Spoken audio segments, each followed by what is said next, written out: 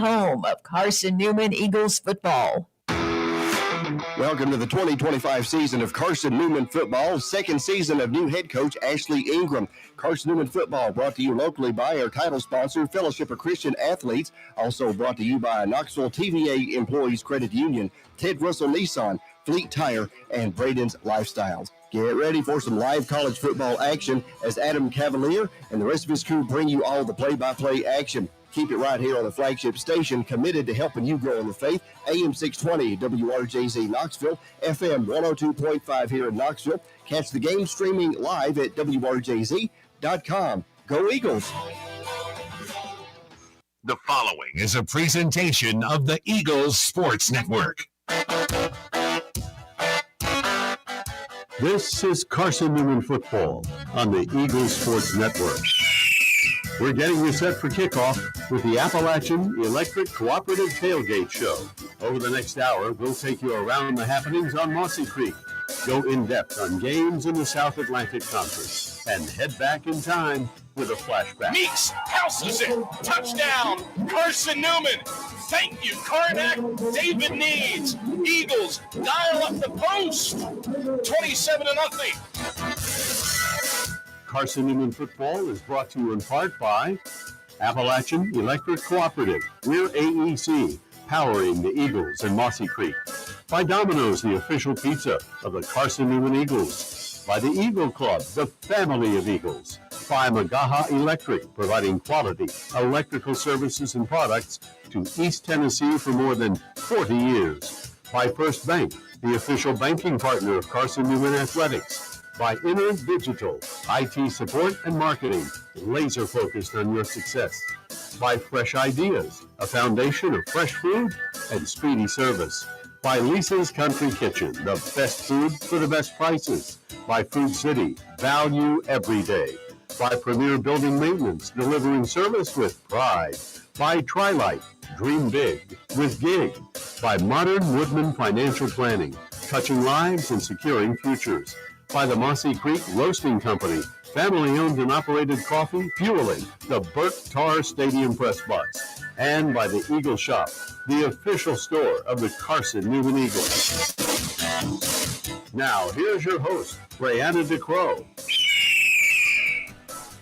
A chance to even the all-time series at 20-20 for Carson-Newman as they gear up to take on the Wasps of Emory and Henry to put a punctuation mark on an Emory and Henry themed week for the CN Athletic Department.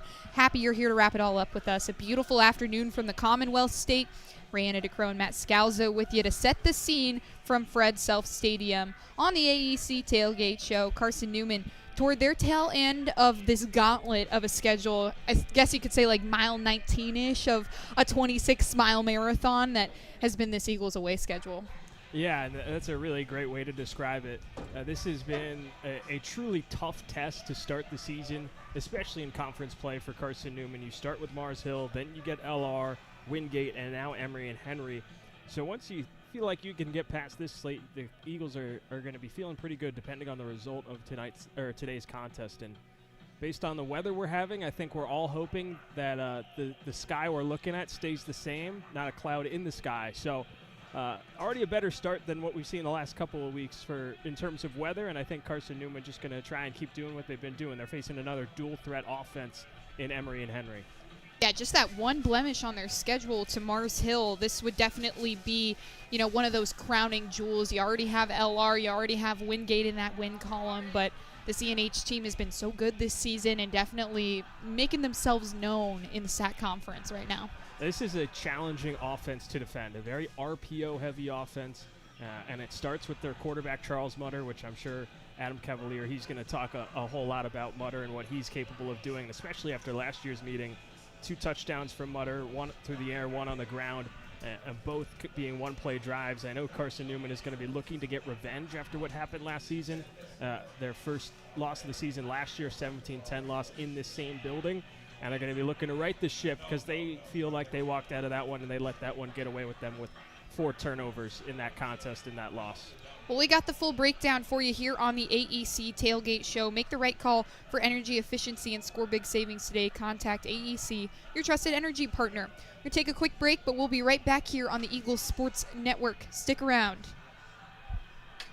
In 2025, we celebrate 130 years of Carson-Newman athletics. Over the years, the teams at Carson-Newman have been known for their toughness and Christian spirit. Through the decades, teams and individuals playing at the highest levels have brought recognition for this little school on the banks of Mossy Creek. While we remember the past, we look towards the future. So join the Eagle Club today as we continue to support our athletes and coaches through funding and facilities. Talons up. Join the Eagle Club today. Visit seeandeagles.com/Eagle Club. How do you know you're in a community, not just a town?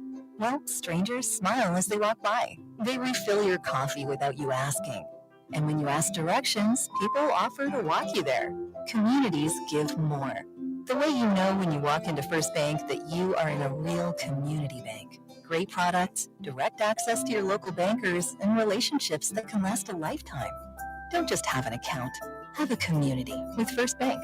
Member FDIC.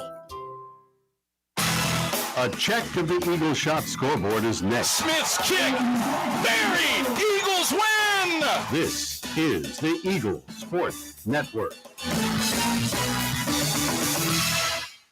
This is Marty Blakely and Dean Craig, former teammates for the Carson-Newman Eagle football team and FCA directors here in the East Tennessee area. This year, Fellowship of Christian Athletes is the title sponsor for Carson-Newman Eagle football broadcast. Playing at Carson-Newman was a life-changing experience for both of us. It's a privilege to present this life-changing message of Jesus Christ to coaches and athletes all across our area. Tune in each week to WRJZ to catch the exciting action of Carson-Newman Eagle football. Hurry up, it's time to go. Oh, sugar, I'm late again. At Knoxville TVA Employees Credit Union, saving you time is what we do. When you sign up for direct deposit at KTVA ECU, you skip the trip and get paid up to 2 days early. Direct deposit is the easiest, fastest, and most secure way to get paid. Learn more at tvacreditunion.com. Join us now. Federally insured by NCUA.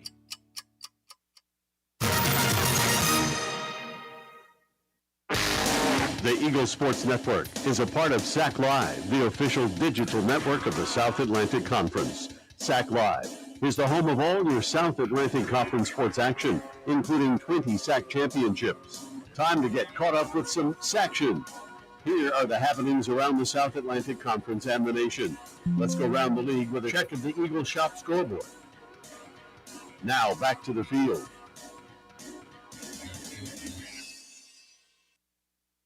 We welcome you back to the Eagles Sports Network with under an hour to go before first kick. About 51 and counting here from Nice Wonder Field. And we enter the first SAC games to be played in the official spooky season. It's October, but September certainly with some twists and turns, Matt. I mean, a big week last week for sure. Yeah, and how about UVA Wise and Tusculum, two of the bottom teams in the conference? Who was going to get its first conference win of the season? Well, it was UVA Wise picking up its first win overall in the season, 35-21 over the Pioneers. Catawba had a non-conference matchup against a team from my neck of the woods in Connecticut facing Southern Connecticut State. Won by 40, 63-23. And then Newberry, the shock result last week, a last-second field goal to knock off Lenore Ryan that had Kimoni Robinson back, so all the noise about whether Robinson would be in against Carson-Newman. If he were in, they might win. Well, Newberry had other plans. So LR falls out of those national rankings. The Wolves blow the Bears' house down 20-17, I should say. Geez, I can't speak right now. Mars Hill also taking care of D3 opponent Mary Hardin Baylor 21-7. A good win there, just something on their schedule as well to just have a game. And then Carson-Newman strutting out of North Carolina. They say shove that in your pipe and smoke it. Wingate, a 21-14 victory over the Wingate Bulldogs. Now for this week in Saction, Anderson visits with UVA Wise at 2. They're trying to get back in the win column. UVA Wise trying to continue their win streak. Just got their first SAC win last week as well. And a big one between LR and Valdosta State at 4 p.m. Valdosta nationally ranked, so going to be interesting to see what LR can do against them. Yeah, that'll be a fun contest to take a look at. And also forgot to mention that Emory and Henry won 42-13 over Anderson last week. I did forget to hit on that one as well. I might have stole one of your games that you were going to recap. That's my apologies. But yeah, there's an exciting week of Saction upcoming. I blanked on which games you just said. LR Valdosta at 4, and then Anderson visits with UVA Wise at 2. Mars Hill going to head down to Catawba. They look to stay undefeated in the SAC. But Catawba has been incredibly explosive on offense. 63 points last week. Go ahead and pad your stats there, Catawba. That's okay. Yeah, that's going to be a fun game to look at. And the nightcap is Wingate on the road at Newberry that just took down the LR Bears that we talked about. So they're going to be looking to get back in the win column, just like LR was trying to do. So we'll see if it's the same recipe for success for the Wolves of Newberry. But there's a lot of good contests. And this is this game we're here at right now, Carson-Newman, Emory and Henry. That's the fire starter of this first Saturday in October. That's going to be a really entertaining game for a very intriguing slate of SAC football this Saturday. Well, hopefully not a scary one for Carson-Newman here in the month of October as we get closer to Halloween. Can you tell I'm excited? I think you can. Well, we're gonna take another quick break. When we come back this week at the Creek, and we'll take a look at the series history between these two teams. Stay with us. This is the Eagle Sports Network. Hey Eagle fans, check out the Eagle Shop, the official store of the Carson-Newman Eagles. Located in the MSAC Grand Hall, the Eagle Shop has all your Carson-Newman apparel from brands like Nike, Columbia, and Comfort Colors. The Eagle Shop has all your gifts, gear, and accessories. Can't make it in person? Visit eagleshop.cn.edu. That's eagleshop.cn.edu for all your Carson-Newman clothing needs. Power comes with not only having a voice, but knowing that it is heard. As part of an electric co-op, you're not just getting electricity, you're getting the power to have your voice heard and the opportunity to work together with your community to create a better tomorrow. Here, you're not just a customer, you're a member. AEC, empowering voices just like yours.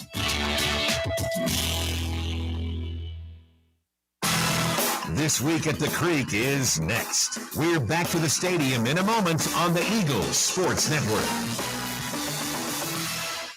Hey folks, Gerald Anderson, Ted Russell Nissan, and if it'll drive, it's worth $5,500 toward the purchase of any new in-stock Nissan. That's right, drive any old trade-in onto our lot, and you'll receive not up to, but guaranteed $5,500. Ted Russell Nissan on Kingston Pike. Recall marketing campaign, one trade-in per vehicle, all rebates included, and NMAC financing. Hey folks, Gerald Anderson with Ted Russell Nissan. Here we go. If it'll drive, it's worth $5,500. Buy any new in-stock Nissan, and you'll receive $5,500 for any old sled you can drive to Ted. And remember, it has to drive to be worth $55,000. Retail marketing campaign, one trade-in per vehicle, all rebates included, and NMAC financing. Bob Bell here for Fleet Tire. Drive safer longer when you visit your local Michelin dealer, Fleet Tire on Woodland Avenue, with a set of Michelin Defender tires. Based on internal wet braking results versus Goodyear, Assurance Comfort Tread tires and third-party wear test results versus Continental ProTrack tires with Eco Plus. See manufacturer's limited warranty for details at Fleet Tire, Woodland Avenue. As a matter of fact, when it comes to service after the sale of your tires, they take care of you at Fleet Tire.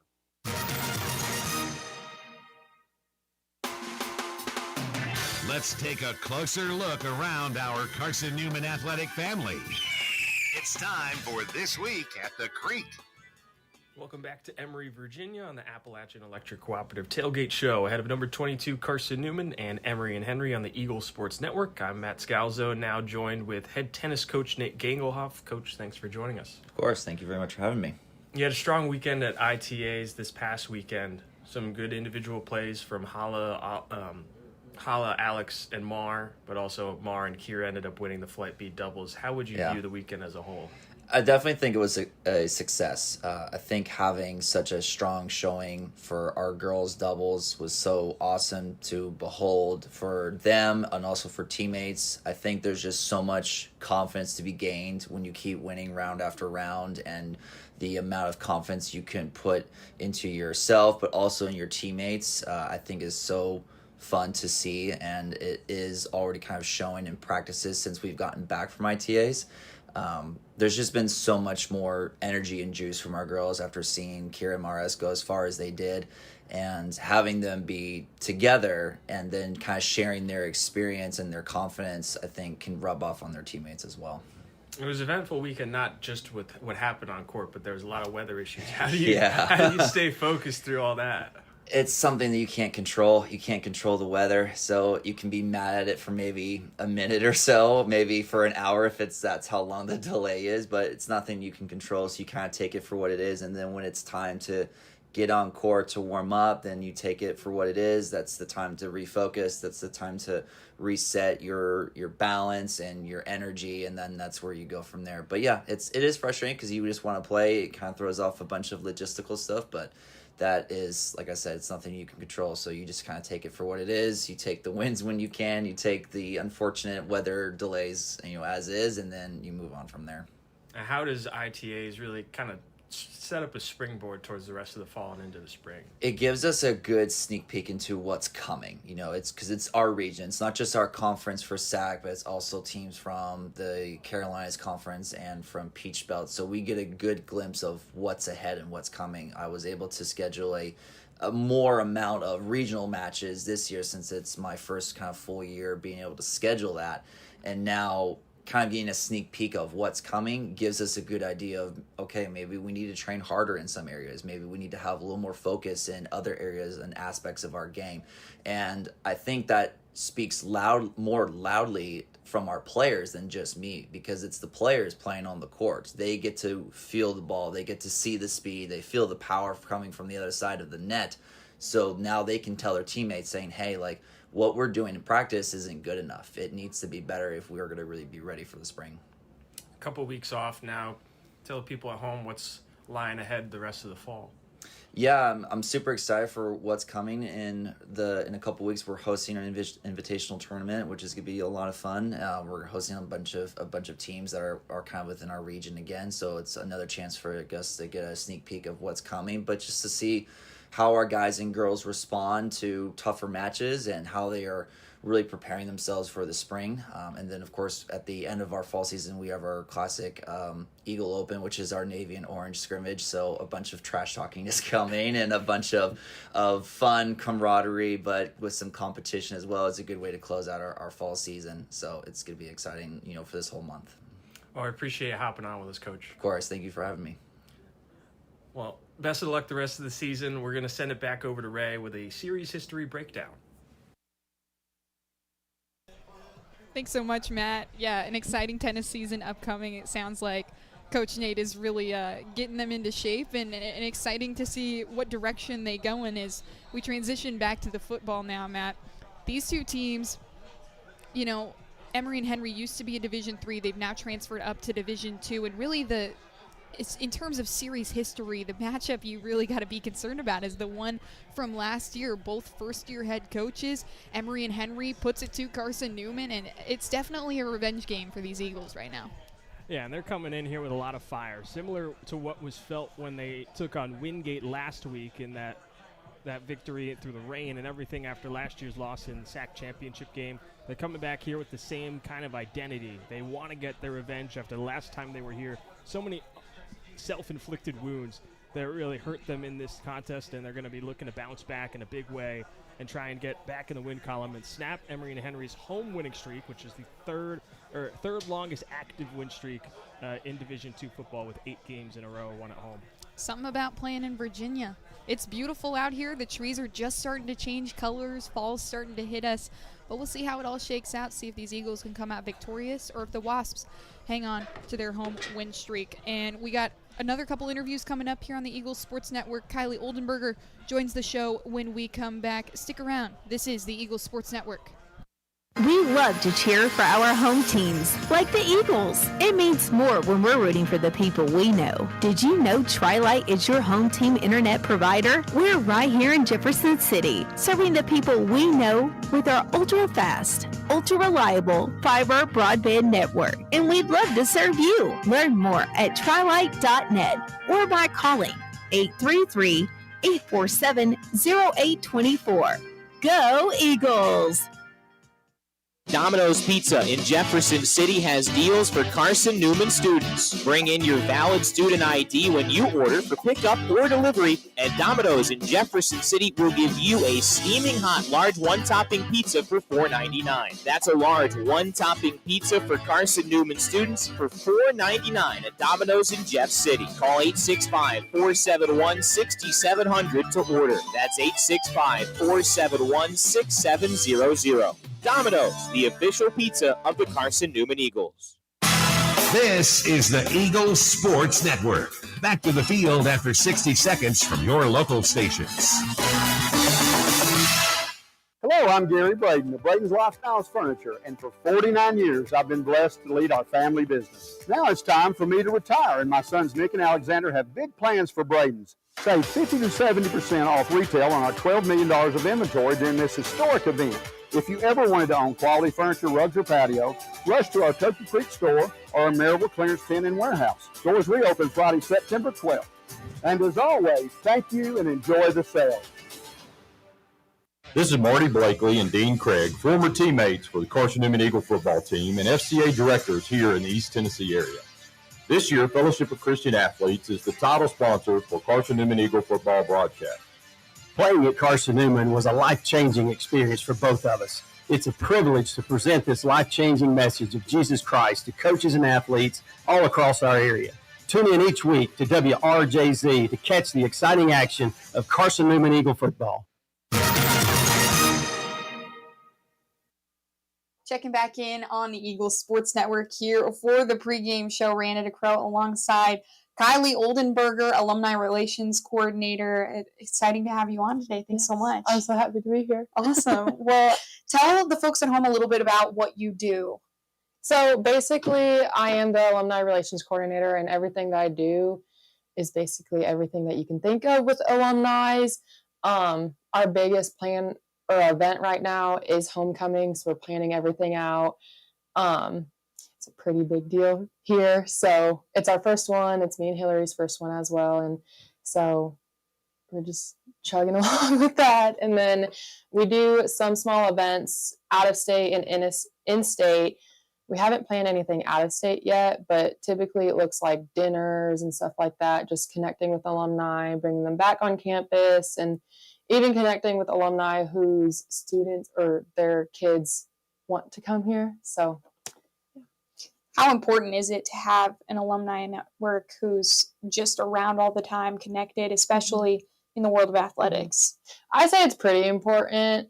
You know the campus, and that helps a lot because, I mean, it's new. A lot of people are coming back from 1970s who don't really know campus, and it's changed from then to now. So graduating here, being in that alumni position, and also just helping out with volleyball, I think that's really huge too. So yeah, tell me about your position with volleyball. Obviously, just, had a great tenure with the Carson-Newman volleyball program, and now you get to continue your career here at Carson-Newman, but also get to do some coaching on the bench there. How's that been? I love it. It's so fun seeing the girls again, and it just feels like I haven't left. And yesterday I got to play a little bit, so that was pretty fun. But yeah, I love it. And Coach Kat and everyone, and Jess and Jordan, they're amazing people. Truth is also amazing. I think this is one of the best crews that we've had so far. Yeah. How is it different going from, sort of that player role, being involved in the university, and then now to still be involved with the university, but in a different capacity? Mm-hmm. I think it's a little different. Obviously, I had that player background, and then helping out with coaching, you get a different perspective, and you see the whole thing put together instead of just the insides. And then also just working in the alumni relations office, you see more of what they do and what we put into the university, and also just the outside of the athletic department and just different departments putting it all together to make Carson-Newman a whole. So I think that's pretty awesome. How bought in do you think this alumni network is to these athletic programs? I think they're pretty bought in. I would say for football wise, it's pretty big. honestly, I never knew how big it was until this past weekend. A couple weekends ago, Mark Isom brought in a huge crowd, and that was awesome. And I think there's so many alumni who are athletics background that want to come back, see the growth, see how the team is doing. Like, they still are heavily involved. So I think that's just awesome to see. We've had a long week of Emory and Henry, volleyball Tuesday, Yes. the soccer's Wednesday, and now football on Saturday. I mean, what are you predicting for this game coming up on Saturday? I think it'll be exciting. Yeah. I think it'll be a really good match, a game. Is there anything about alumni relations that, you didn't expect going into this job? Not really. I kind of knew what I was expecting. I had a great talk with my boss, Kevin. He kind of ran me through everything that I was going to be involved with, everything from the ins and outs and like the goods, the bads. He gave me a good idea about that. And my sister used to work with him for a little bit, so we have that connection as well, and it's pretty awesome. You go from, being a student here at this university to working for it. Seems like you like this place. What makes it so special? Yeah. Well, like I said, my sister went here played volleyball here 4 years, stayed a 5th year, but she worked for Eagle Club, then transferred over to kind of our department. And I just continue to come here like once a year, twice a year to see her. I saw campus, I saw the town. I come from an even smaller university, and so I just felt like this felt like a good size community. It's very close knit, and I just love Tennessee and Jefferson City. Well, we've loved having you on the pregame show. Thank you so much for joining us, Kylie Oldenburger. I'm Raina DeCrow. When we come back here on the AEC pregame show, we'll have Ashley Ingram coming up. You won't want to miss it. Stay with us. This is the Eagle Sports Network. When you're sick and tired of fast food and need a fresh home-cooked meal, turn to Lisa's Country Kitchen. Lisa's been cooking up her fresh, never frozen food for the Lakeway area for more than 15 years. Lisa's cares about her customers. You may enter a stranger, but you'll leave a friend. From foot-long hot dogs to juicy steaks, Lisa's has the best food for the best prices. Lisa's Country Kitchen on Route 92 off Old Andrew Johnson Highway. The best food for the best prices. At InterDigital, we strive to be a leading provider of cutting-edge digital and marketing solutions. At InterDigital, we want to help our clients find success. Our team of technology gurus work together to ensure InterDigital continues to progress forward as technology advances. At InterDigital, we make technology work for you. Visit interdigital.com for IT support, web development, virtual tours, graphic design, internet marketing, mobile app, and film production services. InterDigital, laser-focused on your success. Touchdown, Carson-Newman! More great Carson-Newman memories are headed your way in 60 seconds on the Eagle Sports Network. Hurry up, it's time to go. Oh, sugar, I'm late again.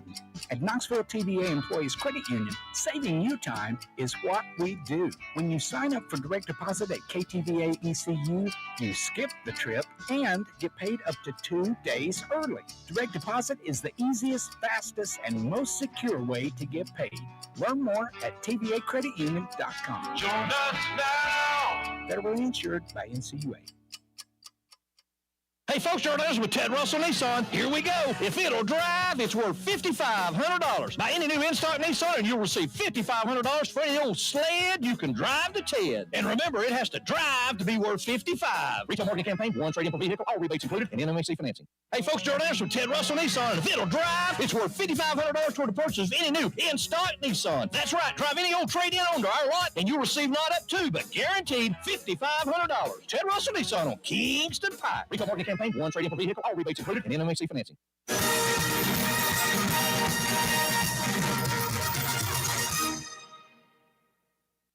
This is the countdown to kickoff, powered by Appalachian Electric Cooperative on the Eagle Sports Network. Over the next half hour, we've got you locked with a scouting report on today's opposition, a live forecast for today's weather, and a conversation with head coach Ashley Ingram. Jaden Sullins, nothing but clear South Carolina sky in front of him. Today's show is brought to you by Appalachian Electric Cooperative, Domino's, Fresh Ideas, by the Eagle Club, First Bank, by Magaha Electric, Inner Digital, by Food City, by the Eagle Shop, Tri-Light, by Premier Building Maintenance, by Modern Woodland Financial Planning, by the Mossy Creek Roasting Company, and by Lisa's Country Kitchen. Now, alongside David Neebs, here's the voice of the Eagles, Adam Cavalier. Greetings, salutations, and good afternoon, ladies and gentlemen. We welcome you atop Fred Self Stadium, where 22nd ranked Carson-Newman squares off with one of the toughest venues to play at in the South Atlantic Conference. Eagles taking on Emory and Henry and the Wasps. E&H hasn't lost in this facility since senior day in 2023. Since then, the Wasps have carved up 8 consecutive home victories, good for the 8th longest active home win streak in NCAA Division II. Carson-Newman looking to keep the good times going after back-to-back wins over ranked foes for the first time since 2004. And one might argue that E&H should be ranked as well. The Wasps are 4-1 and 3-1 in the South Atlantic Conference and have been outscoring opponents by a 2-1 margin on this hot start. How it all shakes out, we've got the scouting reports for you. Matt Scalzo has that locked down when we return on the AEC Countdown to Kickoff here on the Eagle Sports Network. How do you know you're in a community, not just a town? Well, strangers smile as they walk by. They refill your coffee without you asking. And when you ask directions, people offer to walk you there. Communities give more. The way you know when you walk into First Bank that you are in a real community bank. Great products, direct access to your local bankers, and relationships that can last a lifetime. Don't just have an account. Have a community with First Bank. Member FDIC. Serving East Tennessee for 40 years, Magaha Electric is the perfect choice for all your electrical projects. Magaha Electric specializes in commercial, retail, manufacturing, residential, and industrial contracting needs. Magaha Electric can provide superior service, technical know-how, and realistic budgeting for any size project in a timely, cost-effective manner. Visit MagahaElectric.com for all your electrical contracting needs. Magaha Electric, your East Tennessee electrical contracting source. The home run hitter to Dorian Miller, 70 yards. This is Carson-Newman football on the Eagles Sports Network. Bob Bell here for Fleet Tire. Drive safer longer when you visit your local Michelin dealer, Fleet Tire on Woodland Avenue, with a set of Michelin Defender tires. Based on internal wet braking results versus Goodyear, Assurance Comfort Tread tires and third-party wear test results versus Continental Pro Track tires with Eco Plus. See manufacturer's limited warranty for details at Fleet Tire, Woodland Avenue. As a matter of fact, when it comes to service after the sale of your tires, they take care of you at Fleet Tire. Hello, I'm Gary Braden of Braden's Lifestyles Furniture, and for 49 years, I've been blessed to lead our family business. Now it's time for me to retire, and my sons Nick and Alexander have big plans for Braden's. Save 50 to 70% off retail on our $12 million of inventory during this historic event. If you ever wanted to own quality furniture, rugs, or patio, rush to our Turkey Creek store or our Maryville Clearance Tent and Warehouse. Stores reopen Friday, September 12th. And as always, thank you and enjoy the sale.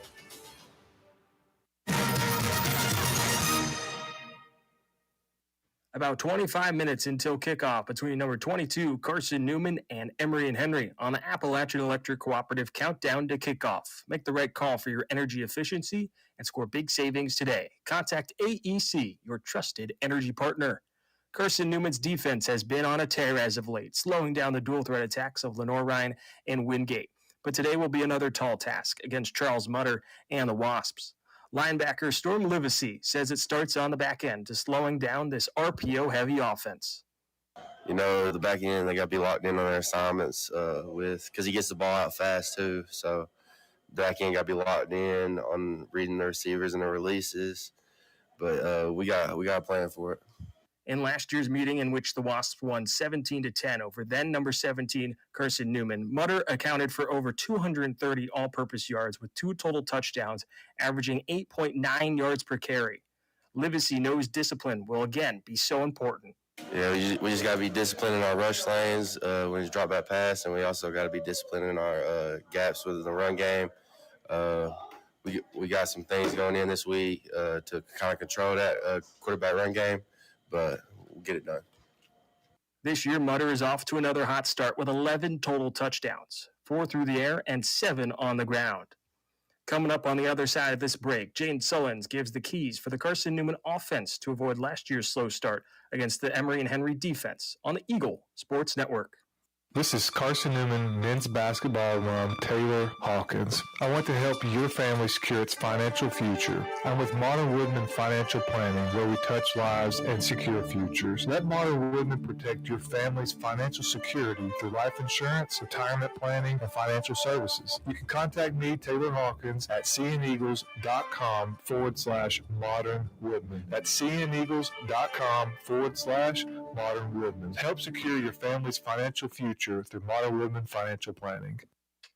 In 2025, we celebrate 130 years of Carson-Newman athletics. Over the years, the teams at Carson-Newman have been known for their toughness and Christian spirit. Through the decades, teams and individuals playing at the highest levels have brought recognition for this little school on the banks of Mossy Creek. While we remember the past, we look towards the future. So join the Eagle Club today as we continue to support our athletes and coaches through funding and facilities.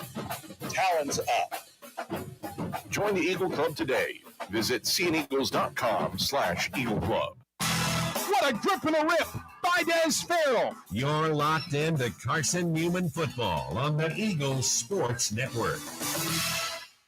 This is Marty Blakely and Dean Craig, former teammates for the Carson-Newman Eagle football team and FCA directors here in the East Tennessee area.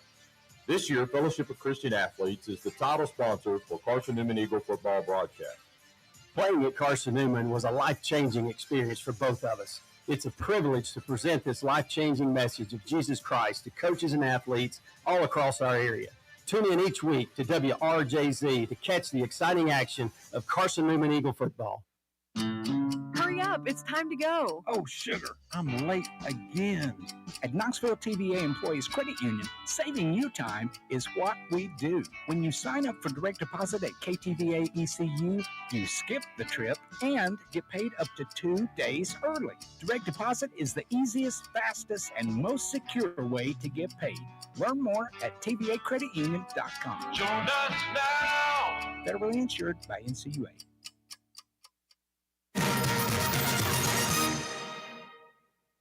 We keep things rolling on the countdown to kickoff, brought to you by AEC, your trusted energy partner.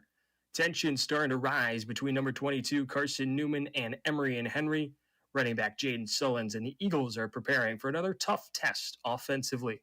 Yeah, so we definitely struggled a little bit last year with these guys. They have a really good defense, but we're used to facing really good defenses. We faced LR, we faced Wingate. We've had this little stretch. Marshall's had a good defense, so I guess this Emory Henry defense, I think if we do what we need to do, we can get the job done. Sullins is fresh off another 100-yard rushing performance and is feeling confident and once again leaning on his experience against this potent E&H defense. I've been in college for a while, I'm not going to lie. So there's a lot of things that I've seen, and a lot of defenses, they try to stop us in what we do. So they give us so many different looks. So it's hard to see anything different. But, Marsh, I think they'll do a lot of what Mars Hill does in LR. They have really good guys up front, really, really, really good secondary. So, we just got to hit them in the mouth and then hit them down, hit the shots when we need them. With such a strong secondary, Sullins knows the key to unlocking this Eagles offense is establishing the run to set up the shots downfield for explosive plays. As long as we make our blocks and, like I said, hit them in the mouth, we get the run game going, then those safeties and DBs are going to play for the run, and then we're going to hit the open shots down deep. I mean, they're going to have to respect the run game. We have to make them respect the run game so we can hit those deep shots. Kickoff is closing in, and we'll have more from Emory, Virginia when we return on the Eagle Sports Network. Tri-Light is proud to support Carson-Newman Athletics. We salute the student athletes who are working hard to make great things happen on the field, in the classroom, and in the world. It takes vision, commitment, and teamwork, qualities we share at Tri-Light. Our mission is to provide life-changing opportunities by building a world-class fiber broadband network. If you'd like to learn more, please visit trilight.net or call us at 833-847-0824. There's new fresh ideas on campus. From Chick-fil-A to Maples Coffee to Saborijos, Fresh Ideas has tons of high-quality dining options for whatever taste you may need. Saborijos is open Monday through Friday for lunch and dinner in the Health Sciences Building. Saborijos features all your Mexican favorites, from burritos to nachos to quesadillas to tacos to anything you can think of in a tortilla. Follow Fresh Ideas on Instagram at Carson-Newman Dining. Derek Evans, 79 yards on the first play from scrimmage. You found the home of Carson-Newman football on the Eagles Sports Network. Hey folks, Jordan Anderson, Ted Russell Nissan and Vidal Drive. It's worth $5,500 toward the purchase of any new in-stock Nissan. That's right. Drive any old trade-in onto our lot and you'll receive not up to, but guaranteed $5,500. Ted Russell Nissan on Kingston Pike. Retail marketing campaign, one trade-in per vehicle, all rebates included, and NMAC financing. Hey folks, Jordan Anderson with Ted Russell Nissan. Here we go. If it'll drive, it's worth $5,500. Buy any new in-stock Nissan and you'll receive $5,500 for any old sled you can drive to Ted. And remember, it has to drive to be worth $55. Retail marketing campaign, one trade-in per vehicle, all rebates included, and NMAC financing. Bob Bell here for Fleet Tire. Drive safer longer when you visit your local Michelin dealer, Fleet Tire on Woodland Avenue, with a set of Michelin Defender tires. Based on internal wet braking results versus Goodyear, Assurance Comfort Tread tires and third-party wear test results versus Continental ProTrack tires with Eco Plus. See manufacturer's limited warranty for details at Fleet Tire, Woodland Avenue. As a matter of fact, when it comes to service after the sale of your tires, they take care of you at Fleet Tire.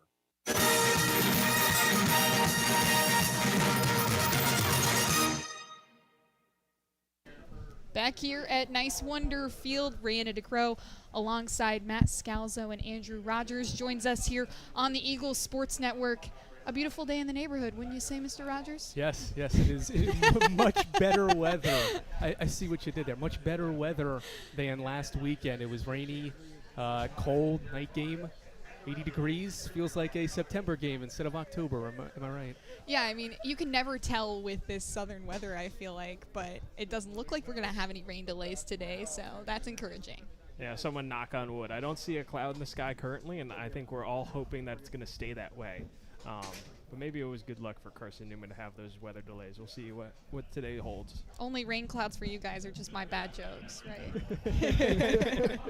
Let's get back to the football here. Both of these teams have been so successful this year in the SAC, but truthfully, Carson-Newman's defense has been incredible down this stretch. Just that one game at Mars Hill that really was their blemish on the schedule. Is Emory and Henry going to struggle with this Carson-Newman defense today? Definitely could. That was a good test for Carson-Newman's defense early in the year. It gave up 21 points in the first half, but really from the second half on up till this game, the defense has played very well. Held Lenore Ryan to a touchdown, basically held Wingate to a touchdown except for the late touchdown that really ultimately did not matter in that game last week against Wingate. So this is a defense that has lived up to expectations against these good offenses, but another stiff test, and you have to do it again on the road. So it will not be easy for a defense that has played very well. And I think there's a lot of parallels when you look at the Mars Hill game this year and what happened last year against this Emory and Henry team. Trailed 17-3 at halftime, got it to 17-10 in the third quarter, but couldn't muster anything together in the fourth quarter. And that was also Carson-Newman's first loss of last season. So a lot of parallels to keep an eye on in this contest. And, of course, the big parallel and consistent factor is Charles Mutter. This is the fourth straight week that Carson-Newman will take on a very dynamic quarterback. The field position going to be so important in this game. Another special teams player of the week that Carson-Newman is playing against. Do you think field position will be key in this game? Absolutely will be. Absolutely.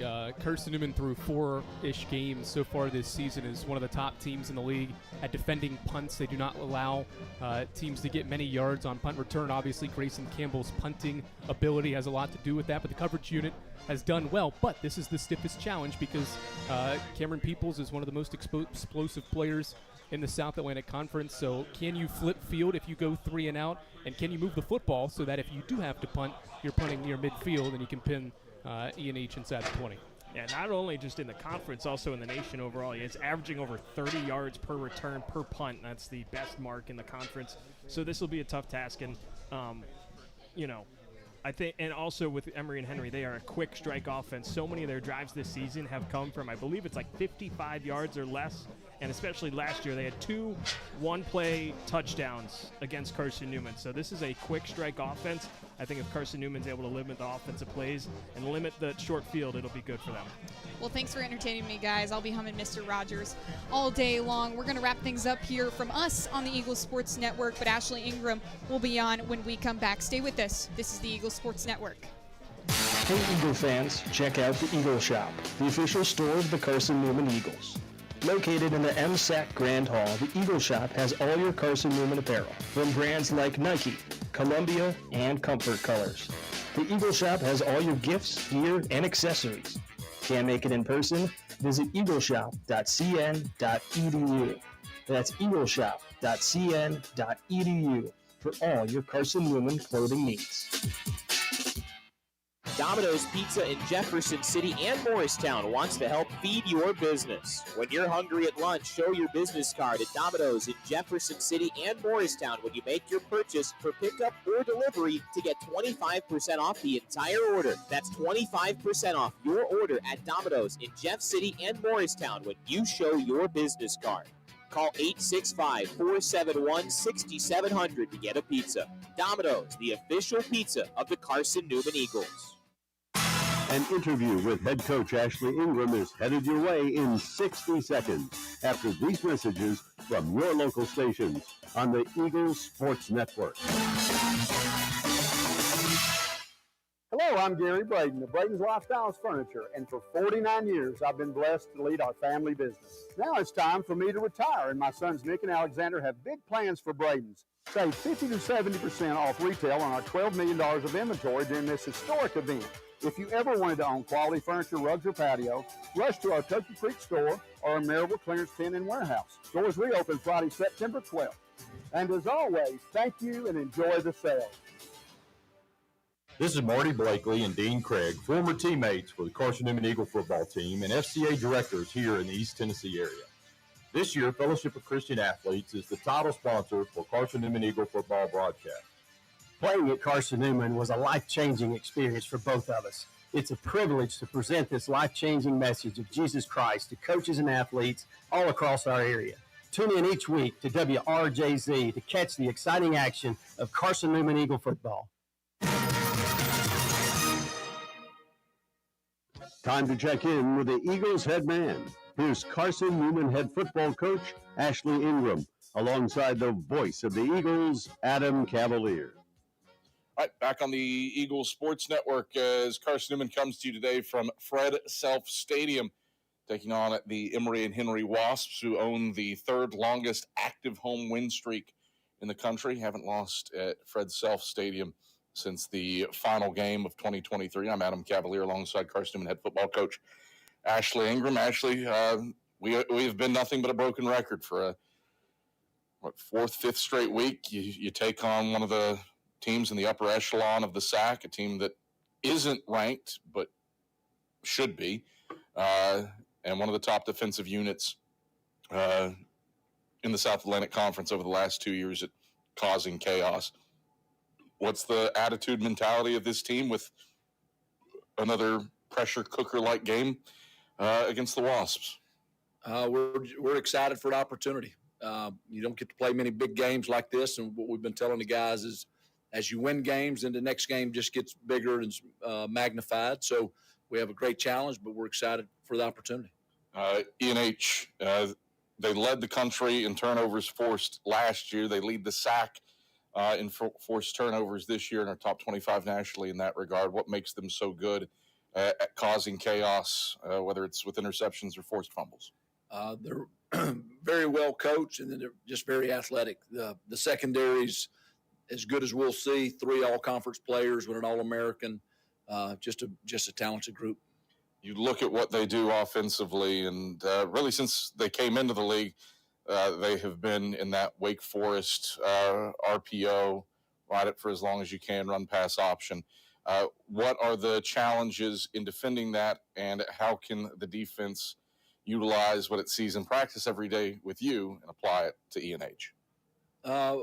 We're quite a bit different, so I don't know if there's a lot of carryover there, but you obviously got to play well up front. And so if the defensive line and the linebackers can play well, then it allows you to maybe be a little more in coverage. And they got some very good wide receivers. So stopping the run and then stopping this pass game altogether is obviously quite a chore. Adam Cavalier alongside Carson-Newman head football coach Ashley Ingram, Cole Lambert, and Mutter, the two quarterbacks. Mutter got dinged up a little bit earlier in the season, but he was back against Anderson last week. What differences do you see between the two of them? Well, Mutter's got so much more experience. Both are very good players. Both are very capable. They're just good football players. You look internally. You have been without a slew of starters offensively, down 3 offensive linemen at times, down 2 quarterbacks at times, down a slot in Cam Ferguson. How has that made this team better through the first 4 or 5 weeks of the season? Well, we played guys that would have been backups, and obviously they've played and stepped up, so obviously builds depth. And we're fortunate to have quite a few of those guys back today. Ashley, pleasure as always. Good luck today against the Wasps. Thank you.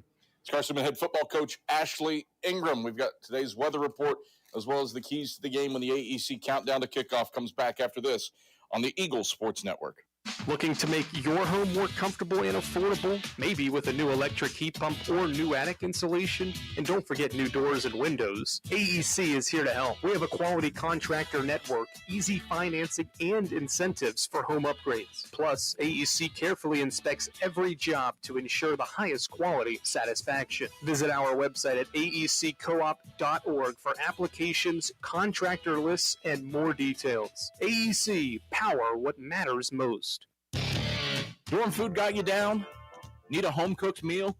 Then Lisa's Country Kitchen is for you. Lisa's Country Kitchen has been feeding Carson-Newman students for 15 years. Lisa's has a family-friendly atmosphere all day long, from the morning with their $2.99 breakfast specials to dinner with Lisa's fresh, never-frozen steaks. Carson-Newman students get a 10% discount with their student ID.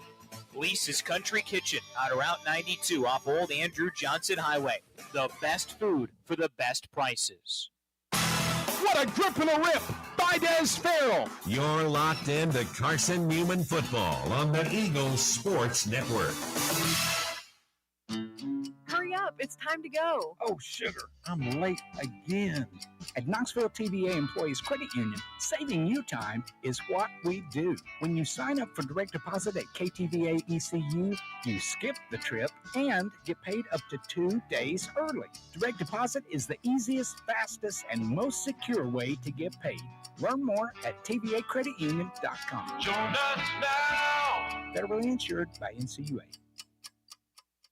Hey folks, Jordan Anderson with Ted Russell Nissan. Here we go. If it'll drive, it's worth $5,500. Buy any new in-stock Nissan and you'll receive $5,500 for any old sled you can drive to Ted. And remember, it has to drive to be worth $55,000. Retail marketing campaign, 1 trade-in per vehicle, all rebates included, and NMAC financing. Hey folks, Jordan Anderson with Ted Russell Nissan. And if it'll drive, it's worth $5,500 toward the purchase of any new in-stock Nissan. That's right. Drive any old trade-in onto our lot and you'll receive not up to, but guaranteed $5,500. Ted Russell Nissan on Kingston Pike. Retail marketing campaign, 1 trade-in per vehicle, all rebates included, and NMAC financing.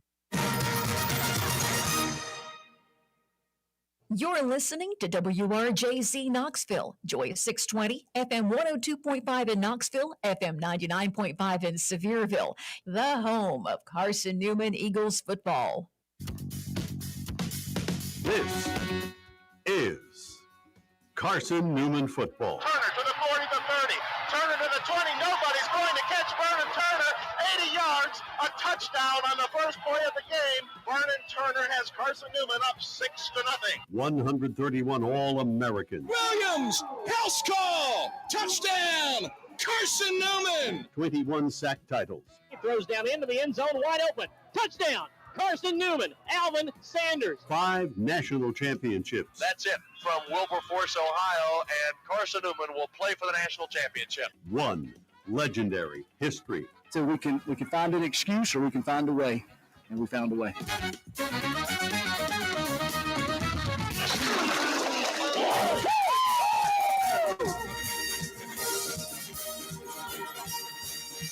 This is Carson-Newman football on the Eagles Sports Network. Today's game is brought to you in part by Appalachian Electric Cooperative, Domino's, Fresh Ideas, by the Eagle Club, First Bank, by Magaha Electric, Inner Digital, by Food City, by the Eagle Shop, Tri-Life, by Premier Building Maintenance, by Modern Woodman Financial Planning, by the Mossy Creek Roasting Company, and by Lisa's Country Kitchen. Now, here's the voice of the Eagles, Adam Cavalier. You could not ask for a better early October Saturday from the foothills of Western Virginia. Gorgeous day here in Emory, Virginia for Carson-Newman and E&H as the Wasps, clad in blue tops and white pants, make their way onto the playing surface here at Nice Wander Field from the James H. Brooks Fieldhouse, and Carson-Newman comes roaring onto the field from the far side after walking over a small bridge over Davis Creek here in Emory, Virginia, after making their way in from the King Center. It's Carson-Newman and E&H for the 42nd time all-time.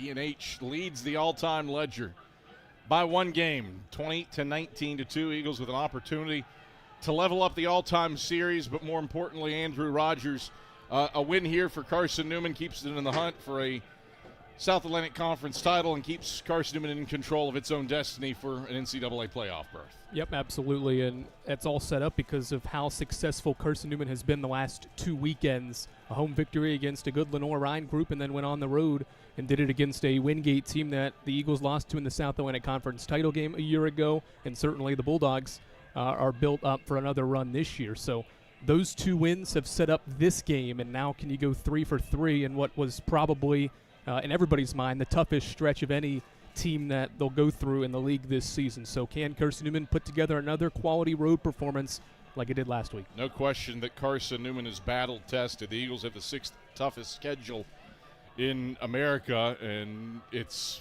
weird to say that the only team with a losing record that Carson-Newman has faced is Lenore-Rhine. And Bears are a game below 500 after falling to Newberry on Saturday. Captains are headed out to midfield for the opening coin flip. Robert McConkey will conduct that. And we are just about set for football. Under sunny skies, nary a cloud in the sky in front of us. Some wispy cirrostratus guys off to the left. In stark opposition to what we have witnessed weather-wise these last 2 weeks with a collective, what do you want to say? At least 4 hours, right? I was going to go 3.5 hours of lightning delays. So Robert McConkey conducting the opening coin toss. We'll listen in as best we can.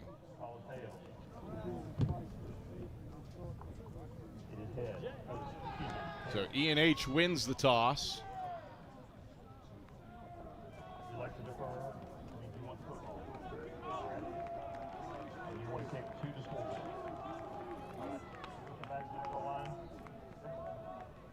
Carson-Newman. Carson-Newman wins the toss. Elects to defer. Carson-Newman won the toss, pardon me. Emory Henry will receive on this end. So the Eagles defer. And so E&H will start off this game with the football. Andrew Rogers, let's get your keys for this one. Yeah, for Carson-Newman, obviously, the number 1 key is take care of the football.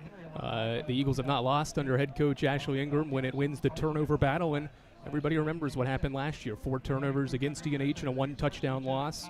And then can you win first down? Can you get in position where second and third down are easy chain movers for this offense? The offense flows so well when you're able to get 5-6 yards on first down. For E&H, I think it's get off the field on third down. Lenore Ryan in E&H's only loss converted 10 third downs in that game. And if you combine the other 4 wins for E&H, only 25 conversions on third down for their opponents. So if they get off the field on third down and also play well early, I think they're going to be well suited. They've got a plus 40 scoring margin in the first half against teams in their wins, and then their only loss, they were down big early to Lenore Ryan. So those, I think, are the biggest things both teams need to do today. We have seen both these teams kind of rev up.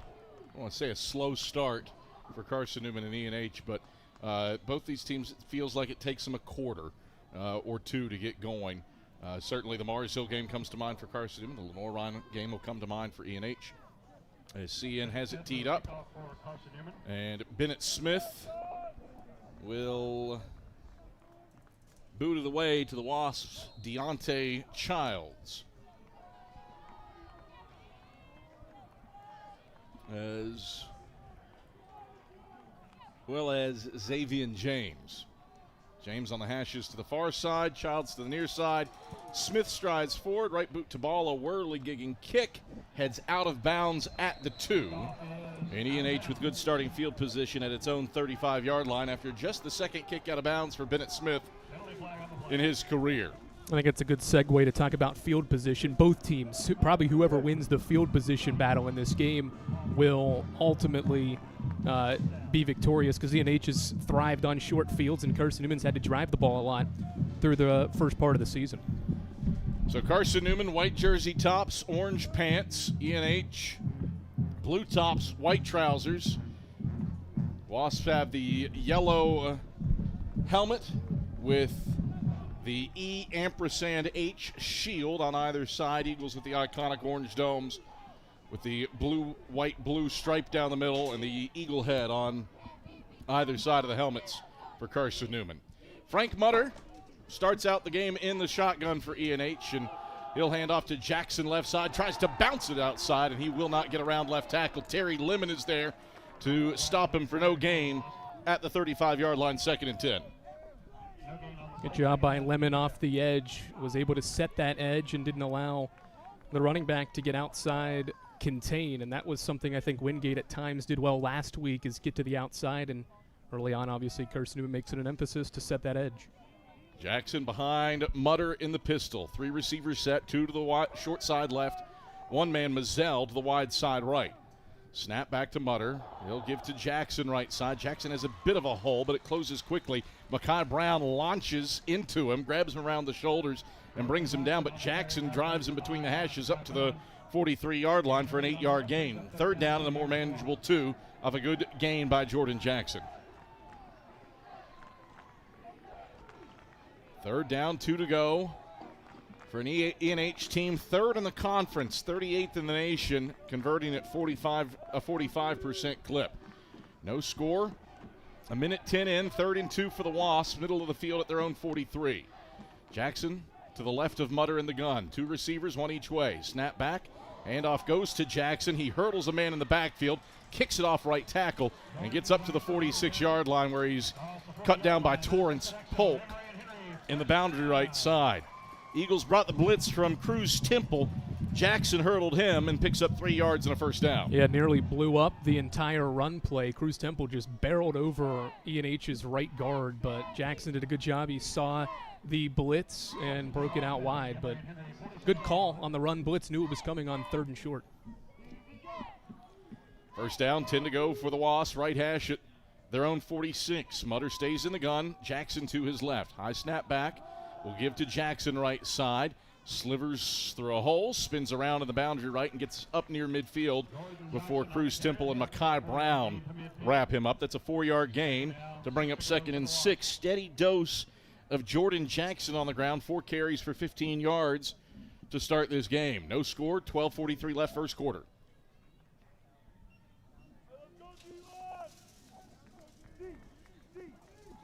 Peoples and Prelo out to the wide side left. Mazzell short side right. Under center goes Mutter.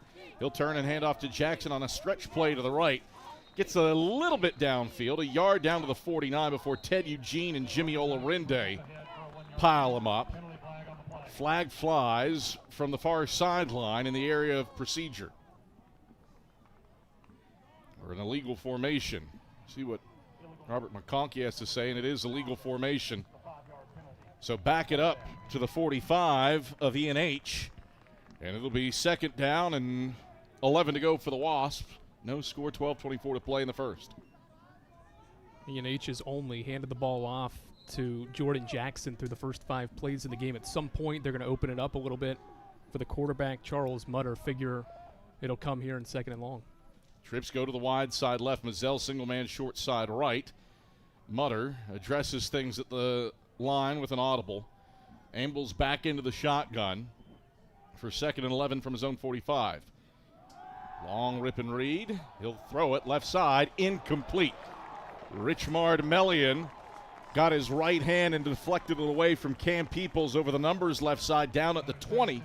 He adjusted well, and it's third and 11. And that was excellent coverage one-on-one by Melian because he didn't turn around to find the ball, which didn't hurt him because he did not put his hands on the receiver, just stayed in good defensive position, and luckily the swat of the ball without looking at it was enough to defend that play. 11:57, stop clock first quarter, no score. E&H on play number 6 of this opening possession. They converted on 1 third down already. This is third and a little more challenging. 11 from the right hash at their own 45. Mutter in the gun, since Peoples in motion, slot to the wide side left. Mutter back to pass, pressured up the middle by Temple. Throws middle, that's complete to Prelo in Carson-Newman territory over the right hashes. Down at the 41-yard line, first down yardage in hand, and he's knocked down by Isaiah Kane. Give him 14 yards when he needed 11 and a first down. It's a really good third down throw by Mutter. His first read was Peoples underneath that route behind Prelo, and did a good job. Didn't see the first read there, but then the second one behind him was enough to move the chains. First and 10 Wasps, right hash at the Carson-Newman 41. New running back in the game is Rudolph Paul.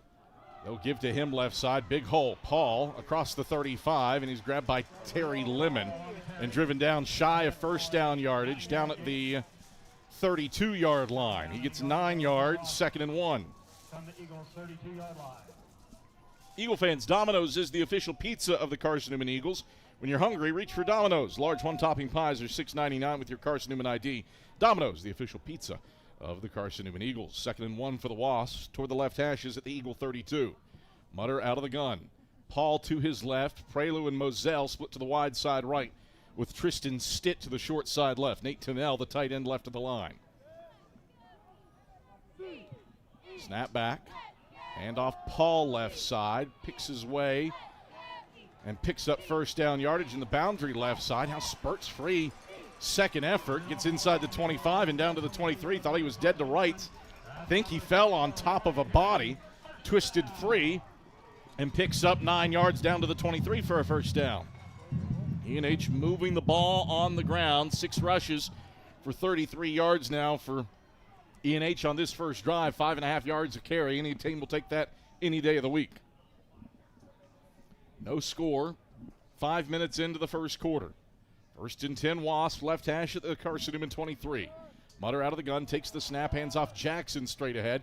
He bounces it to the left side, gets to the 20 over the numbers, and is cranked down by Torrance Polk down at the 19-yard line. 4-yard gain, second down, 6 to go.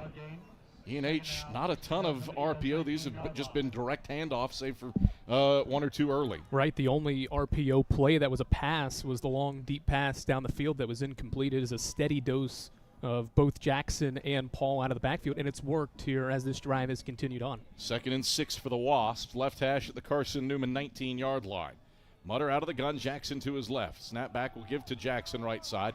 Jackson trying to get to the edge, absorbs a hit to the knees in the boundary at the 17 before Terry Lemon catches up to him and brings him down over the right side numbers down at the 14. Deceptive little 5-yard run brings up third and a very manageable one for Emory and Henry on play number 11 of this drive.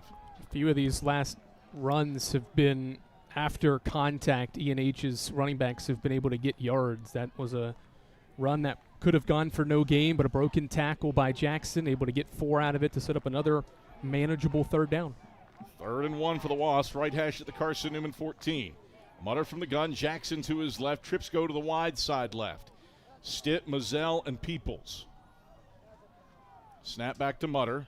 He'll hand it Jackson straight ahead. He's got the first down easily. And he muscles over the right hashes down to the 11-yard line before Carson-Newman's defense stiffens.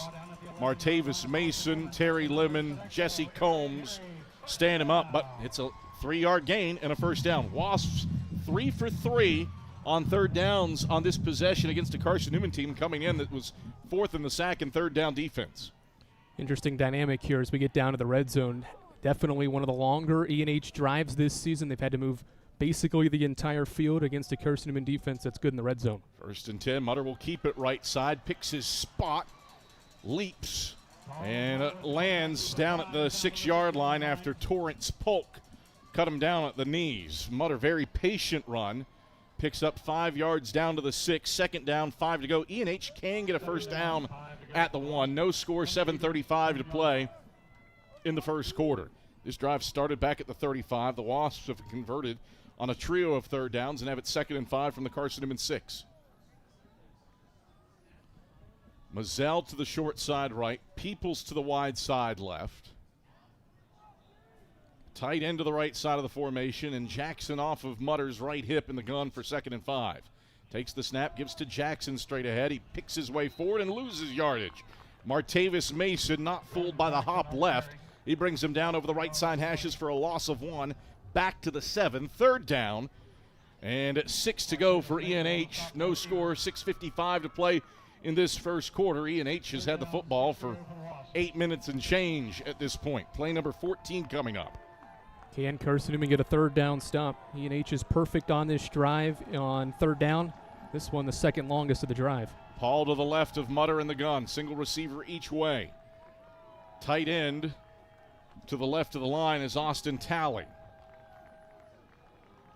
Eagles with 3 down linemen. Snap back to Mutter. Design quarterback run straight ahead. Mutter pushing his way forward. He's down to the 3 before Terry Lemon wraps him up around his waist and drags him down shy of first down yardage. Spot officially the 3. It's a 4-yard gain when he needed 6. 4th down, 2 to go for the Wasps with no score, 6:05 to play in the first quarter. E&H's offense still on the field.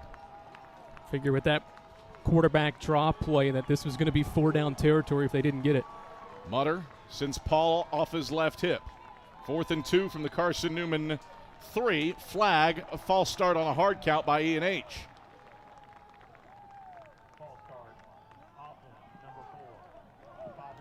Jakari Moselle moved from his receiver position, and now 4th and 2 becomes 4th and 7. And the active leader in made field goals, Trace Butcher, comes on to try to connect on his 41st career attempt. 40 of 55 all-time. This is a chip shot, 25-yarder from the right hash, kicking from left to right with a slight breeze in his face. Snap back, cold down, kick is up, and Butcher puts it through. So E&H strikes first with a 15-play drive. The Wasps march down the field, and with 5:29 to play in the first quarter, it is a 3-0 lead for Emory and Henry. We are back to Fred Self Stadium after this on the Eagle Sports Network. This is Marty Blakely and Dean Craig, former teammates for the Carson-Newman Eagle football team and FCA directors here in the East Tennessee area. This year, Fellowship of Christian Athletes is the title sponsor for Carson-Newman Eagle football broadcast. Playing at Carson-Newman was a life-changing experience for both of us. It's a privilege to present this life-changing message of Jesus Christ to coaches and athletes all across our area. Tune in each week to WRJZ to catch the exciting action of Carson-Newman Eagle football. Hurry up, it's time to go. Oh, sugar, I'm late again. At Knoxville TVA Employees Credit Union, saving you time is what we do. When you sign up for direct deposit at KTVA ECU, you skip the trip and get paid up to 2 days early. Direct deposit is the easiest, fastest, and most secure way to get paid. Learn more at tvacreditunion.com. Join us now. Federally insured by NCUA.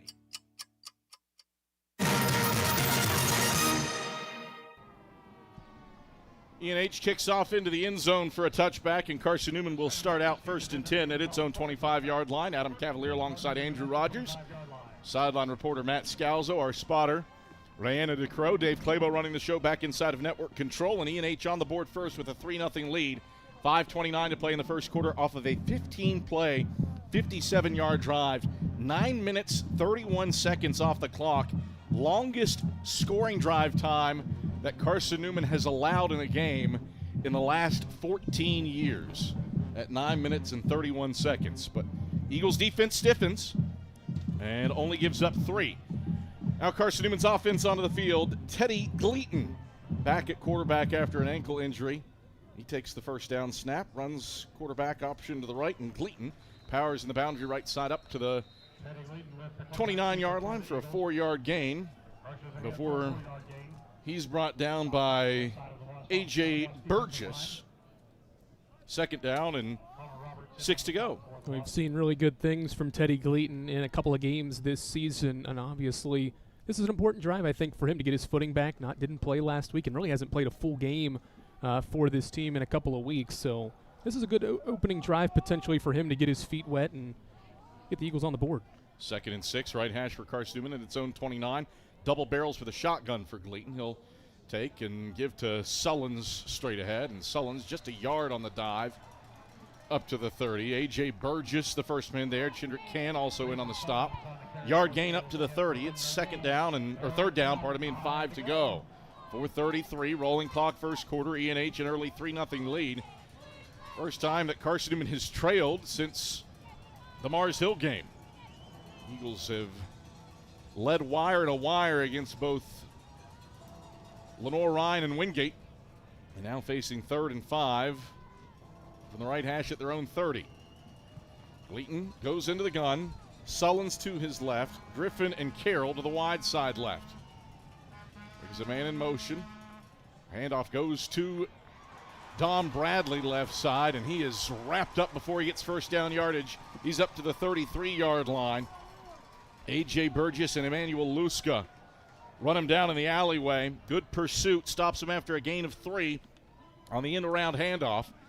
And Carson-Newman, a 3-and-out, not what you need after a 9.5-minute drive by Emory Henry's offense. Yeah, that play, Adam, was destined to be a first down. Luska, though, was able to get off the block of Jaden Sullins, who was trying to pave the way for Bradley, but Luska got off the block and was able to get Bradley before the marker. So one of the most electric punt returners, Cam Peoples, reigning SAC Special Teams Player of the Week, is back to receive this Campbell kick that lands out of bounds, the 25-yard line. That's where the officials will mark it. E&H starts its second possession with a 3-0 lead, 3:15 to go in the first quarter. 1st and 10 for the Wasps from their own 25 when we come back after these messages on the Eagle Sports Network. How do you know you're in a community, not just a town? Well, strangers smile as they walk by. They refill your coffee without you asking. And when you ask directions, people offer to walk you there. Communities give more. The way you know when you walk into First Bank that you are in a real community bank. Great products, direct access to your local bankers, and relationships that can last a lifetime. Don't just have an account. Have a community with First Bank. Member FDIC. At InterDigital, we strive to be a leading provider of cutting-edge digital and marketing solutions. At InterDigital, we want to help our clients find success. Our team of technology gurus work together to ensure InterDigital continues to progress forward as technology advances. At InterDigital, we make technology work for you. Visit interdigital.com for IT support, web development, virtual tours, graphic design, internet marketing, mobile app, and film production services. InterDigital, laser focused on your success.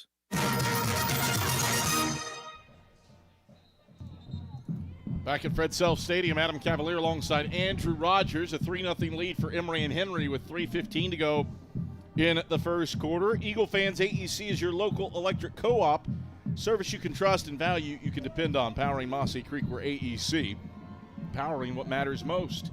E&H settled for 3 after a 15-play, 57-yard drive. Took 9:31 off the clock, and possession number 2 comes the Wasps' way with Mutter in the gun and Jackson to his left. The handoff goes to Jackson straight ahead. Steps through an arm tackle in the backfield and then runs into Ted Eugene 4 yards upfield over the right hashes up to the 29-yard line. 4-yard tote. Eugene brings it to a halt. 2nd and 6. E&H has run the ball very effectively. They haven't gotten a run longer than 10 yards or 9 yards in this game, but they're getting 4 on each carry, and that's setting them up for easy third down conversions. It's continued to start this drive. 4.4 carry for the Wasps, and only 1 TFL for Carson-Newman defensively.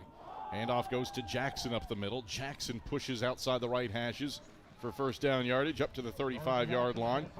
Isaac Boliber drags him down around his waist.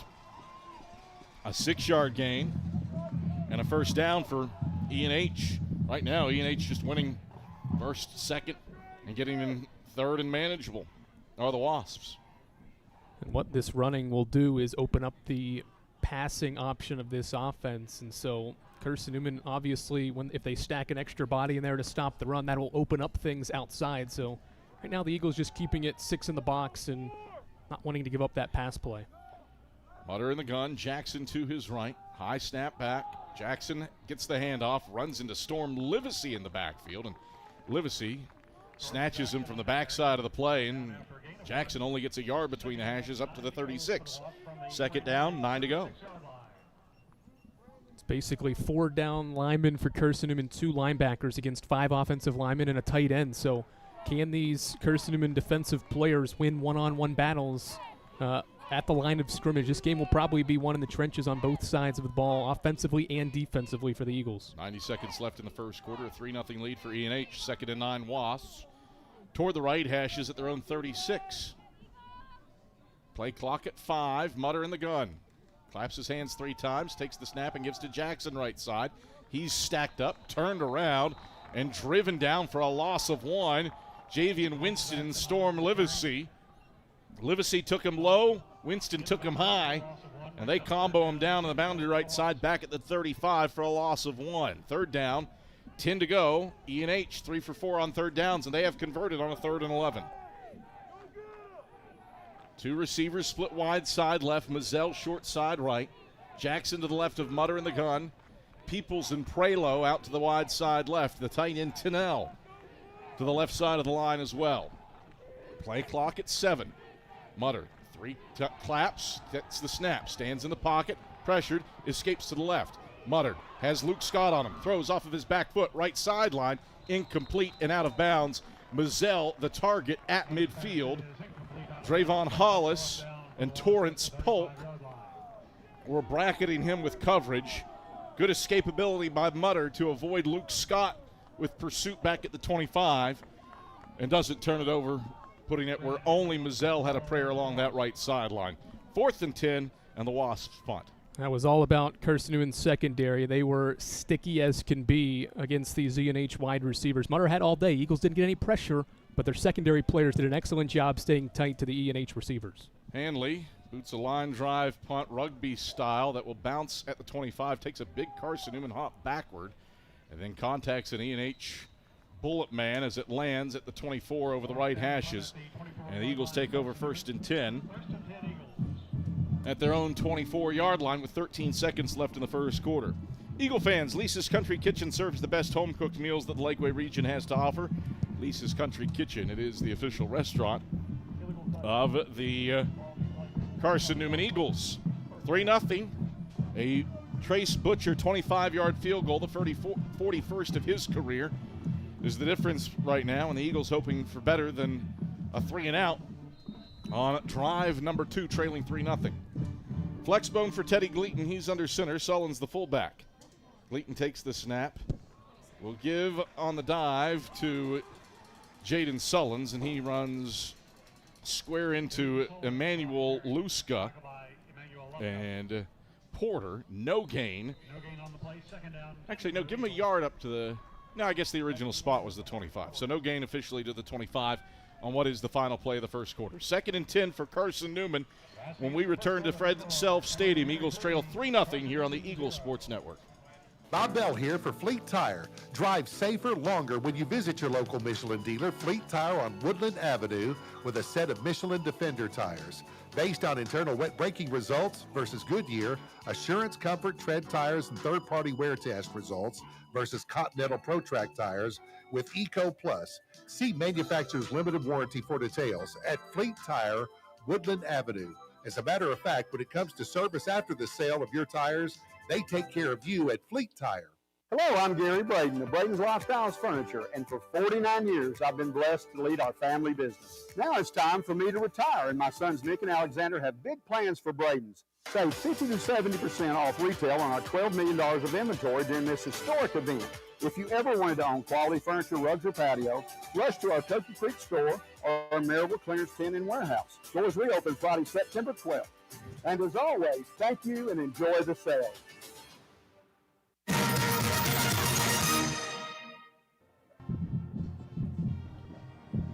Adam Cavalier alongside Andrew Rogers, our spotter Anna DeCrow, our sideline reporter Matt Scalzo, and our studio producer Dave Clabo. Adam Cavalier, happy to have you on hand. Glad you are joining us on a sunny October Saturday from the foothills of Western Virginia, where Emory and Henry went on a 15-play, 57-yard drive to open the game. Took 9:31 off the clock and has a 3-0 lead. As a result, Carson-Newman with its second possession, facing 2nd and 10 from the right hash at its own 25. Gleaton under center in the flex bone. Quarterback lead to the left, and Gleaton 3 yards up to the 27 or 28-yard line.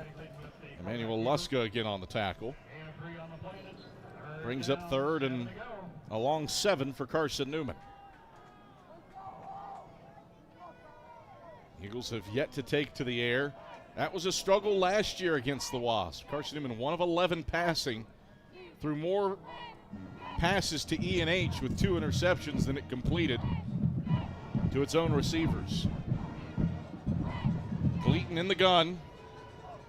Sullins to his right, 2 receivers to the left of the line. In motion, Griffin faked the handoff to him, blitzed up the middle. Gleaton is sacked by Ian Ray. Ian Ray came free, and he drops Gleaton back at the 20-yard line for a loss of 8. Back-to-back 3-and-outs for Carson-Newman offensively.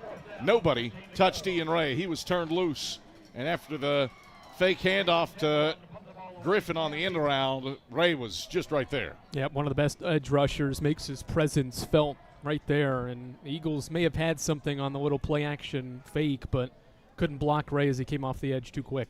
Campbell on to punt of the way. E&H storms through and blocks it. The ball is in the end zone. It rolls out of the end zone, and that will be a safety. So a blocked punt, 3rd blocked punt of the season for Emory and Henry. It was Dillard who got a piece of it. Rolls out of the left side of the end zone, and E&H scores a safety. It's 5-0.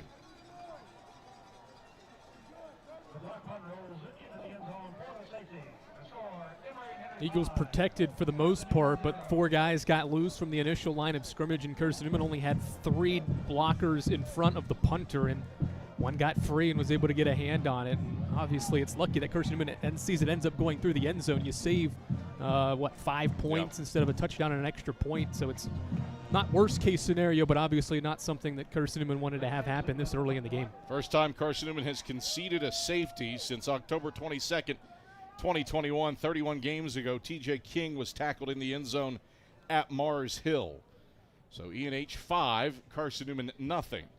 Eagle fans, check out the Eagle Shop, the official store of the Carson-Newman Eagles, located in the MSAC Grand Hall. The Eagle Shop has all your Carson-Newman apparel from brands like Nike, Columbia, and Comfort Colors.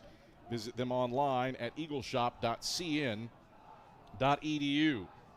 5-0 Wasps after the punt block out of the end zone and a safety.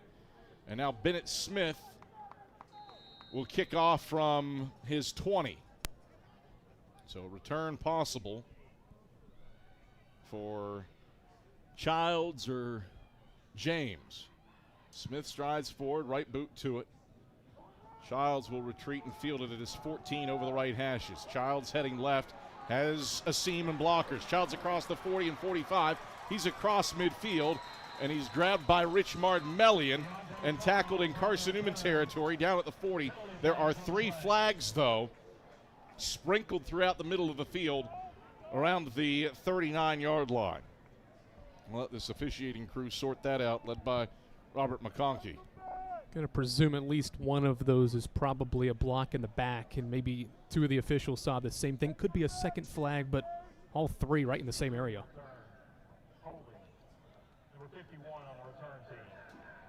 Hold on ENH's Casey Branch.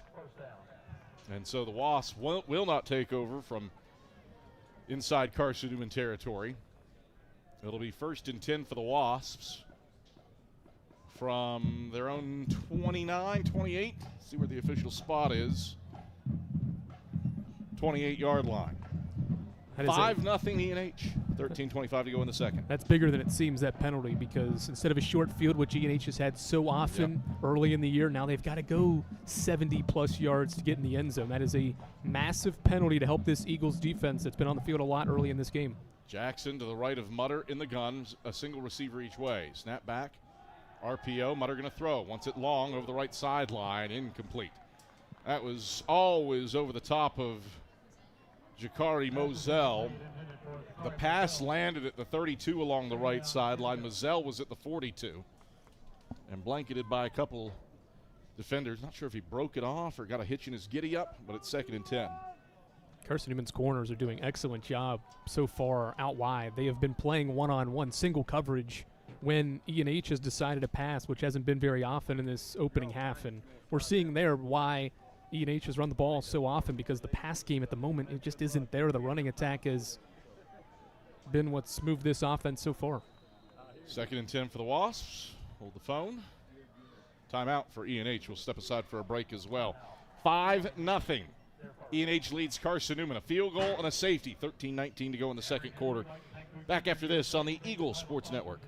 Serving East Tennessee for 40 years, Magaha Electric is the perfect choice for all your electrical projects. Magaha Electric specializes in commercial, retail, manufacturing, residential, and industrial contracting needs. Magaha Electric can provide superior service, technical know-how, and realistic budgeting for any size project in a timely, cost-effective manner. Visit MagahaElectric.com for all your electrical contracting needs. Magaha Electric, your East Tennessee electrical contracting source. When you're sick and tired of fast food and need a fresh home-cooked meal, turn to Lisa's Country Kitchen. Lisa's been cooking up her fresh, never-frozen food for the Lakeway area for more than 15 years. Lisa's cares about her customers. You may enter a stranger, but you'll leave a friend. From foot-long hot dogs to juicy steaks, Lisa's has the best food for the best prices. Lisa's Country Kitchen on Route 92 off Old Andrew Johnson Highway. The best food for the best prices.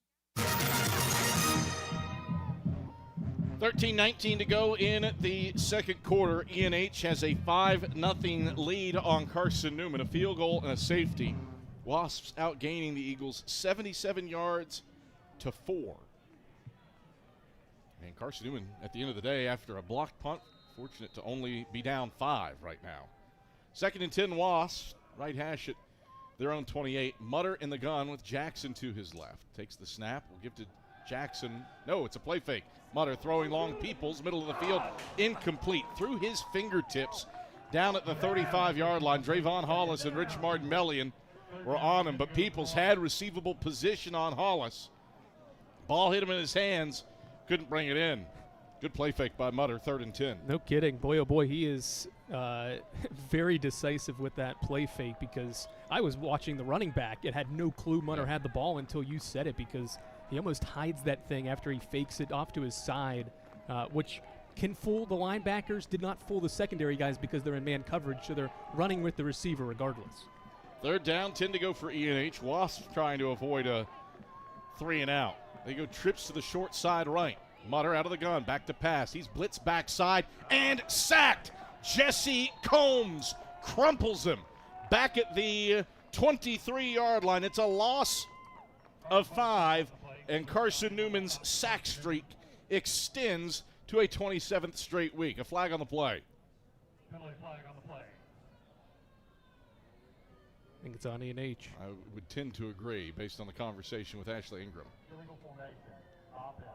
5 players in the backfield. Illegal formation. Eagles will, of course, decline that and take the 3-and-out.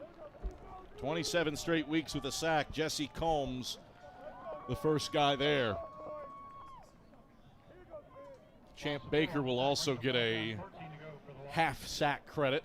Yeah, first time Carson-Newman's really blitzed Mutter. They knew it was a long third down. They were going to have to pass, and the Eagles blitz got home and folded Mutter in the backfield like a lawn chair.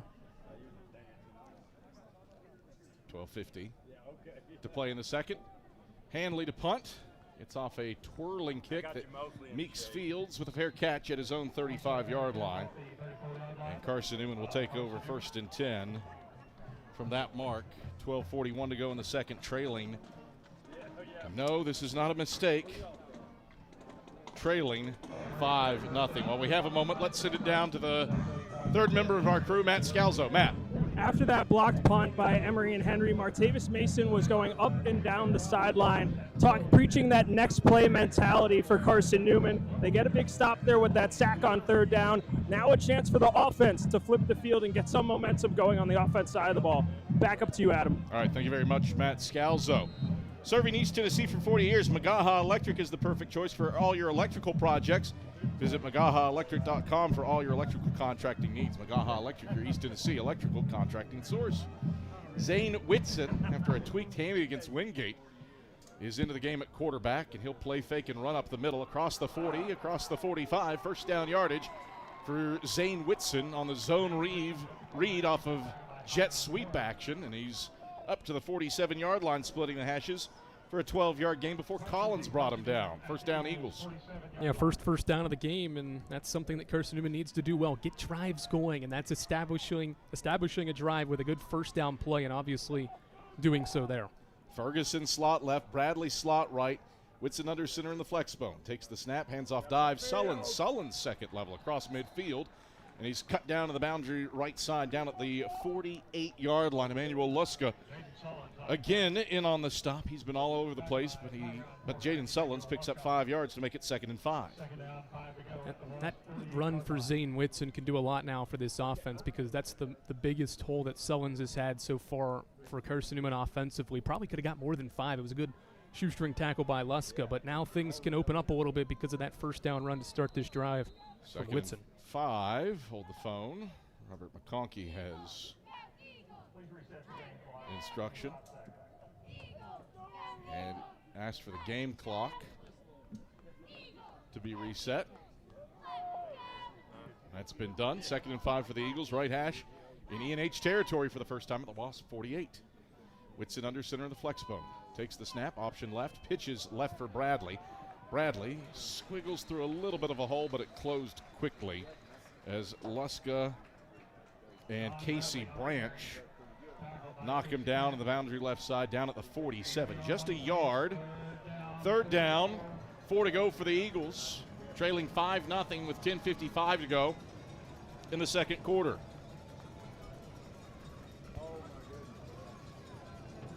Eagles bunch in tight.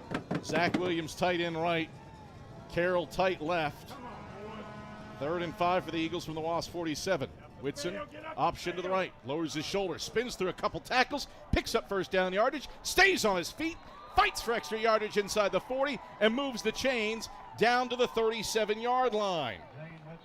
Jarrell Harrison, the guy that finally brought him down, but that one all Zane Whitson. Man's run for the Kingsport product. A gain down to the 37 of 10 yards. Yeah, that was vintage Zane right there. Just all about determination. Got hit behind the line of scrimmage, even right to it, and just kept on trucking his feet and being able to move the first down. Saw E&H do that on their drives, and now Zane does it for Carson-Newman. 1st and 10 Eagles, middle of the field at the Wasp 37. Whitson will hand off dive, left side Sullins. Sullins pounding the rock, boundary left side inside the 35, down to the 31-yard line. Sean Collins wraps him up, some pushing and shoving after the fact. An Eagle hits the deck. And it is getting chippy and testy here at Fred Self Stadium. It's a gain of 6 down to the 31. Jarrell Harrison is charged up. No flags. Difference between football and soccer. In soccer, you're seeing a yellow there. Yep, absolutely. Football, you're just tangled up. I'd It's rather fine. I'd rather see no penalties than offsetting penalties. I'd Means agree the with same that. thing. I'd agree with that. Second and call it 5 for the Eagles. They spotted at the 32 after the 5-yard rush by Sullins. Trailing 5-0 with 9:12 to play in the second quarter. Sullins is in the slot to the right. Carroll split to the wide side as well. That's the right side. Whitson under center by his lonesome. End around handoff, Washington left side. He's got the first down, spins around the left sideline, and is brought down at the 23-yard line by Connor Roberts. Good play for Keith in Washington. That is a deceptive little 9-yard run for Keith in Washington to move the chains. Eagles went empty and then float away from it.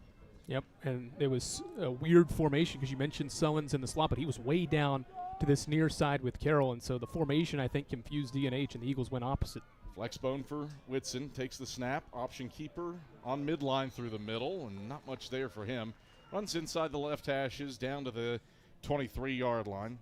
It's a 1-yard gain. Burgess and Luska wrap him up. Second down, 9 to go with the Eagles trailing 5-0 with 8:07 to play in the second quarter.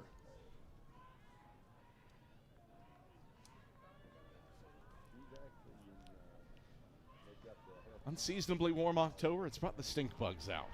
They are infiltrating our equipment. Second and 9 for the Eagles. Whitson out of the gun. Will fake the end around the handoff Griffin. Whitson takes it up the middle and goes head over heels. A back handspring, or a front handspring for Whitson. And he's knocked down at the 19-yard line after a 4-yard gain. Third down, 5 to go for the Eagles. They need the 14. They're on the Wasp 19, trailing 5-0 with 7:23 to play in the second quarter. This has been a great Carson-Newman drive, Adam, and it will be a greater drive if they convert this third down and get this thing into the red zone and continue this driving, try to get 6 points. That could be the difference in this game. Who can get touchdowns in the red area as opposed to field goals? Ferguson slot left, Bradley slot right, Whitson under center in the flex blown. Bradley in motion to the left, quarterback lead to the left for Whitson. Whitson fighting in the boundary left side. He's across the 15. He's down to the 14-yard line, and it is close to first down yardage for Zane Whitson. Luska and Porter stop him just shy of the first down. It's 4th and a yard for the Eagles after the gain of 4 down to the 15. Well, no question what Carson-Newman's going to do here. It's maybe not even a full yard, maybe 4th and inches at this point. And with Zane Whitson's determination to run the football on this drive, figure he'll be trying to keep this thing or maybe give it to the fullback Sullins, just get what the Eagles need, maybe a half yard. Everybody bunched in. It's a tush-push situation for Zane, and his tush is pushed for 2 yards and a first down to the 13-yard line. 10th play of the drive is a 4th down conversion for Carson-Newman. Eagles move the sticks on 4th down, trailing 5-0 with 6:02 to play in the second quarter. Eagles back into the flex bone, 1st and 10 left hash at the ENH 13. Sullins fullback behind Whitson. Whitson takes the snap, fakes the dive, keeps it himself right side, runs into Casey Branch, and not much there for Whitson, maybe a yard down to the 12. Yeah, give him a yard. Second down, 9 to go for the Eagles with 5.5 minutes to play in the second quarter, and Carson-Newman trailing ENH 5-0. This is just the 3rd time that Carson-Newman has touched the football. Eagles went 3 and out on their first 2 possessions.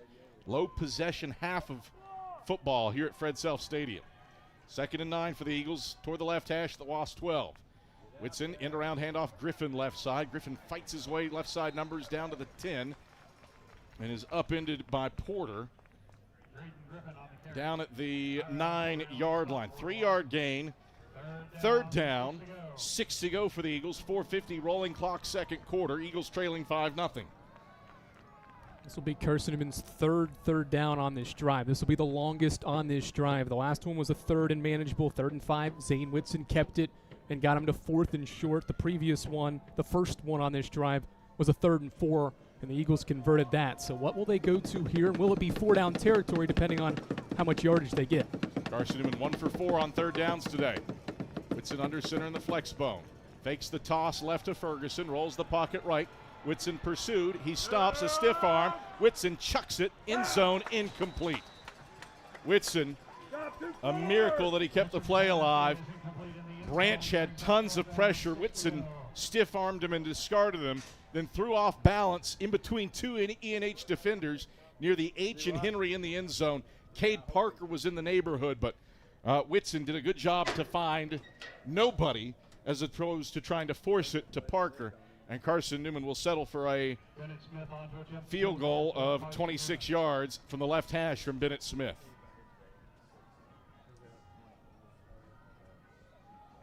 Schoaf to snap. Campbell to hold. Snap back, hold down. Smith's kick, plenty of distance.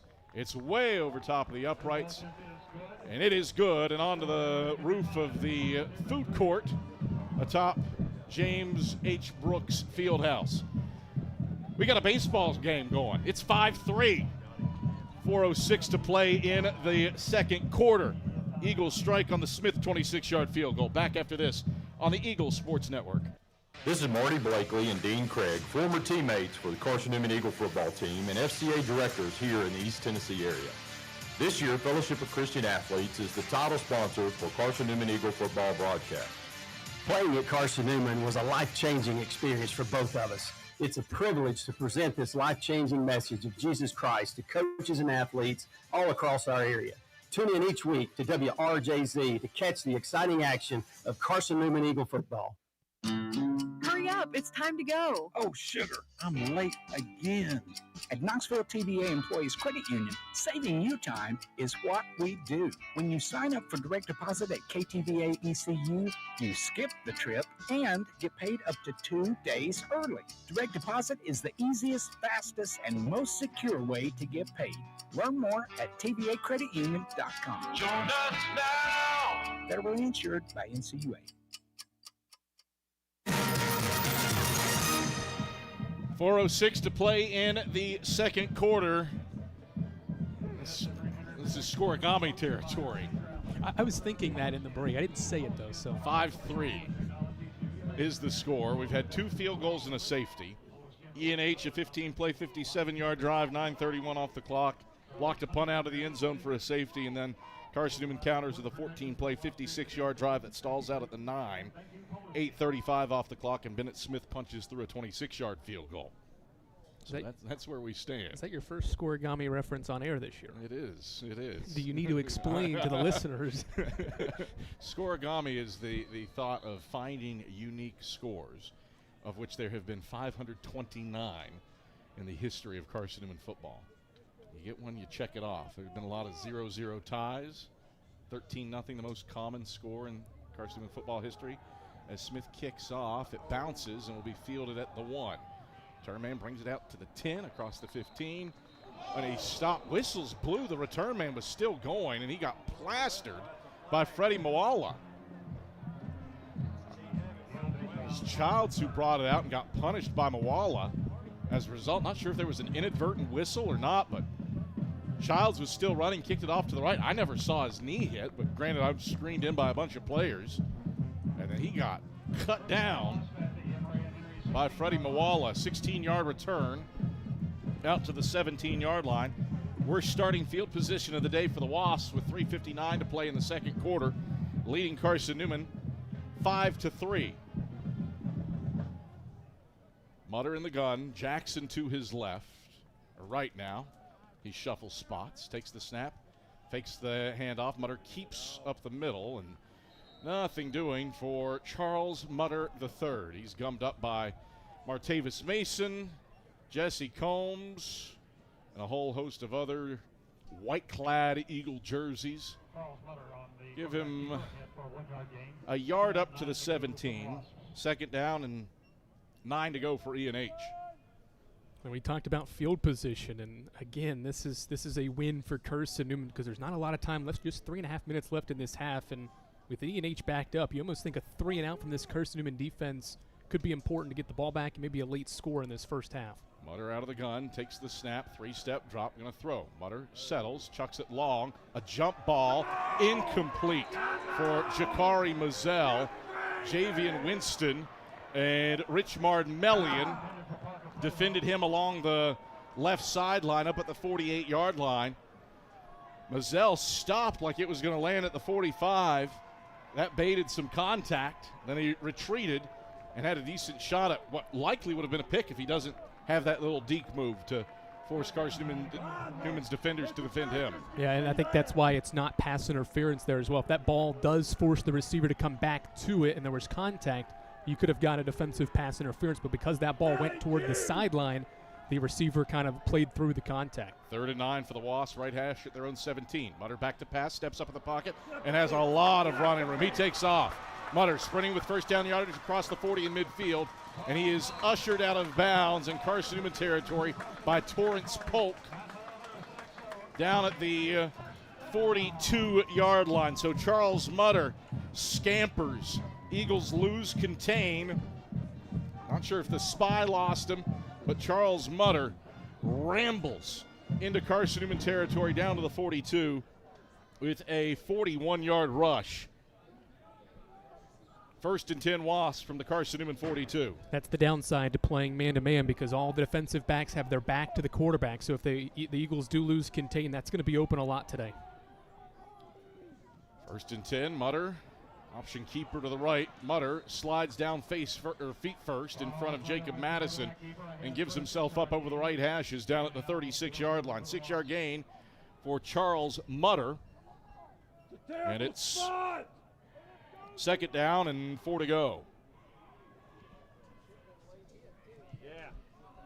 2-minute timeout coming up. E&H will not run another play, and we'll step aside for a break as well. 2-minute timeout. 5-3. Wasps lead with 2 minutes remaining in the second quarter. And we're back to Fred Self Stadium after this on the Eagle Sports Network.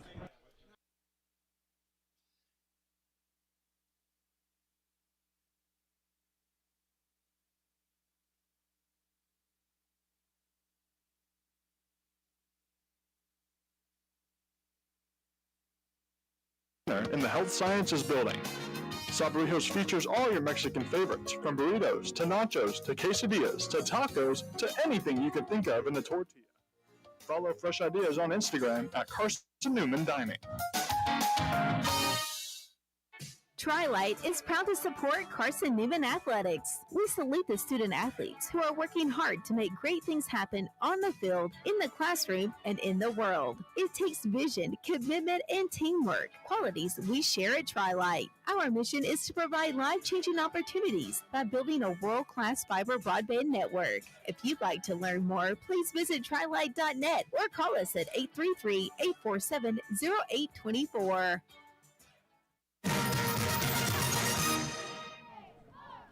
Two-minute timeout here in the second quarter. A 5-3 lead for Emory and Henry on Carson-Newman. Wasps with it 2nd and 4 from the right hash at the Carson-Newman 36. Eagles get the football to start the second half. As we continue, it's a group effort fighting the stink bugs here in the stadium. 2nd and 6 Wasps. Mutter out of the gun, takes the snap, hands off Jackson straight ahead. He will not get away from Makai Brown. Grabbed him around his shoulders and stopped him off right guard for no gain at the 36. Our ECO is Roderick Evans, and he has got a nice technique. He's got his official's card. It's laminated, and he's been running clock and flicking stink bugs out of the press box. Great multitasking by our ECO. He's protecting our equipment, and that is appreciated. 3rd and 4 for the Wasps. Right hash at the Carson-Newman 36. Trips go to the wide side left. Now Peoples in the slot to the right. Mutter back to pass. Throws the out route complete to Peoples for first down yardage down at the 29-yard line. He's tackled immediately by Jacob Madison and Drayvon Hollis. It's a 7-yard pickup and a first down for the Wasps on 3rd and 4. Well, the final 60 seconds of this half, Adam, are all going to be about whether Carson-Newman can hold E&H to a field goal. You get the ball, as you said, to start the second half. Can you keep this a one-possession game and try to carry some momentum into the locker room? And that starts by keeping this Wasps offense out of the end zone here. Paul to the left of Mutter in the gun. 1st and 10, right hash at the Eagle 29. Mutter back to pass off the play fake, throwing long. Peoples left sideline, incomplete. Baker, flag comes in late from the back judge. Baker matched up man for man with Peoples, deflected it away with his right hand, but might have got the jersey with his left. At least I'm going to presume that's what the back judge saw. Likely pass interference coming here on Carson-Newman will make it half the distance to the goal.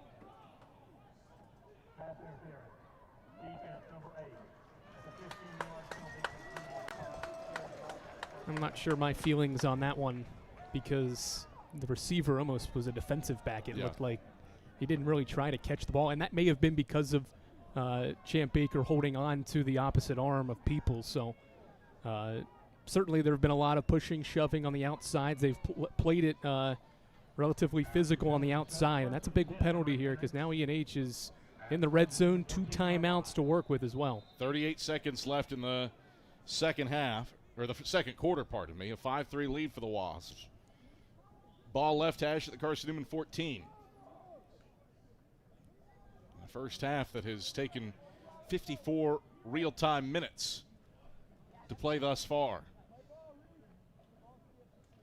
Ball is going to be placed on the right hashes as opposed to the left. 1st and 10 for the Wasps from the Carson-Newman 14.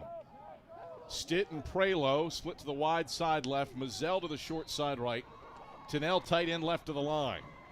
Jackson to the left of Mutter in the gun. Mutter takes, gives Jackson stretch play to the right. He leaps and is chopped down at the legs by Torrance Polk for a loss of 1 back to the 15. E&H burns its second timeout. We'll step aside for a break as well. 5-3 Wasps. 30 seconds left in the first half. This is the Eagle Sports Network. Hey, folks, Jordan's with Ted Russell Nissan. Here we go. If it'll drive, it's worth $5,500. Buy any new in-stock Nissan, and you'll receive $5,500 for any old sled you can drive to Ted. And remember, it has to drive to be worth $55,000. Retail marketing campaign, 1 trade-in per vehicle, all rebates included, and NMHC financing. Hey, folks, Jordan's with Ted Russell Nissan, and if it'll drive, it's worth $5,500 toward the purchase of any new in-stock Nissan. That's right. Drive any old trade-in onto our lot, and you'll receive not up to, but guaranteed $5,500. Ted Russell Nissan on Kingston Pike. Retail marketing campaign, 1 trade-in per vehicle, all rebates included, and NMHC financing. Bob Bell here for Fleet Tire. Drive safer longer when you visit your local Michelin dealer, Fleet Tire on Woodland Avenue, with a set of Michelin Defender tires. Based on internal wet braking results versus Goodyear, Assurance Comfort Tread tires and third-party wear test results versus Continental Pro Track tires with Eco Plus. See manufacturer's limited warranty for details at Fleet Tire, Woodland Avenue. As a matter of fact, when it comes to service after the sale of your tires, they take care of you at Fleet Tire. 30 seconds left in the second quarter. A 5-3 lead for Emory and Henry over Carson-Newman. And the Wasps have it 2nd and 11 from the right hashes at the Carson-Newman 15. Eagles do get the football to start the second half, mind you. Mutter. Eagles with a late sub getting off the field. Carson-Newman might have just used a timeout. That is exactly what the Eagles did. So a late sub. Javian Winston delayed getting off. Eagles will burn their first of 3. It doesn't really hurt you here because you're probably not getting the ball back. And if you do, you're either going to be backed up or it's going to be at the 25-yard line off a kickoff potentially. So those timeouts won't really hurt you. InterDigital strives to be a leading provider of cutting-edge digital and marketing solutions. Visit interdigital.com for IT support, web development, virtual tours, graphic design, internet marketing, mobile app, and film production services. InterDigital, they are laser-focused on your success. Emory and Henry went down the field on its opening possession, a 15-play, 57-yard drive, took 9:31 off the clock and punched it through the uprights with a Trace Butcher 25-yard field goal. Eagles would sandwich 2 3-and-outs around an E&H punt, the latter of which 3-and-out for Carson-Newman was blocked and went out of the end zone for a safety. That made it 5-0 Wasps, but Carson-Newman forced an E&H 3-and-out after the free kick, and Carson-Newman took advantage with a 14-play, 56-yard drive that took 8:35 off the clock and ended in Bennett Smith's 26-yard field goal. That got us to 5-3, and now E&H on their fourth possession of this first half has it second and 11 from the right hashes at the Carson-Newman 15. Play number 8 of this drive coming up. Mutter will fake the jet sweep handoff, run through the middle of the field, and get tackled with first down yardage in hand down at the 4 between the hashes by Caleb Grand. 11 yards. He needed 11, and he moves the sticks with 22 seconds left in the first half. Carson-Newman does have a player shaken up in Javian Winston. Yeah, an interesting dynamic because E&H was requesting for a timeout along this near sideline, but did the injury come after that, or?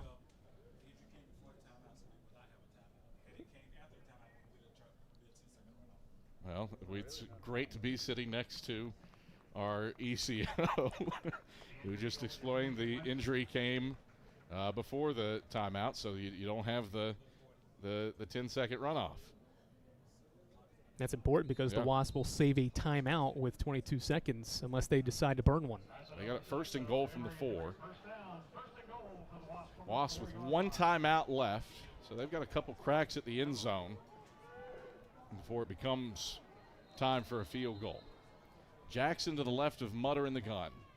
2 receivers, Peoples and Stitt to the left. In motion goes Peoples. Mutter going to throw back shoulder fade. Stitt left side, incomplete and out of bounds. Nothing there to Stitt. I think the play all along was the fade back left corner of the end zone with some window dressing with Jackson and Peoples both collapsing around Mutter for the handoff. But Winston stayed right on Stitt, and it's an incompletion. 11 seconds off the clock on that play.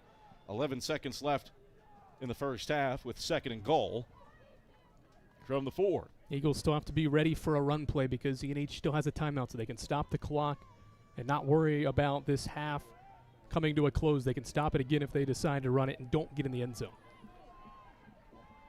Jackson to the right of Mutter. Mutter, design quarterback, keep left side. Mutter spins around. He's fighting for extra yardage, and he's stopped outside the left hashes, down at the 3 with 4 on the clock. And Emory and Henry will utilize that final timeout with 4 seconds left. So a yard gain down to the 3. Wasps just try to go for quarterback power, and it would appear that we are headed for a second Trace Butcher field goal with 4 seconds left. Gives us a chance to remind you that Tri-Lite is your home team internet provider. Tri-Lite provides Jefferson City with ultra-fast, ultra-reliable fiber broadband. Let them serve you. Visit trilite.net.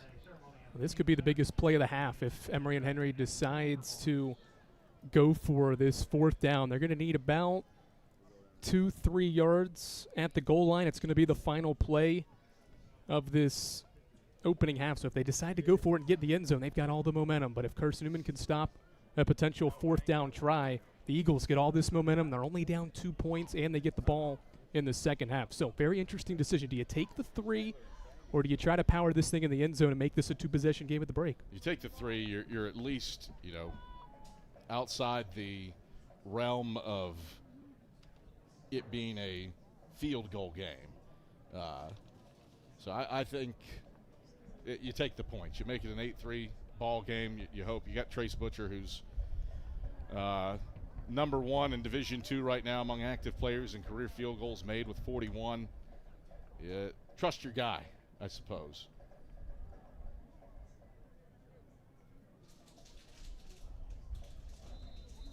E&H. It's the offense. Breaks the huddle with the offense. All right. Play of the half here. Chance to go up 9 for the Wasps. Carson-Newman does have 2 timeouts, so we'll see if they decide to use one and try to adjust depending on what the look is. It's 3rd and goal. So E&H, if it can go quick, just spike it. If it's not there, you got a chance for another one. 4 seconds left first half. Mutter in the gun. Jackson to his left. Man in motion, Peoples. Mutter going to throw. Slant. Moselle. Incomplete. Drayvon Hollis was there. Clock has expired. What a stand for Carson-Newman. Drayvon Hollis recognized the slant to Moselle over the middle of the field. Got his hand in there. And Carson-Newman forces E&H off the field. Officials are still there. E&H is pleading for time on the clock. But from the time it took me to look from the incompletion to the scoreboard, there was no time. I think Roderick Evans did a pretty darn good job on the clock. He's non-partial. He's supplied by the South Atlantic Conference officiating crew, so there is no home cooking on the clock. But Carson-Newman, what a turn of events there, Andrew Rogers, to stiffen.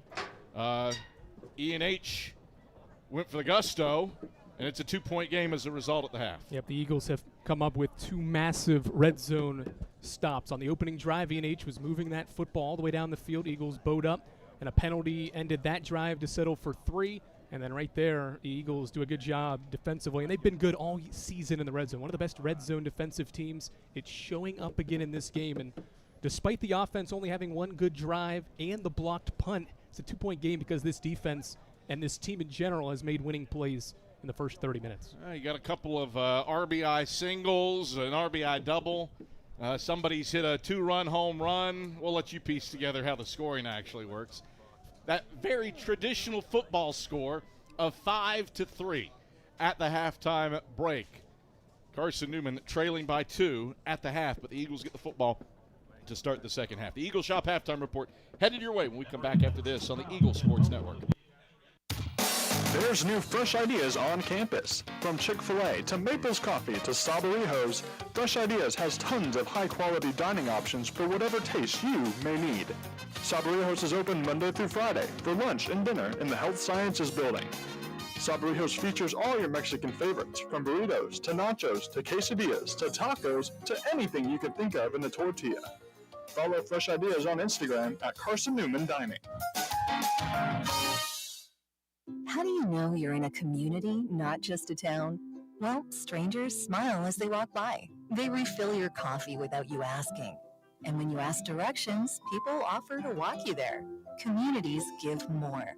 The way you know when you walk into First Bank that you are in a real community bank. Great products, direct access to your local bankers, and relationships that can last a lifetime. Don't just have an account. Have a community with First Bank. Member FDIC. You're tuned to Carson-Newman football on the Eagles Sports Network. It's halftime. The first half recap comes your way on the Eagle Shop halftime report after 60 seconds from your local station. Hello, I'm Gary Braden of Braden's Lifestyles Furniture, and for 49 years I've been blessed to lead our family business. Now it's time for me to retire, and my sons Nick and Alexander have big plans for Braden's. Save 50 to 70% off retail on our $12 million of inventory during this historic event. If you ever wanted to own quality furniture, rugs, or patio, rush to our Turkey Creek store or our Maryville clearance tent and warehouse. Stores reopen Friday, September 12th. And as always, thank you and enjoy the sale. This is Marty Blakely and Dean Craig, former teammates for the Carson-Newman Eagle football team and FCA directors here in the East Tennessee area. This year, Fellowship of Christian Athletes is the title sponsor for Carson-Newman Eagle football broadcast. Playing at Carson-Newman was a life-changing experience for both of us. It's a privilege to present this life-changing message of Jesus Christ to coaches and athletes all across our area. Tune in each week to WRJZ to catch the exciting action of Carson-Newman Eagle football. You're listening to WRJZ Knoxville, Joy 620, FM 102.5 in Knoxville, FM 99.5 in Sevierville, the home of Carson-Newman Eagles football. It's halftime on the Eagles Sports Network. Highlights, a check of the ShopCNEagles.com scoreboard, and stats are headed your way. Touchdown! Carson-Newman! Eagles go for the throat! Now let's head back to the field. Here's the voice of the Eagles, Adam Cavalier. All right, halftime here at Fred Self Stadium, where Carson-Newman has a 5-3 lead on Emory and Henry. Classic football score, and Rayanna DeCrow and Matt Scalzo are here to tell you how we got to this wonky little halftime score. Ray. Yeah, I thought for a second we were watching a hockey game. I know you said baseball, but postseason baseball is going on right now too. It's hard to say. Preseason hockey, however you want to swing it. This has been a weird one, and this first scoring drive by Emory and Henry took all of 9 minutes and 30 seconds, 15 plays, and ends with a 25-yard Trace Butcher field goal.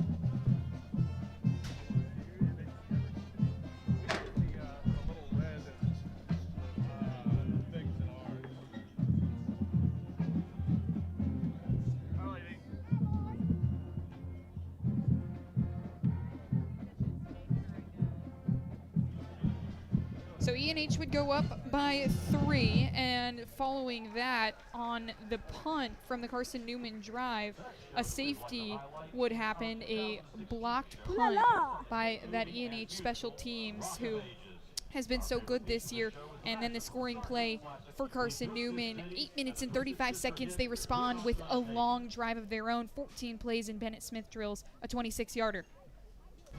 Snap back, hold down, Smith's kick, plenty of distance. It's way over top of the uprights, and it is good, and onto the roof of the food court atop James H. Brooks Fieldhouse.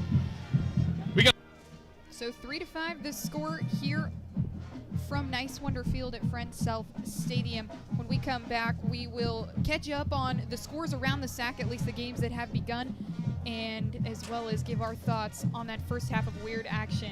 We'll be right back here on the Eagle Sports Network. AEC is a distributor of Marathon energy-efficient water heaters. We offer 30-gallon to 105-gallon tanks. Marathon water heaters are durable, lightweight, and under warranty to not leak as long as you own your home. Foam insulation allows these thermal storage units to provide long-term temperature control. Marathon's lightweight tank is easier to maneuver and position, and the bowl-shaped tank bottom allows complete sediment drain. AEC, empowering efficiency. When you're sick and tired of fast food and need a fresh home-cooked meal, turn to Lisa's Country Kitchen. Lisa's been cooking up her fresh, never frozen food for the Lakeway area for more than 15 years. Lisa's cares about her customers. You may enter a stranger, but you'll leave a friend. From foot-long hot dogs to juicy steaks, Lisa's has the best food for the best prices. Lisa's Country Kitchen on Route 92 off Old Andrew Johnson Highway. The best food for the best prices. A check of the Eagle Shot scoreboard is next. Smith's kick! Buried! Eagles win! This is the Eagle Sports Network. Hurry up, it's time to go. Oh, sugar, I'm late again. At Knoxville TVA Employees Credit Union, saving you time is what we do. When you sign up for direct deposit at KTVA ECU, you skip the trip and get paid up to 2 days early. Direct deposit is the easiest, fastest, and most secure way to get paid. Learn more at tvacreditunion.com. Join us now! Federally insured by NCUA. Hey folks, Jordan Anderson with Ted Russell Nissan. Here we go. If it'll drive, it's worth $5,500. Buy any new in-stock Nissan and you'll receive $5,500 for any old sled you can drive to Ted. And remember, it has to drive to be worth $55,000. Retail marketing campaign, one trade-in per vehicle, all rebates included, and NMHC financing. Hey folks, Jordan Anderson with Ted Russell Nissan. And if it'll drive, it's worth $5,500 toward the purchase of any new in-stock Nissan. That's right. Drive any old trade-in onto our lot and you'll receive not up to, but guaranteed $5,500. Ted Russell Nissan on Kingston Pike. Retail marketing campaign, one trade-in per vehicle, all rebates included, and NMHC financing.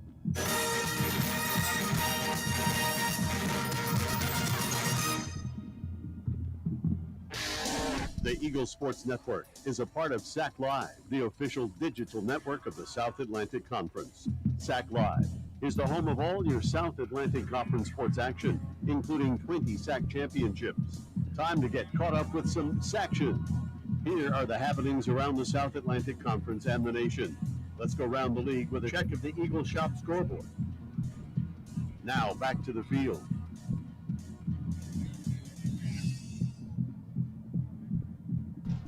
Well, the only game going on right now in Saxon, aside from the one in front of us, is UVA-Wise at Anderson. Anderson already up 7-0.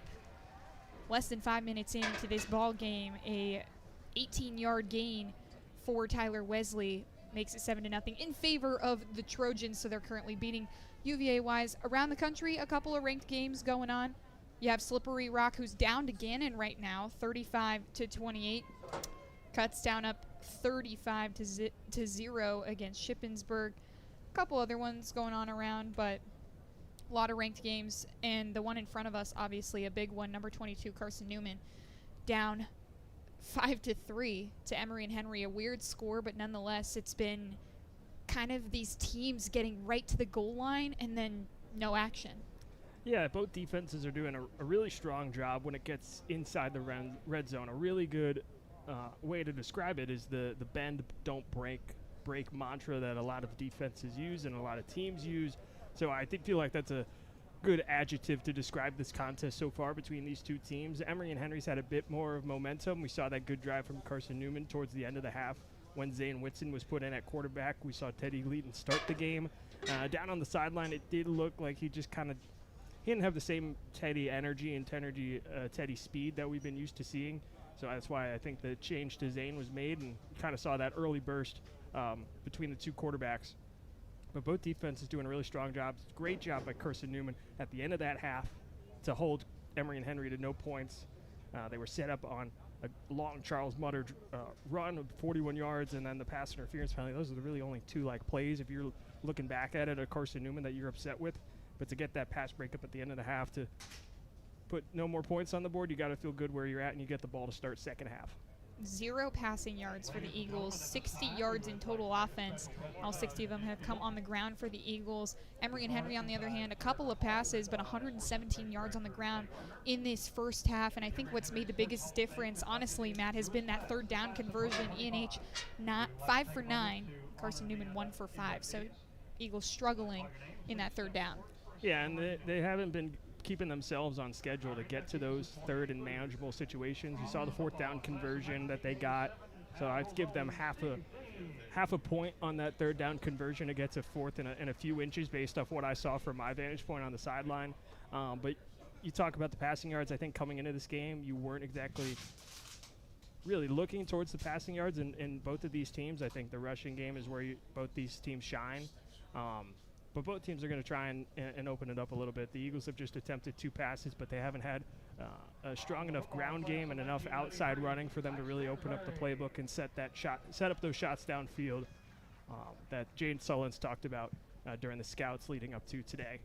Well, 5-3 the score here from Fred Self Stadium. We'll check back in with our final thoughts when we come back here on the Eagles Sports Network. This is Carson-Newman men's basketball alum Taylor Hawkins. I want to help your family secure its financial future. I'm with Modern Woodman Financial Planning, where we touch lives and secure futures. Let Modern Woodman protect your family's financial security through life insurance, retirement planning, and financial services. You can contact me, Taylor Hawkins, at cneagles.com/Modern Woodman. That's cneagles.com/Modern Woodman. Help secure your family's financial future through Modern Woodman Financial Planning. Serving East Tennessee for 40 years, Magaha Electric is the perfect choice for all your electrical projects. Magaha Electric specializes in commercial, retail, manufacturing, residential, and industrial contracting needs. Magaha Electric can provide superior service, technical know-how, and realistic budgeting for any size project in a timely, cost-effective manner. Visit MagahaElectric.com for all your electrical contracting needs. Magaha Electric, your East Tennessee electrical contracting source. Derek Evans, 79 yards on the first play from scrimmage. You found the home of Carson-Newman football on the Eagles Sports Network. Bob Bell here for Fleet Tire. Drive safer longer when you visit your local Michelin dealer, Fleet Tire on Woodland Avenue, with a set of Michelin Defender tires. Based on internal wet braking results versus Goodyear, Assurance Comfort Tread tires and third-party wear test results versus Continental ProTrack tires with Eco Plus. See manufacturer's limited warranty for details at Fleet Tire, Woodland Avenue. As a matter of fact, when it comes to service after the sale of your tires, They take care of you at Fleet Tire. Hello, I'm Gary Braden of Braden's Lifestyles Furniture, and for 49 years I've been blessed to lead our family business. Now it's time for me to retire, and my sons Nick and Alexander have big plans for Braden's. Save 50 to 70% off retail on our $12 million of inventory during this historic event. If you ever wanted to own quality furniture, rugs, or patio, rush to our Turkey Creek store or our Maryville Clearance 10 and warehouse. Stores reopen Friday, September 12th. And as always, thank you and enjoy the sale.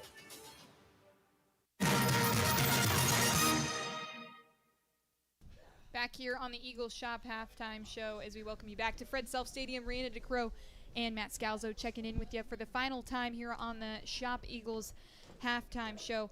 I mean, I think the only real question we need to be asking ourselves is what Carson-Newman needs to do here in the second half to come out on top of this ball game. And that's a tough question to answer because you really look at this half as a whole and you think about maybe that drive at the end is a really good stand, and that opening drive field goal. It's just that one mistake right now that you're looking at in terms of punt block to give up that safety. That's the difference in the game thus far. Otherwise, it's been a very even contest between these two teams. I think right now it's going to start on the offensive side of the ball. You start with the ball to begin this second half, and you need a momentum drive. Whether it is you go down the field and you just get a field goal out of it, it puts you in front. But you would really love to get 6 at the end of this second half drive.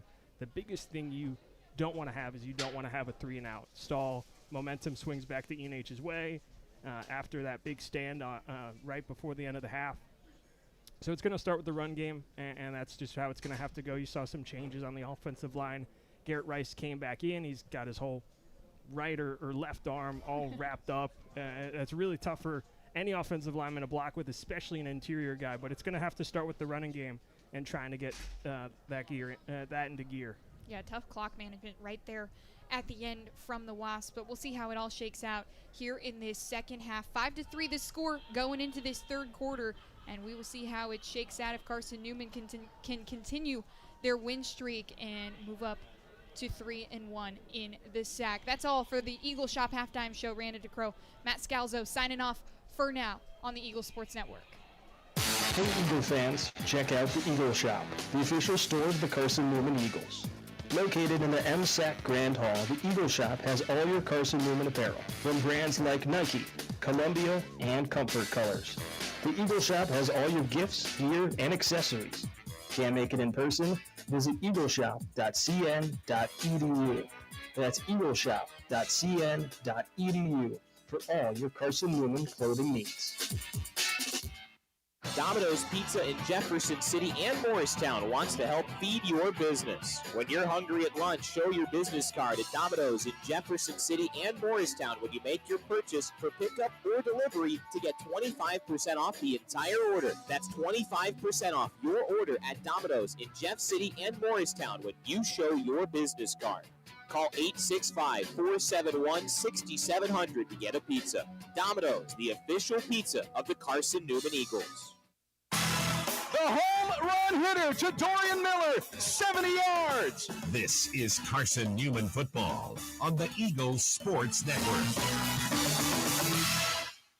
This is Marty Blakely and Dean Craig, former teammates for the Carson-Newman Eagle football team and FCA directors here in the East Tennessee area. This year, Fellowship of Christian Athletes is the title sponsor for Carson-Newman Eagle football broadcast.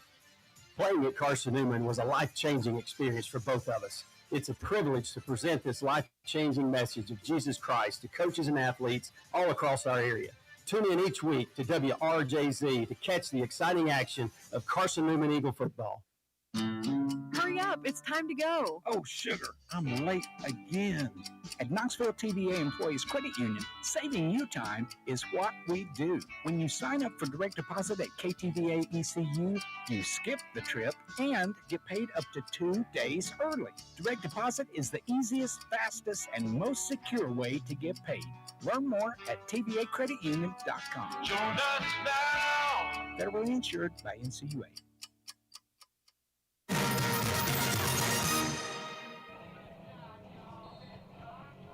All right, back atop Fred Self Stadium, Adam Cavalier alongside Andrew Rogers. Spotter today is Rihanna DeCrow, our sideline reporter Matt Scalzo, and our producer back inside of our studios in Knoxville is Dave Claybo. Adam Cavalier, happy to have you on hand for a weird one. 5-3 at the halftime break. There were a combined 7 possessions in that first half of football. Eagles touched the ball 3 times. They've been averaging right at 11 possessions a game. Don't know that that's going to happen today. But Andrew Rogers, your keys for second half success for Carson-Newman in this one. Well, let's reevaluate the keys that you asked me about at the beginning of the game. The one for Carson-Newman, take care of the football. It has done that. The only blemish is just that blocked punt, and they're fortunate enough for that to only be a safety instead of a touchdown. And for Carson-Newman to win first down and third down. They haven't won third down. They're only 1 of 5, but on their only scoring drive for the Eagles, they won a lot of first downs, got ahead of the chains, had third and manageable. So for the most part, CN has done its job with those keys.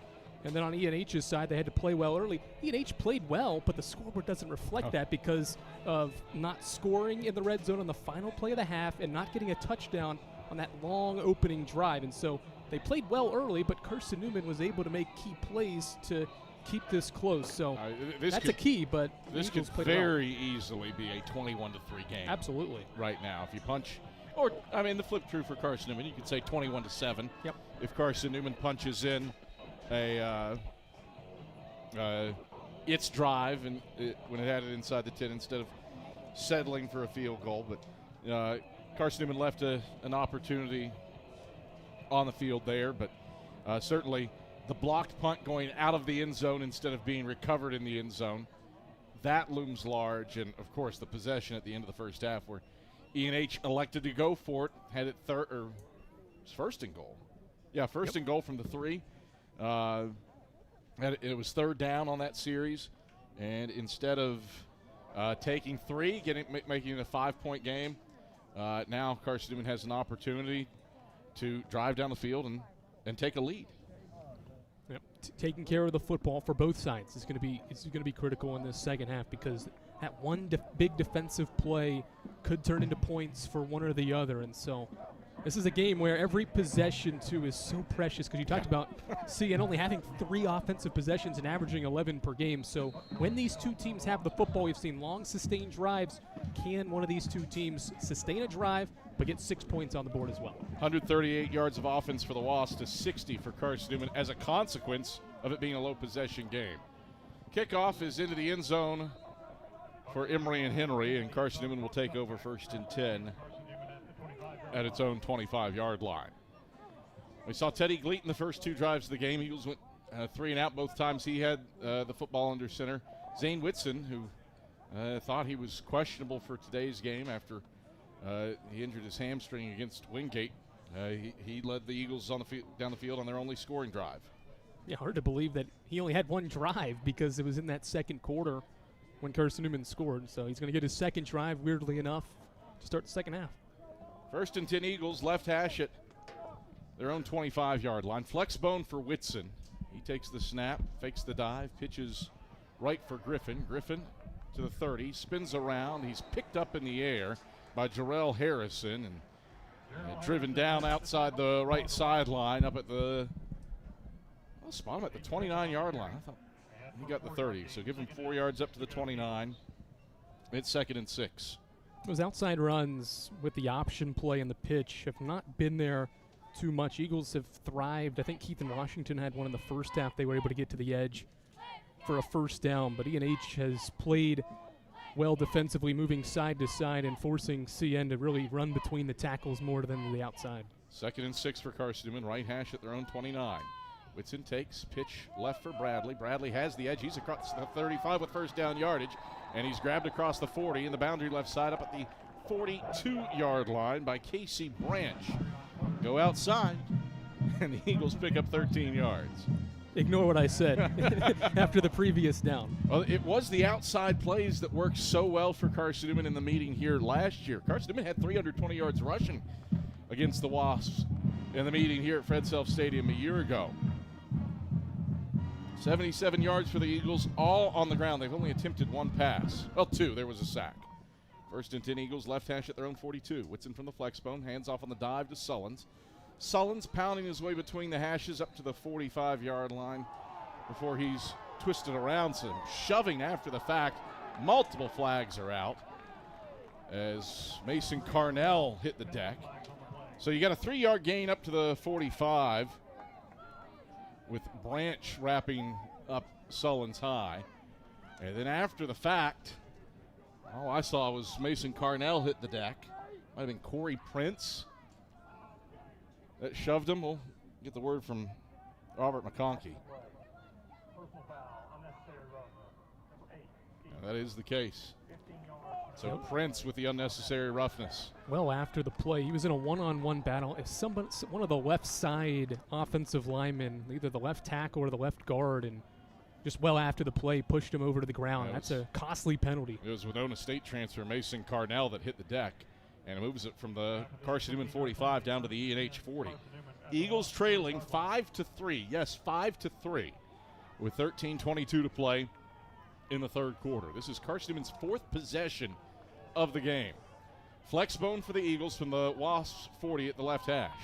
Whitson takes, fakes dive, pitches left Bradley. Bradley goes head over heels and is tackled along the left sideline down at the 36-yard line. He's upended by Sean Collins and Purim. So a 3-yard gain down to the, actually give him 4 down to the 36. It's a spot splitting the yard lines. The nose of the football is past the 37, so we'll officially call it a 4-yard gain, a short 4-yard gain. 2nd and 6. Whitson under center in the flex bone. Man in motion, takes the snap. Option keeper to the right. Whitson spins around and gets over the right hashes down to the 34. Branch knocked him around before Chindrick Can finished him off, and the Wasp is shaken up on the play. 2 yards down to the 34. Be 3rd down and 4 to go for Carson-Newman, needing the 30, as Can being tended to by E&H's sports medicine staff. 12:25 to play in the third quarter. 5-3. Emory and Henry leads Carson-Newman. First Bank is the official bank of Carson-Newman Athletics and the only place you can get a Carson-Newman Eagles debit card. Stop by any First Bank location to get your Carson-Newman debit card and show your Eagles pride. Carson-Newman 1 for 5 on third downs for the conference's third best third down offense coming in. E&H 9th in the league on third down defense, but they've been tall to the task so far today, giving up 44% on third downs coming in, but holding Carson-Newman to 1 for 5. This is 3rd and 4 for the right hash at the E&H 34. Whitson in the flex bone. Takes the snap, fakes the dive, runs option to the left. Whitson runs into Ian Ray with no pitch and loses a yard back to the 35. Ian Ray played it very well, let Zane Whitson get right to him, and then pounced at the last second before he could get to the hashes and have a prayer of pitching it to Don Bradley. A loss of 1 back to the 35. Yep, 4th down 5. You said it. Ian Ray played that perfectly. He played the option man, but also the quarterback Whitson, because Zane at the last second thought about the pitch, but Ray had committed to the quarterback, and that's what set up the TFL. Well, Bennett Smith was good from 52 last week. He looks for the 11th all-time 50-yard field goal, kicking from left to right in Carson-Newman history. Snap back, called down, Smith's kick on the way. Smith's kick, it has the distance. Smith's kick has the line, and it is good. Bennett Smith, for a second straight week, bombs through a 52-yard field goal, and for the first time today, Carson-Newman has a lead. It comes off of a 3-run home run. 6-5, Eagles in front. 11:19 to go in the third quarter. And we return to Fred Self Stadium after this on the Eagles Sports Network.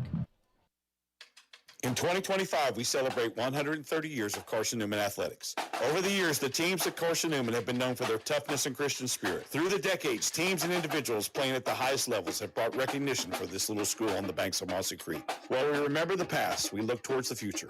So join the Eagle Club today as we continue to support our athletes and coaches through funding and facilities. Talons up.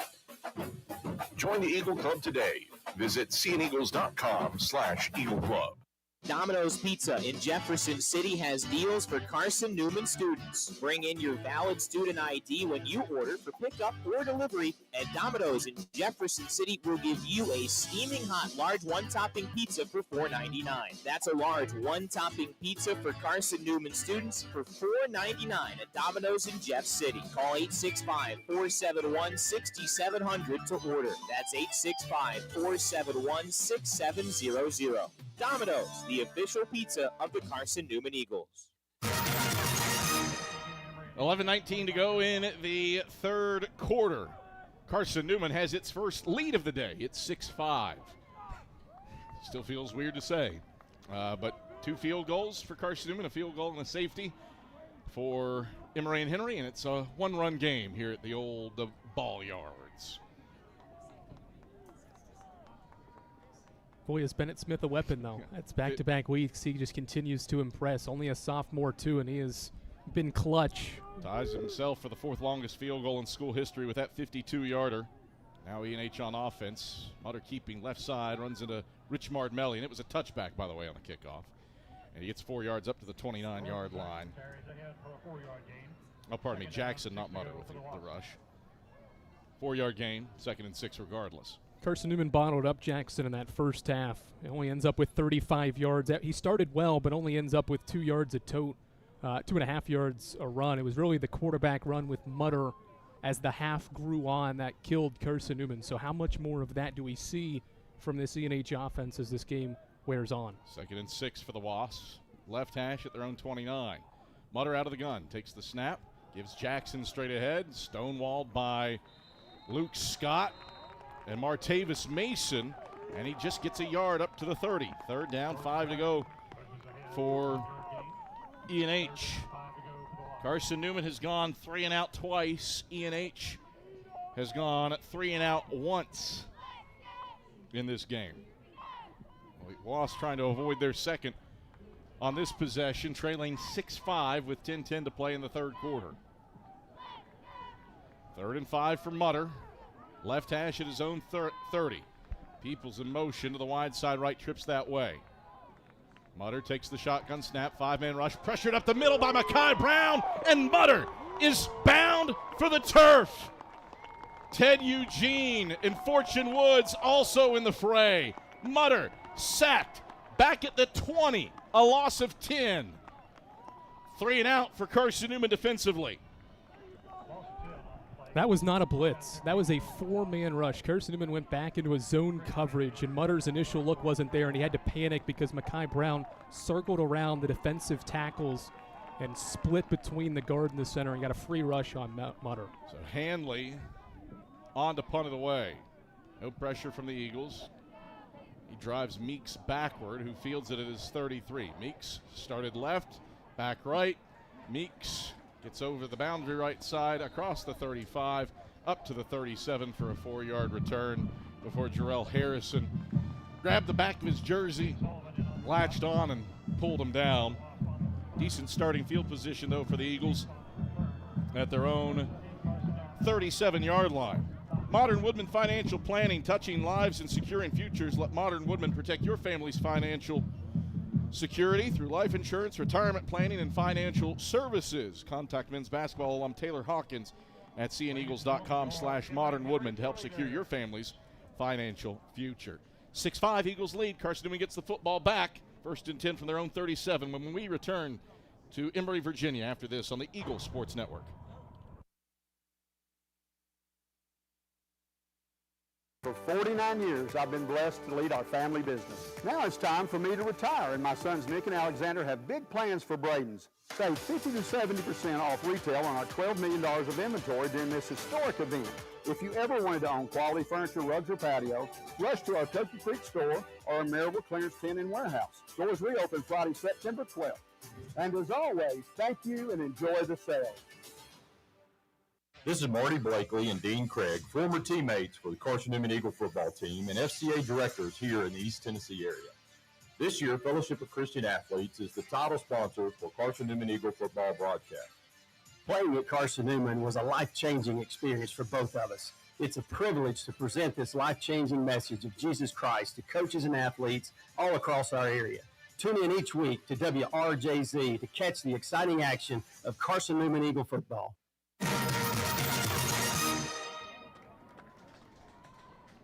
9:05 to play in the third quarter. Carson-Newman drove down the field and booted through a 52-yard field goal from Bennett Smith on its opening possession. Then defensively forced a 3-and-out with the Eagles defense on the field, and Carson-Newman now takes over 1st and 10 from its own 37. White jersey tops orange pants for a second straight week on the road for the Eagles. Whitson's under center in the flex bone. He'll take the snap, run option to the left, pitches left for Griffin. Griffin squiggles through a small hole and gets 2 yards up to the 39-yard line before he's brought down by Luska. 2-yard gain up to the 39. It's 2nd and 8. This drive is all about sustaining some success and getting multiple first downs. The defense has played so well for Carson-Newman, but time and time again, you can't continue to ask that group to force 3-and-outs and get that ENH offense off the field. Give the defense a little bit of a break here. Try to sustain a drive and get more points. Beak short side left, Carroll wide side right. Whitson under center in the flex bone on 2nd and 8. Toss left for Griffin. He's got a seam across the 40 and 45, and he's shoved out of bounds by Luska. Close to first down yardage, up at the 46-yard line. He's a yard shy after a 7-yard gain. 3rd down and a yard for a Carson-Newman team that has struggled on 3rd downs. Eagles 1 for 6 today for a team coming in that was top 35 nationally and 3rd in the league. 8 minutes to go, 3rd quarter, leading 6-5. 3rd and 1, Whitson takes, turns and hands off Sullins on the dive. That's there for first down yardage. Over the left hash is up to midfield. Casey Branch and Corey Prince stop Sullins after 4 yards. It's a first down for the Eagles. Well, Carson-Newman, as you said, has struggled on 3rd down, but if you get it to 3rd and 1, I think Coach Ingram and this offense and the offensive coordinator, Chuck Peterson, are going to take 3rd and 1 when you have a back like Jaden Sullins and a quarterback with a determination like Zane Whitson to get a yard. 1st and 10 for the Eagles from midfield. Whitson, play fake. He's dropping back to pass. Carroll wide open, splitting the hashes. Can he run under it? He can at the 10. Carroll, house call, touchdown, Carson-Newman. Play action to perfection. And Zane Whitson drops it right in Jeremiah Carroll's breadbasket, splitting the hashes at the 10, and he rolls into the end zone the final 10 yards untouched for a 50-yard bomb. 12-5. Carson-Newman, 7:13 to go in the 3rd quarter, and on comes Bennett Smith for the PAT. Textbook play action fake. Both safeties bit so hard, and Jeremiah Carroll just sprinted right past him, and Whitson put it right in the hands of Carroll. Couldn't ask for it to be done any better. Smith on for the point after attempt. Campbell's hold is down, and Smith's kick is sailing onto the roof of the James H. Brooks Fieldhouse. It's good. Classic football score, 13-5. Carson-Newman leads it, 7:14 to go in the 3rd quarter, and we return to Fred Self Stadium after this on the Eagles Sports Network. Every day brings new challenges, and those challenges look different for everyone. But no matter what each day looks like, your local energy co-op is here to power every moment. Whether it's at home, in the office, or on the field, AEC is committed to bringing you safe, affordable, and reliable power to get you through the day. We are your local electric co-op, and we are here for you. AEC, empowering every day. This is Carson-Newman men's basketball alum Taylor Hawkins. I want to help your family secure its financial future. I'm with Modern Woodman Financial Planning, where we touch lives and secure futures. Let Modern Woodman protect your family's financial security through life insurance, retirement planning, and financial services. You can contact me, Taylor Hawkins, at cneagles.com/Modern Woodman. That's cneagles.com/Modern Woodman. Help secure your family's financial future through Modern Woodman Financial Planning.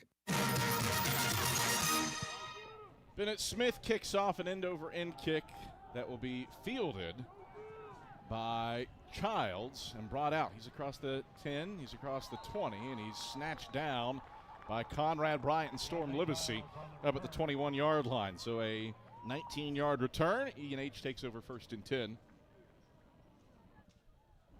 at its own 21-yard line. How about a 4-play, 63-yard drive for Carson-Newman? The Eagles complete their first pass of the day, and it's a 50-yard strike from Zane Whitson to Jeremiah Carroll off play action. And that has Carson-Newman up 13-5 with 7:07 to play in the third quarter. First and 10, Wasps, right hash at their own 21. Mutter in the gun, Jackson to his left, trips receivers to the wide side left. Mutter takes the snap, hands off Jackson. He evades Fortune Woods in the backfield, but he won't get away from Ted Eugene, splitting the hashes up to the 24-yard line for a 3-yard gain at 2nd and 7. This drive's going to say a lot about this E&H group. They have rallied from obviously bigger deficits, not to win a game, but has the ability to play from behind. But this offense has just been stuck in the mud so far, just no passing attack. Mutter's 2 of 9 for just 20 yards, and their top receiver, Cam Peoples, just has 1 catch. Can they find a way to get him involved to move the football? 2nd and 7 for the Wasps from their own 24. Play action, throw, right side, Peoples. He was hit by a man in the backfield but didn't go down, and he lurches forward after the contact from Hollis. And he gets up to the 26-yard line in the boundary right side. Hollis was shedding his blocker and nearly tackled Peoples as he caught the pass, but it knocked Peoples down, and as Rich Martmellian was bearing down, he couldn't get a clean look. And Peoples lurches forward up to the 26 for 2 yards to bring up 3rd and 5. Yeah, probably fortunate that he bumped into Hollis, because Peoples and his ability to make things happen after the catch may have had first down yardage if he doesn't get bumped by Hollis. 3rd and 5 for the Wasps, right hash at their own 26. Empty set for Mutter. 3 wide to the wide side left, 2 short side right.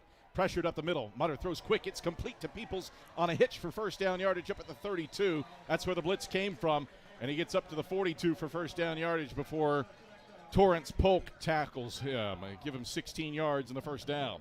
Yep, you're spot on there. Quarterbacks are always taught when you see blitz, throw it to where the blitz comes from, and that's exactly what Mutter did. He was not hesitant about making that throw. He took the snap, saw the blitz, threw it right where it came from, and that's why the chains move. 1st and 10 for the Wasps, right hash at their own 42. Eagles lead 13-5, 5:32 to play, third quarter. Handoff goes to Paul right side. Paul across the 45, and he's tripped up at the 47-yard line by Jimmy Olarinde and Luke Scott, 5-yard gain. 2nd down, 5 to go for E&H.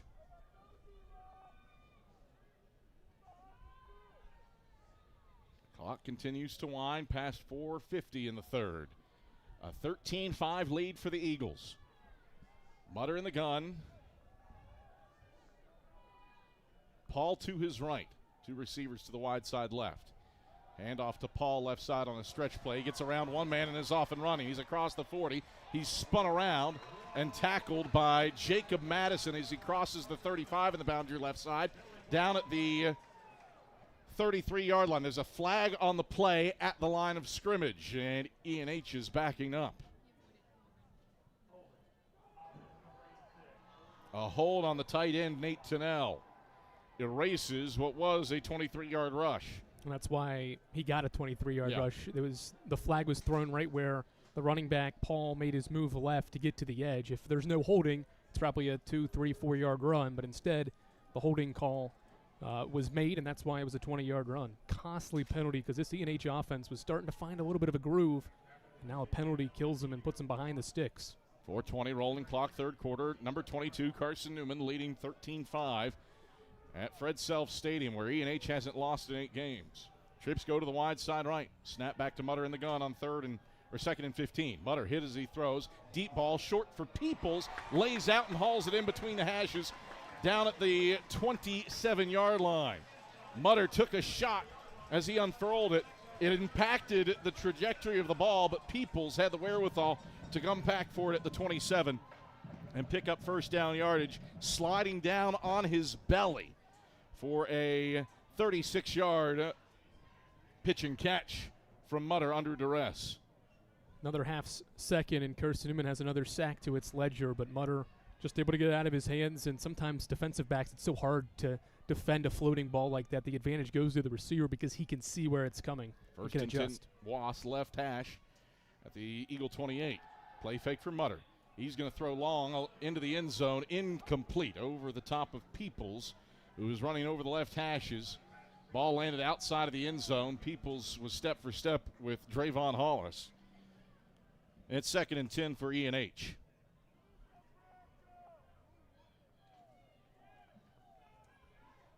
.16 left in the third. 13-5. Carson-Newman leads Emory and Henry on the road. But E&H has its 2nd and 10, left hashes at the Carson-Newman 27. Single receiver each way. Tight end right. No, 2 receivers to the short side left, pardon me. In motion goes Prelo. They'll fake the end-around handoff to him. Mutter keeps left side. Mutter spurts through a tackle at the 25 and rumbles in the boundary left side down to the 20 before Cruz Temple gets his paws on him and brings him down at officially the 19. So that is a quality 9-yard run. Multiple players shaken up. Mutter for Emory and Henry. Luke Scott for Carson-Newman. Pardon me, not Luke Scott. Jesse Combs. 4 looked like a 9 for a moment. And so those players will both be tended to. 3:02 to play in the third. 13-5, Carson-Newman leading. Eagles have scored a touchdown and a field goal this half, as Combs will be helped off the field by Carson-Newman Director of Sports Performance Jeff Boschman and athletic trainer Rachel Jackson. Mutter still being tended to. He had an ankle dinged up against Catawba in week 2, I believe. Missed the LR game, missed the Tusculum game, but came back against Anderson last week. And Mutter being tended to by the E&H Sports Medicine staff. We'll step aside for a break. Return to Fred Self Stadium after this on the Eagles Sports Network. Hey folks, Gerald Anderson from Ted Russell Nissan and Fiddle Drive. It's worth $5,500 toward the purchase of any new in-stock Nissan. That's right, drive any old trade-in onto our lot and you'll receive not up to, but guaranteed $5,500. Ted Russell Nissan on Kingston Pike. Retail marketing campaign, 1 trade-in per vehicle, all rebates included, and NMAC financing. Hey folks, Gerald Anderson with Ted Russell Nissan. Here we go. If it'll drive, it's worth $5,500. Buy any new in-stock Nissan and you'll receive $5,500 for any old sled you can drive to Ted. And remember, it has to drive to be worth $55. Retail marketing campaign, 1 trade-in per vehicle, all rebates included, and NMAC financing. Bob Bell here for Fleet Tire. Drive safer longer when you visit your local Michelin dealer, Fleet Tire on Woodland Avenue, with a set of Michelin Defender tires. Based on internal wet braking results versus Goodyear, Assurance Comfort Tread tires and third-party wear test results versus Continental Pro Track tires with Eco Plus. See manufacturer's limited warranty for details at Fleet Tire, Woodland Avenue. As a matter of fact, when it comes to service after the sale of your tires, they take care of you at Fleet Tire. On 3rd and a yard, the Wasps hand off to Jackson, and he's close to first down yardage, trying the left side of the line, but is stopped short. 4th down and a yard to go for E&H, with Cole Lambert into the game at quarterback in place of the injured Charles Mutter. 2:30 to play in the third quarter, a 13-5 lead for Carson-Newman. And now Trace Butcher on for a 36-yard field goal from the left hash, kicking with the wind in his back from right to left.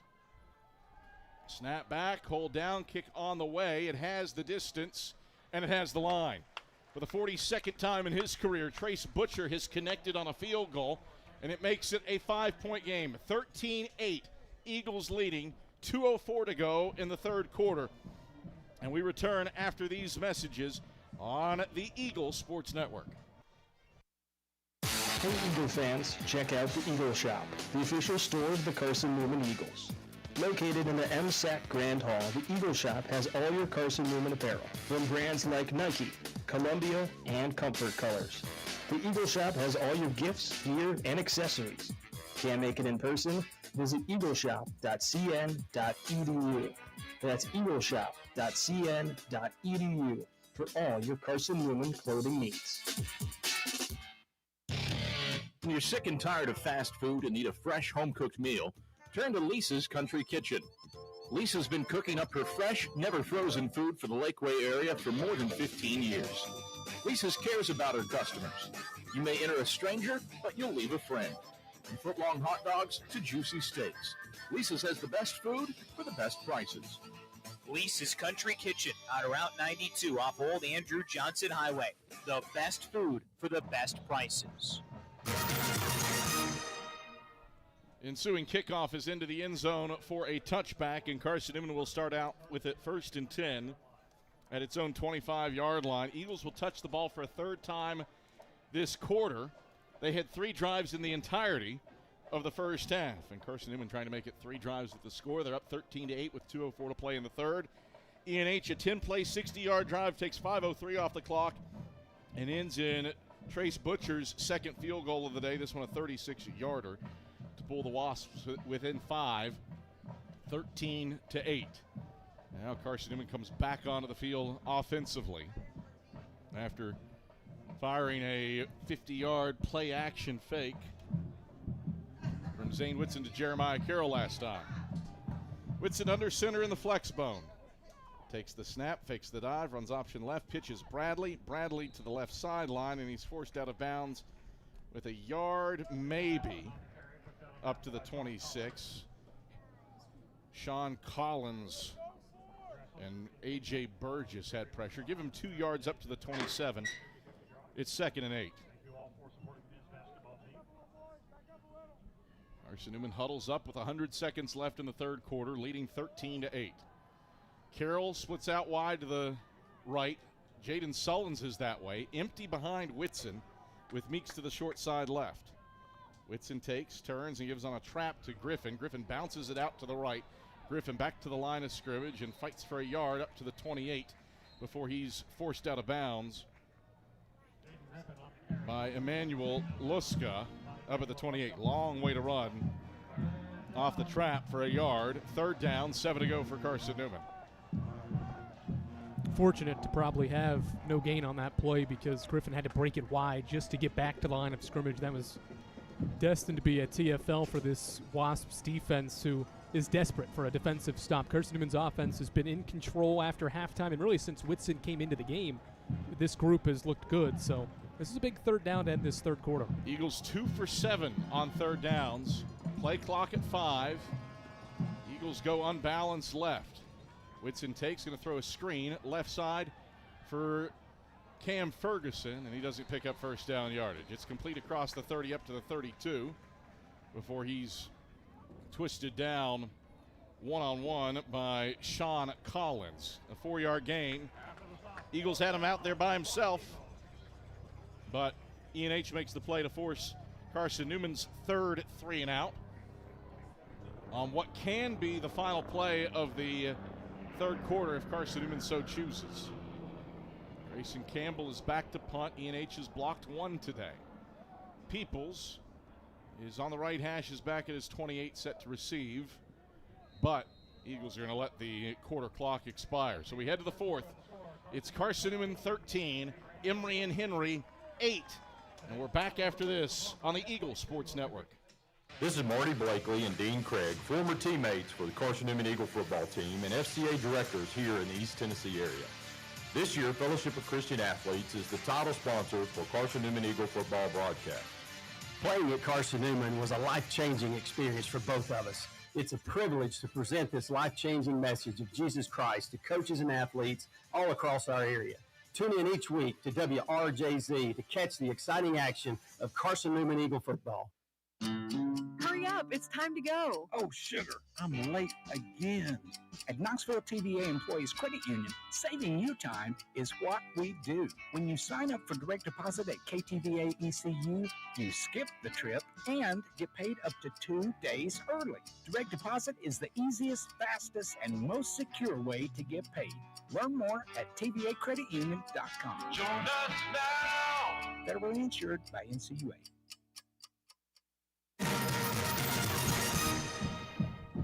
Start of the 4th quarter, and Carson-Newman leads Emory and Henry 13-8.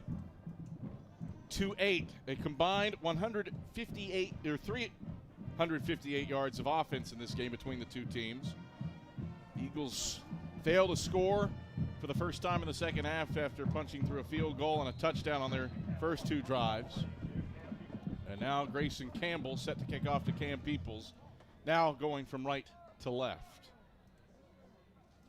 E&H has everybody up. High snap. Campbell pulls it in and gets it off. That was dicey.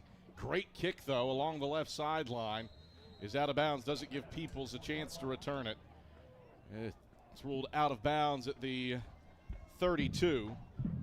And that's where the Wasps take over with 14:52 to play in the fourth quarter. While we have a moment, let's send it down to Matt Scalzo on the sidelines. Matt. Thanks, Adam. The energy on the sideline has been completely different from what it was in the first. The entire team is really getting into feeding off the band of Emory and Henry, playing off of each beat. They're getting into it, and you saw that big third quarter.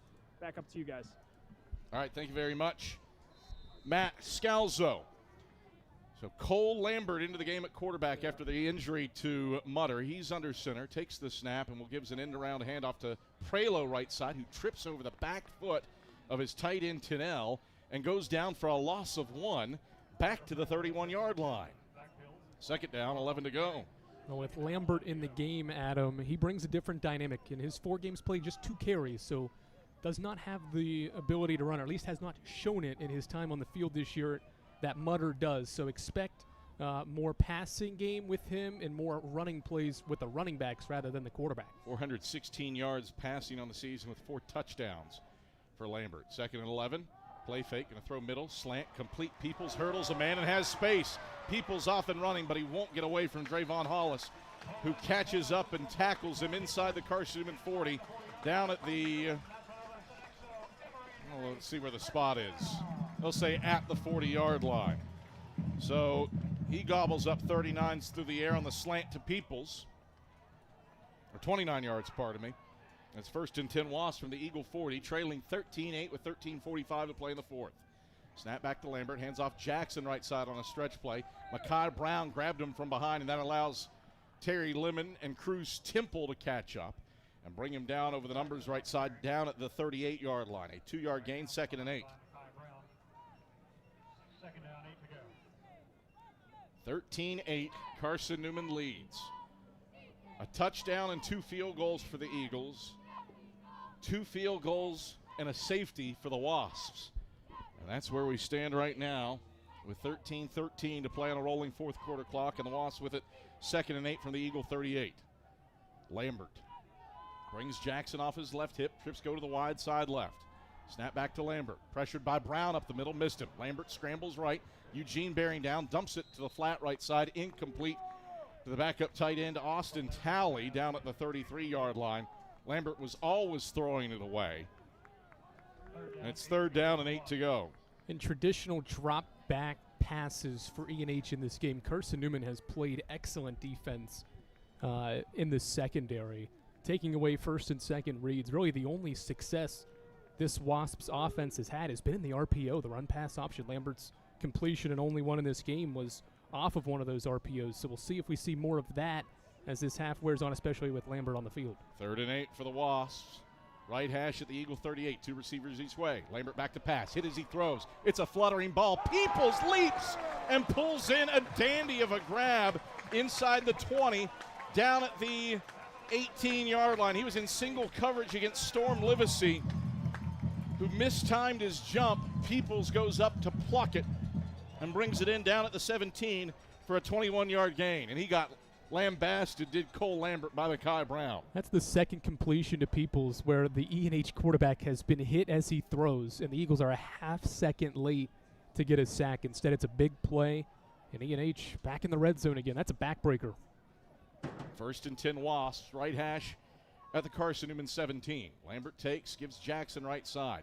Jackson picking his way forward, slaloming left and right. Gets inside the 15, down to the 12 before Champ Baker comes in to wrap him up with Terry Lemon. A 5-yard gain down to the 12. It's second and 5. Well, third red zone trip, Adam, for E&H. They have 2 scores. They have 2 field goals in the red zone so far and a turnover on downs. So can this Carson-Newman defense continue to stiffen up down close to the end zone? Trips to the wide side left for Lambert in the gun with Paul to his left. Handoff Paul straight ahead. It's open, and Paul struts in. Touchdown, Wasps. Rudolph Paul finds pay dirt for the first time this season, and he has given E&H back the lead. It's 14-13 with 11:30 to play in the fourth quarter. 12 yards on the run for Paul up the middle.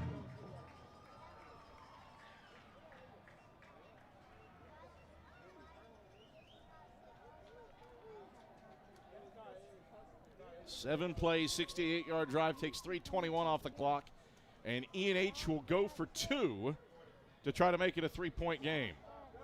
Lambert in the gun, Jackson to his right. Lambert takes, rolls the pocket right, throws right to the right corner. It's complete to Jackson, and he's in. The try is good. So E&H converts for two, and it's a 16-13 lead for the Wasps with 11:30 to go in the fourth quarter. We return to Fred Self Stadium after this on the Eagles Sports Network. How do you know you're in a community, not just a town? Well, strangers smile as they walk by. They refill your coffee without you asking. And when you ask directions, people offer to walk you there. Communities give more. The way you know when you walk into First Bank that you are in a real community bank. Great products, direct access to your local bankers, and relationships that can last a lifetime. Don't just have an account. Have a community with First Bank. Member FDIC. At InterDigital, we strive to be a leading provider of cutting-edge digital and marketing solutions. At InterDigital, we want to help our clients find success. Our team of technology gurus work together to ensure InterDigital continues to progress forward as technology advances. At InterDigital, we make technology work for you. Visit interdigital.com for IT support, web development, virtual tours, graphic design, internet marketing, mobile app, and film production services. InterDigital, laser focused on your success. Ensuing kickoff bounces up to Cade Meeks at the 3. Meeks starting and stopping. He's across the 20. Nope, not across the 20 with a stiff arm. Thought he was going to get away from Jarrell Harrison. That's not the case. Who snaps him down over the numbers right side at the 20 after a 19-yard return.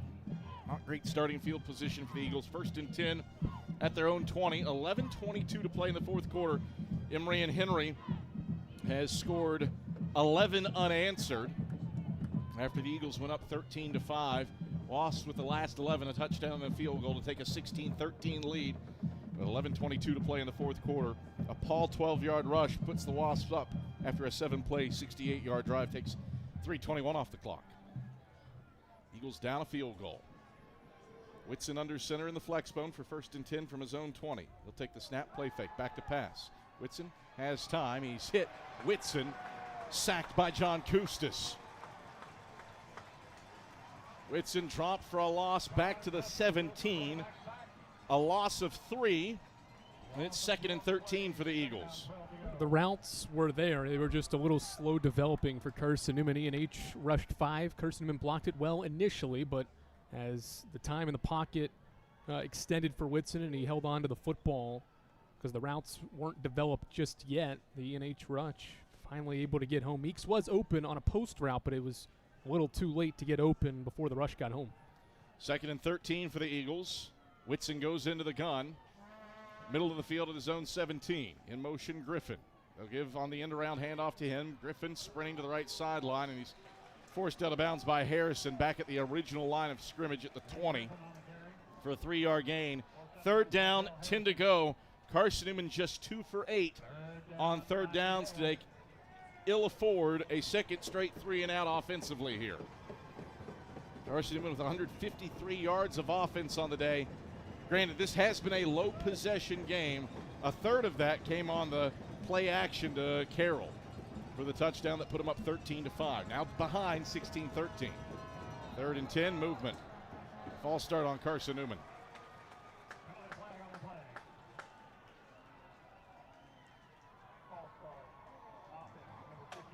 Blake Chenault moved to scotch early. Back the Eagles up to their 15 for 3rd and 15. Interesting to find out what Carson wants to do here on this long 3rd down. That was going to be a pass play. It looked like Whitson was going to roll out to his left before the play was blown dead. maybe conservative here, just run the football. Don't try to turn it over and give E&H good field position. Maybe be aggressive, see if something opens up. 9:43 rolling clock, fourth quarter. Eagles trailing 16-13. Whitson in the gun. E&H stacks the box. Whitson takes, rushes. E&H rushes 4. Whitson throws middle of the field, in and out of the hands of Don Bradley up at the 22. Probably not going to get a first down on that play. He would have needed to run for 8 yards, and there were multiple blue jerseys around him. But back-to-back 3-and-outs for the Eagles after back-to-back scoring drives to start the second half. And E&H will get the football back with 9:32 to play in the fourth quarter with pretty good field position. Interesting here. Peoples not back to return. He's the dangerous returner for a return group that averages 15 yards a run. The Eagles have kicked it out of bounds the first 2 punts so far. Xavier James back to receive. E&H comes after it, but Campbell gets it off. James will field it his 45, head straight ahead, makes 2 men miss, hops across midfield, hops back right, and gets down into Carson-Newman territory at the 45-yard line. Great starting field position for E&H with an opportunity to make this a 2-score game with 9:20 to play in the fourth quarter, leading Carson-Newman 16-13. Stick around for the Domino's postgame report after the game's done for the selection of the premier player of the game. Excellence doesn't happen by accident. The premier team delivers service with pride. First and 10, E&H from the Carson-Newman 45. Eagles defense looking to stiffen. We come back after this on the Eagles Sports Network.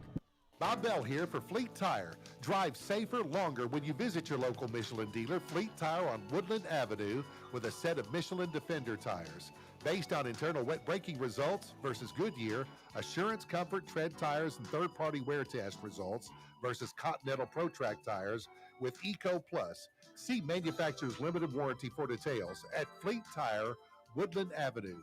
As a matter of fact, when it comes to service after the sale of your tires, they take care of you at Fleet Tire.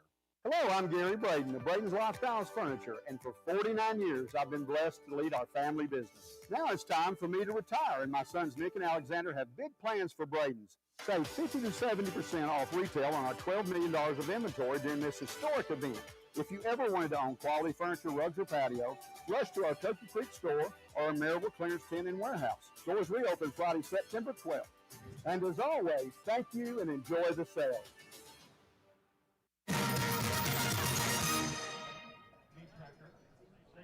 $9:20 to play in the fourth quarter. It is a 16-13 lead for Emory and Henry.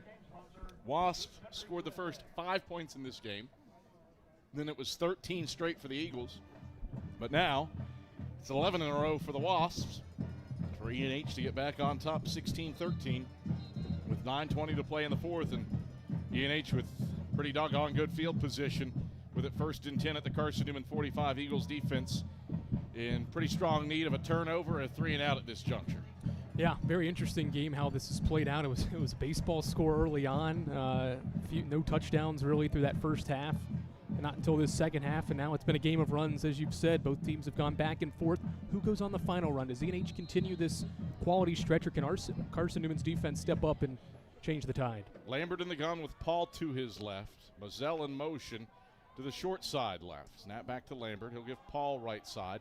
Paul makes one man miss in the backfield, gets around Terry Lemon before Cruz Temple drives him down over the right side hashes down at the 42. 3-yard pickup, second down, 7 to go. E&H content to bleed clock here. A field goal keeps it to a 1-score game. Carson-Newman has only scored the 1 touchdown on the day. Second and 7 for the Wasps, right hash of the Carson-Newman 42. Snap back to Lambert, screen, left side. That's complete to Peoples. Peoples gummed up at the 40 by Champ Baker and stopped down at the 37-yard line. 5-yard gain for Peoples brings up third and a very manageable 2 for an E&H team that's 7 of 13 on third downs so far today. Peoples up over 100 yards receiving now with his 7th catch for 115 yards. Had 114 yards over 3 career games against Carson-Newman coming in. He's doubled that here today. 3rd and 2 for the Wasps. Left hash at the Carson-Newman 37-yard line. Need the 35. Trips out to the wide side right. Mazzell, Peoples, and Prelude. Snap back to Lambert. Hands off Paul straight ahead. Nowhere to run. Nowhere to hide. Jimmy Olarinde and Cruz Temple drop him for a loss back at the 39. -2 on the play. 4th down. 4 to go. Decision time for Quentin Hunter. 7:40 rolling clock, 4th quarter. Leading 16-13. And on comes the punter, Hanley. Yeah, probably the right decision. Trust your defense that has responded well after Carson-Newman's offense went on a nice scoring drive. Try to pin the Eagles here inside the 15-10 yard line and make this offense go the length of the field. Something that Carson-Newman has not done today, at least for a touchdown, as Hanley brings out his pitching wedge. There's a flag on the play. Ball bounces at the goal line, and it's into the end zone for what will be a touchback. There is a flag at the line of scrimmage. Let's see what Robert McConkey and company have to say about this. As it stands right now, Carson-Newman's getting the football at its 20-yard line. They're talking to Coach Ingram right now. If you replay it, it'd be 4th and 9, but I don't know if you want to risk a punt going inside the 15, so you may just decline it and take it at the 20. Illegal formation on E&H. They're going to enforce the penalty from the touchback spot, so Carson-Newman will take it 1st and 10 at its own 25-yard line. 7:07 to play in the 4th quarter. Eagles trailing 16-13. Carson-Newman 3 and out the last 2 times it's touched the football. Whitson under center in the flex bone. Sullins, the fullback. So Whitson will pitch left side on the option to Don Bradley. Bradley gets up to the 29-yard line over the left side numbers, where Ian Ray tracks him down after a 4-yard gain. 2nd down, 6 to go. Figured this is going to have to be Carson-Newman's drive. That clock continues to wind. CN does have all 3 of its timeouts, but with the way both these teams have been able to sustain drives, and especially the Wasps at times, got to feel like this is your go-get-it drive. Try to get in field goal range at the very least to try to tie this game. Just the 8th time that Carson-Newman has touched the football in this game. 2nd and 6 for Carson-Newman, left hash at their own 29. Whitson out of the gun. Design quarterback run for Whitson, but Emory and Henry won at the point of attack. And Whitson gets back to the line of scrimmage, and that's it at the 29 before A.J. Burgess overwhelms him. 3rd down, 6 to go. Eagles have not moved the ball consistently on 1st and 2nd down on their last 3 drives. They've been 2nd and 7, 2nd and 8, and now 3rd and 6 for a Carson-Newman team that's just 2 for 9 on 3rd downs today. Snap back to Whitson in the gun. He rolls the pocket right. Whitson pressured, throws right, incomplete. Short hopped it to Don Bradley on an out route at the sticks along the right sideline, up at the 36-yard line. Dangerous throw with Casey Branch dropping back into coverage, and for a 3rd straight drive, Emory and Henry's defense forces a 3 and out. Yep, it's been 1st and 2nd down that has killed the Eagles. It's either been a good 1st down play and a bad 2nd down play, or a bad 1st down play and a decent 2nd down play, and it's put them in that in-between 3rd and 6, 3rd and 5, 3rd and 7 range, and the Eagles have had to pass on those downs, and it hasn't worked. Campbell on to punt it away to James.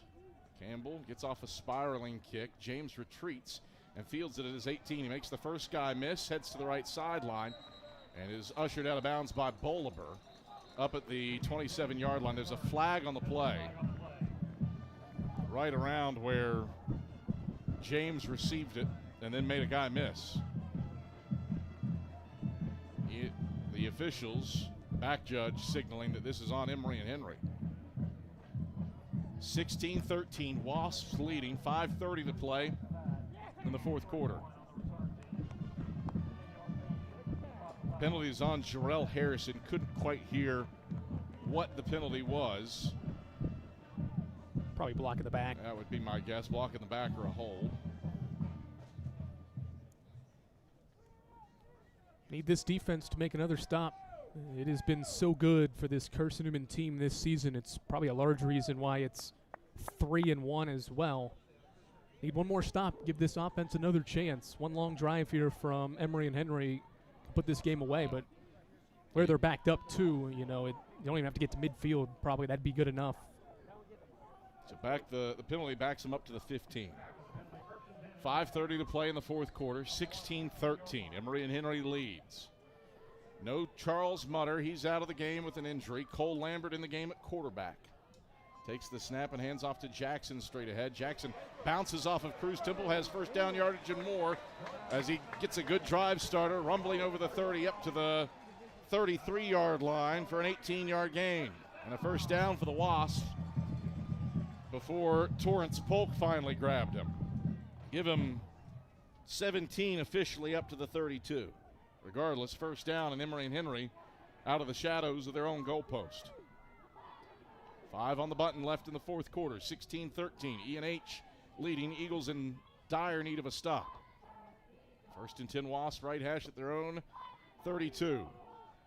Lambert brings the tight end in motion to the left, takes the snap and hands off Jackson left side. Jackson grabbed by Cruz Temple at the line of scrimmage, and he falls forward with Temple latched around his ankles up to the 33-yard line. Yard gain, second down, 9 to go. Clock continues to churn. 4:30 to play in the fourth. Eagles trailing 16-13. Still don't need to use the timeouts because you have the two-minute timeout as well to work with, so it's not time to use those yet, but this would certainly be a nice set of downs to force a long third down after the good first down defensive play. 2nd and 9 Wasps in an ace set. Lambert, Eagles show blitz. Lambert, play fake. Dropping back to pass, going to throw. Middle of the field. It's intercepted! No! Bobbled by Hollis. Flag on the play, incomplete. Hollis had it right in his breadbasket at the 40. Flag comes out and landed as Hollis had the INT. Be interesting to see what the penalty is here. Pass interference on Richmard Melian. So wouldn't have mattered. Even if he had intercepted, it wouldn't have mattered. It was a bad throw, too, though. I don't think the interference had anything to do with Peoples' ability to catch the football. I think it was an errant throw anyway, so the defensive pass interference wasn't really needed, but I think Melian was beat to that route by Peoples, and that's what caused the pass interference. 16-13, Wasp leading. They've got it 1st and 10 right hash at their own 48 at the 4-minute mark in the fourth quarter. Lambert in the gun. Takes the snap, hands off Jackson right side. Jackson wrapped up by Dedrick McLean and stopped for a gain of 1 in the boundary right side up at the 49. Second down, 9 to go. Clock continues to churn. 3:46 rolling clock, fourth quarter. E&H 16, Carson-Newman 13. Both teams have all 3 timeouts left. Actually spot that ball at midfield, so a 2-yard gain for Jackson. Makes it 2nd and 8. And E&H more than content to bleed clock. Play clock at 15, game clock at 3:28.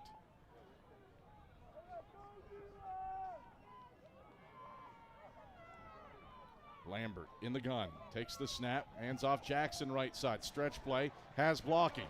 Jackson has a first down across the 40, and he's bumped down by Jimmy Olarinde in Carson-Newman territory, down at the 37. 13-yard gain for Jackson. He's up to 83 yards rushing on 24 carries. 1st and 10 Wasps inside of 3 minutes, leading 16-13. E&H trying to protect the country's 3rd longest active home win streak and win a 9th consecutive game at home. Bear in mind, the Eagles have been the only team inside of 2 touchdowns against E&H on this home win streak when they lost last season 17-10 here at Fred Self Stadium. 2:35 rolling clock, fourth quarter. 1st and 10 Wasps, right hash of the Eagle 37. Play clock at 8. Lambert takes the snap, hands off Jackson right side. Jackson hit in the backfield. He bounces off of Polk's tackle, and then Terry Lemon slings him out of bounds. Some swim moves from both players. Officials don't throw flags as he's forced out of bounds. down at the 33-yard line. And I believe Carson-Newman will utilize its first timeout. Yeah, again, I don't think he got out of bounds. It looked like he was out of bounds, but I guess. Well, clock's not going to stop until after right. 2 minutes. So here you're at least preventing these 14 seconds from rolling off the clock. You get a stop here, you might burn a second one on the second down play, and you're hoping that the 2-minute timeout stops the clock on the third down play. So that is at least my thought. 16-13, ENH leads. It's been a defensive rock fight.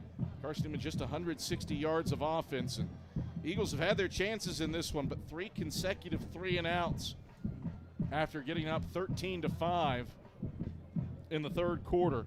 ENH has scored 11 unanswered. A field goal, a touchdown, and a 2-point conversion has the Wasps up a field goal with 2:14 to go in the fourth quarter. And Carson-Newman, it's put some drives together. 7 plays, 40 yards in the Smith field goal, 15 plays, 57 yards, and another Smith field goal. The big 50-yard completion to Carroll off of play action. But outside of the scoring drives, Carson-Newman, 3-and-out, 3-and-out, 3-and-out, 3-and-out. 5 3-and-outs for Carson-Newman offensively outside of the 3 scoring drives. Yeah, and it hasn't really been the field position that's hurt off the 3-and-outs. It's just been going 3-and-out and not being able to move the football and gain some momentum. And ENH has avoided 3-and-outs and has moved the football and scored the last 11 points. Wasps comparatively have 2 3-and-outs. Second down, 6 to go for the Wasps. Right hash at the Carson-Newman 33. Snap back and handoff Jackson right side. Jackson powering his legs forward. Gets down to the 30 over the numbers right side. 2:06 to go. And Carson-Newman will keep a timeout in its pocket right now and allow the 2-minute timeout to stop the clock. It'll be third down and 3 to go for ENH on the other side of this break. Eagles trying to get a stop. 16-13, Wasps leading in the fourth quarter at the 2-minute timeout. We're back to Fred Self Stadium after this on the Eagles Sports Network. Serving East Tennessee for 40 years, Magaha Electric is the perfect choice for all your electrical projects. Magaha Electric specializes in commercial, retail, manufacturing, residential, and industrial contracting needs. Magaha Electric can provide superior service, technical know-how, and realistic budgeting for any size project in a timely, cost-effective manner. Visit MagahaElectric.com for all your electrical contracting needs. Magaha Electric, your East Tennessee electrical contracting source. When you're sick and tired of fast food and need a fresh home-cooked meal, turn to Lisa's Country Kitchen. Lisa's been cooking up her fresh, never-frozen food for the Lakeway area for more than 15 years. Lisa's cares about her customers. You may enter a stranger, but you'll leave a friend. From foot-long hot dogs to juicy steaks, Lisa's has the best food for the best prices. Lisa's Country Kitchen on Route 92 off Old Andrew Johnson Highway. The best food for the best prices. 2-minute timeout in the fourth quarter. Emory and Henry faces 3rd and 3 from the right hash at the Carson-Newman 30, leading the Eagles 16-13.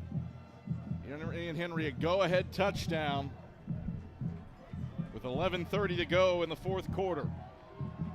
And now trying to wind out this contest to protect the country's 3rd longest active home win streak and win a 9th straight at home at Fred Self Stadium.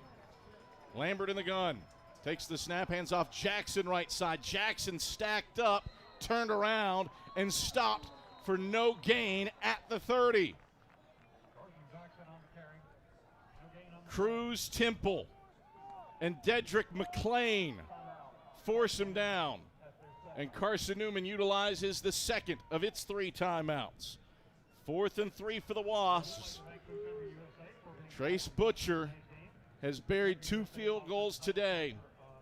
A third is certainly within his reach at 47 yards with a career-long 50-yarder to his name that he booted 2 years ago against Catawba here at Fred Self Stadium. Another decision time. ENH was gutsy at the end of the first half, went for a 3rd and goal play. That was the final play of the half, did not get it. Score was stayed 5-3. Here's another gutsy play call. What do you do? 4th and 3-ish. It's short. You can run it if you want. And if you get a first down, you would pretty much end this game. They would be able to knee it out, and that would end things. Or do you kick the field goal and trust your defense that has been so good? But if you kick it and miss it, Carson-Newman has good field position. So a lot to factor in. And even if they don't get the 4th down and go for it, also good field position. So a lot to factor in here during this timeout. It really is an interesting decision. Carson-Newman hasn't driven the ball today. Correct. You've got your two long field goal drives, covered 40 and 56 yards, but it ended in field goals. Your one touchdown drive was aided by a 50-yard touchdown. And the Eagles did that off of play action. You really don't have that at your disposal here with 1:55 to go and one timeout. So Butcher's on for the field goal. 47-yarder. He's made 2 today from 36 and 25. This is the longest one. Snap back, hold down, kick. Plenty of length. And the kick is good. 14 unanswered for the Wasps. They're up 19-13 with 109 seconds left. Does Carson-Newman have something in the 2-minute offense in its back pocket? Find out when we come back after these messages on the Eagle Sports Network. This is Marty Blakely and Dean Craig, former teammates for the Carson-Newman Eagle football team and FCA directors here in the East Tennessee area. This year, Fellowship of Christian Athletes is the title sponsor for Carson-Newman Eagle football broadcast. Playing at Carson-Newman was a life-changing experience for both of us. It's a privilege to present this life-changing message of Jesus Christ to coaches and athletes all across our area. Tune in each week to WRJZ to catch the exciting action of Carson-Newman Eagle football. Hurry up, it's time to go. Oh, sugar, I'm late again. At Knoxville TVA Employees Credit Union, saving you time is what we do. When you sign up for direct deposit at KTVA ECU, you skip the trip and get paid up to 2 days early. Direct deposit is the easiest, fastest, and most secure way to get paid. Learn more at tvacreditunion.com. Join us now. Federally insured by NCUA. Ensuing kickoff after the Butcher field goal will bounce into the end zone and roll through for a touchback. And Carson-Newman hoping for some magic with 109 seconds left. We'll start off with 1st and 10 from its own 25, but the recent success hasn't been there for Carson-Newman offensively. Eagles' last 3 drives, all 3 and outs, after they scored on their opening 2 possessions of the second half, and just 1 timeout for Carson-Newman and Ashley Ingram in its back pocket, trying to put a halt to Emory Henry's 8-game home win streak, the 3rd longest active one in the country. Can I ask you a question? Has Zane Whitson been in this situation before? Catawba last year. Mars Hill, but had 3 timeouts. You weren't in a hurry up. You had Right. the entire playbook at your disposal. A little more challenging here. Whitson back to pass out of the gun on 1st down. Whitson steps up, sprints right. Whitson going to unfurl it, short and incomplete. Up at the sticks, but there was not an Eagle within 10 yards of where that ball landed. But he lives to see 2nd and 10. Got to get a drive starter here, get things off and rolling in this drive. Still have a lot of time left. You do have that timeout in your back pocket, but the challenge is these Wasps edge rushers are going to know that you're passing, so they're going to get a head start and be ready for that, and this secondary is prepared to defend the pass. That's the challenge. Whitson in the gun, Sullins to his right. 2nd and 10 from his own 25. Whitson throws right side. Bradley incomplete. Just a touch too far in front. Bradley had to go airborne to try to haul it in. Got his left hand to it as he dived down along the right sideline up at the 29. But it lands for an incompletion. And it's 3rd down and 10 to go. 98 seconds left. Eagles trailing 19-13. Carson-Newman 7-0-4.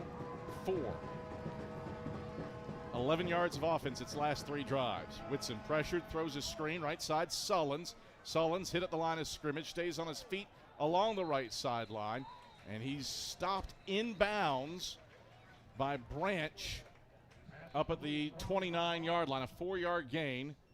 88 seconds left now. And Carson-Newman will utilize its final timeout for 4th and 6. red zone 29-yard line. This is the ball game. Man, that was a good play call.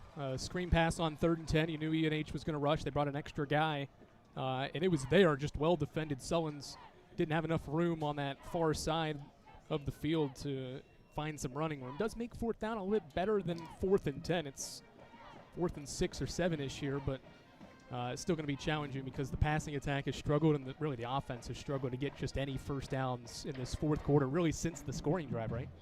Yeah, I mean, since the 2 scoring drives, Carson-Newman has 15 yards of offense over its last 4 possessions, 164 yards for the game. Moving the ball well to close the 2nd quarter and to start the 3rd. But it has been tough to come by against this veteran E&H defense. 4th and 6 for the Eagles, right hash at their own 29, trailing 19-13 with 88 seconds left. Whitson takes the shotgun snap, 4-man rush. Whitson throws right side, incomplete. It is batted away by Tyrion Porter on an out route intended for Don Bradley. E&H takes over on downs and is 2 kneel downs away from defeating a 3rd-ranked team here at Fred Self Stadium on the country's 3rd longest active home win streak. Tried that same route combination with Bradley on, I think it was 1st or maybe 2nd down on this drive, and they've both been open, just both couldn't connect to it. That time the E&H defender did a better job of reading that. I think he may have got his hand on it as it was approaching Bradley with Porter there in coverage, but just been tough sledding for Carson-Newman. The momentum had shifted with E&H's scoring drive to answer Carson-Newman's 10-point run in that 3rd quarter, and Eagles offense just could never get their footing back in this 2nd half. Cole Lambert will come on, and he is 2 kneel downs away from wrapping this one up in favor of E&H. He drops to a knee.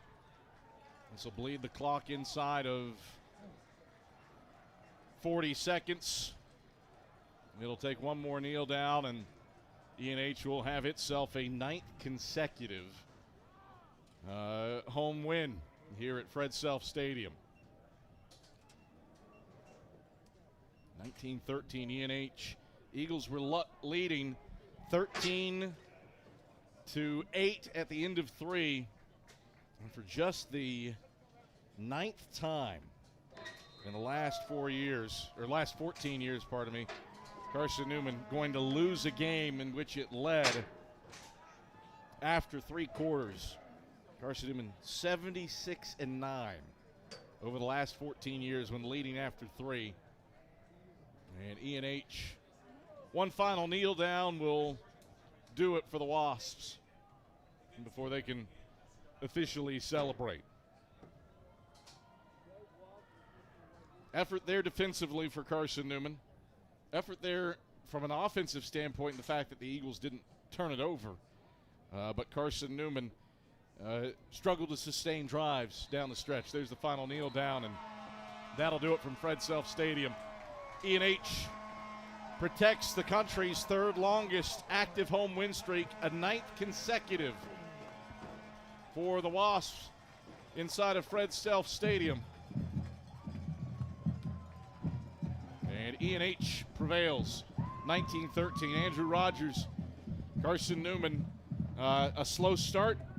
Eagles battled out of that, grabbed a lead, but couldn't find the offensive firepower when needed down the stretch to secure things. Yep, in 2nd straight year, it comes down to really 1 score on the road in this battle with E&H. Last year, it was turnovers that were killer. This year, just being able to put together multiple drives. They took care of the football, but probably a large part of that, too, was they just didn't get many first downs outside of a couple of scoring drives in this game. They had success at times on 1st and 2nd down. That's why they scored points, but when they didn't score points, it was because one of those 2 downs did not pay off and work out to set up a manageable 3rd down if you got to it. But what's promising is that this defense has continued to look really good. This is a good E&H offense. You had to face 2 quarterbacks who bring different dynamics, 2 good running backs, great receivers.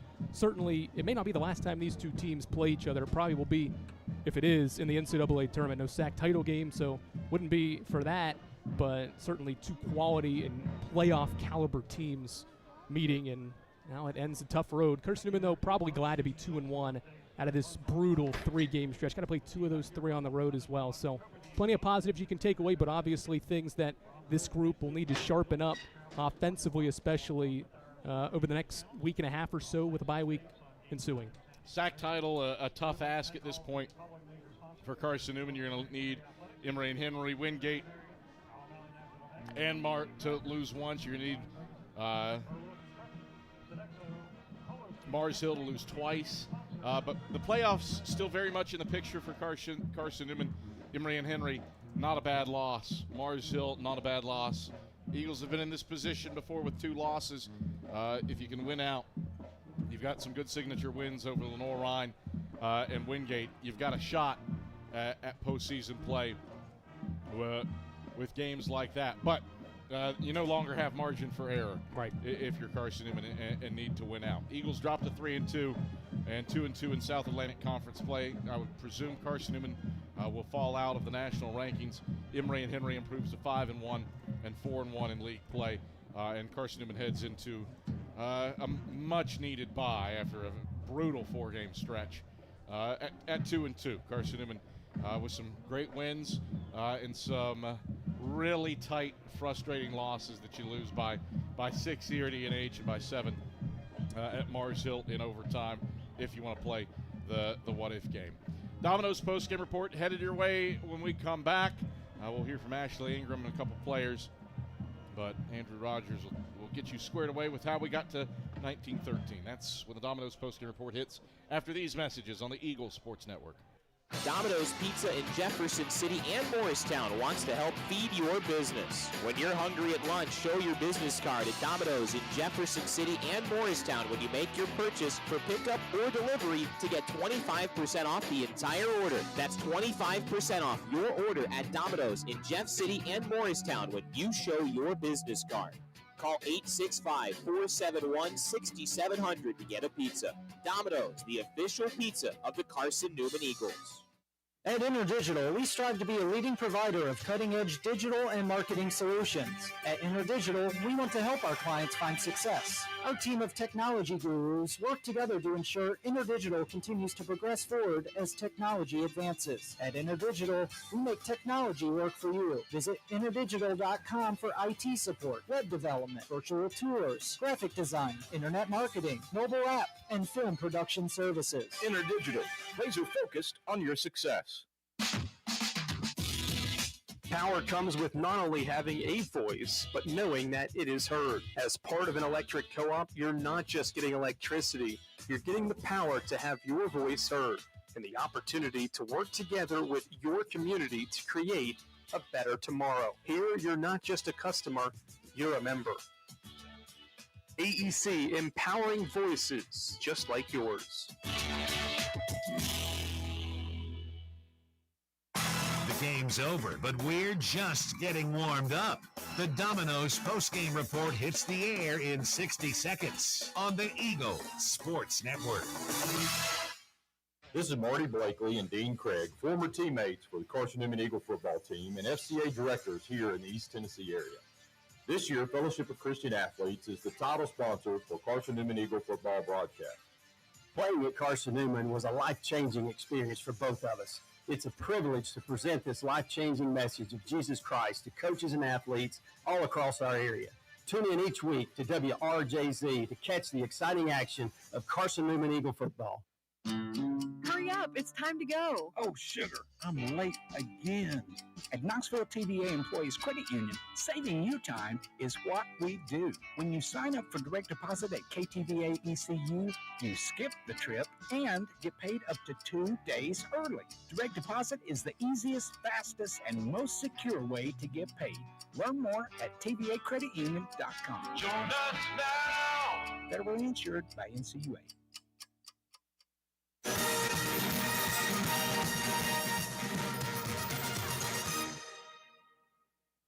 You're listening to WRJZ Knoxville, Joy 620, FM 102.5 in Knoxville, FM 99.5 in Sevierville, the home of Carson-Newman Eagles football.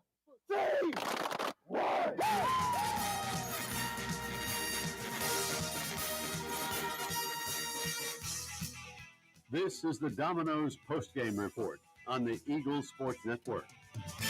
EKG Eagles. Largest fourth quarter comeback in school history. Highlights, stats, a conversation with Ashley Ingram, and the selection of the premier player of the game are all headed your way. The Domino's postgame report is brought to you in part by Domino's, the official pizza of the Carson-Newman Eagles. Appalachian Electric Cooperative, we're AEC, powering the Eagles in Mossy Creek. By the Eagle Club, the family of Eagles. By Magaha Electric, providing quality electrical services and products to East Tennessee for more than 40 years. By First Bank, the official banking partner of Carson-Newman Athletics. By Inner Digital, IT support and marketing, laser focused on your success. By Fresh Ideas, a foundation of fresh food and speedy service. By Lisa's Country Kitchen, the best food for the best prices. By Food City, value every day. By Premier Building Maintenance, delivering service with pride. By Trilight, dream big with gig. By Modern Woodman Financial Planning, touching lives and securing futures. By the Mossy Creek Roasting Company, family-owned and operated coffee, fueling the Burt Tarr Stadium Press Box. And by the Eagle Shop, the official store of the Carson-Newman Eagles. Now back to the voice of the Eagles, Adam Cavalier.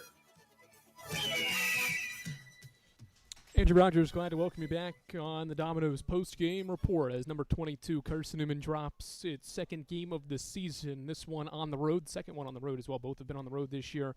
Have the CN losses. Today's final score, 19-13.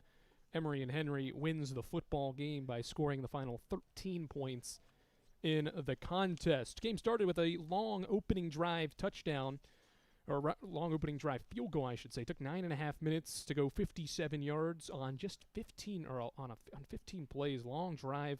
Goes 57 yards and ends with a Trace Butcher 25-yard field goal at the 5.5-minute mark of the first quarter to make it 3-0. H strikes first with a 15-play drive. The Wasps march down the field, and with 5:29 to play in the first quarter, it is a 3-0 lead for Emory and Henry. Carson-Newman would punt on its opening drive, and trying to punt had it blocked, and the ball rolled into the end zone and threw it for a safety. Made it 5-0 early second quarter, but Carson-Newman's defense settled things in and forced an E&H punt, and then the offense went to work. A long, sustained drive on the second of the game for Carson-Newman, 8.5 minutes long to go 56 yards on 14 plays, and Bennett Smith capped it off with his first of 2 field goals in this contest. This one was good from 26 yards out to make it 5-3. Snap back, hold down, Smith's kick, plenty of distance. It's way over top of the uprights, and it is good, and onto the roof of the food court atop James H. Brooks Fieldhouse. 5-3 was the halftime score. E&H had a massive play at the end of the first half, just 4 seconds on the clock. It was a 3rd and goal, and Carson-Newman's defense was able to deflect the pass away from the intended receiver on 3rd and goal from the 4. That clock expired, and it was a 5-3 E&H lead at halftime of this contest. Carson-Newman came out of the second half, or out of the halftime break, and put together a 7-play, 40-yard drive in 3 minutes and 41 seconds, and Bennett Smith matched his career long with a 52-yard field goal, and Carson-Newman took its first lead in the game, going up 6-5 with 11:19 to play in the third quarter. Smith's kick, it has the distance. Smith's kick has the line, and it is good. Bennett Smith, for a second straight week, bombs through a 52-yard field goal, and for the first time today, Carson-Newman has a lead. It comes off of a 3-run home run. 6-5, Eagles in front. 11:19 to go in the third quarter.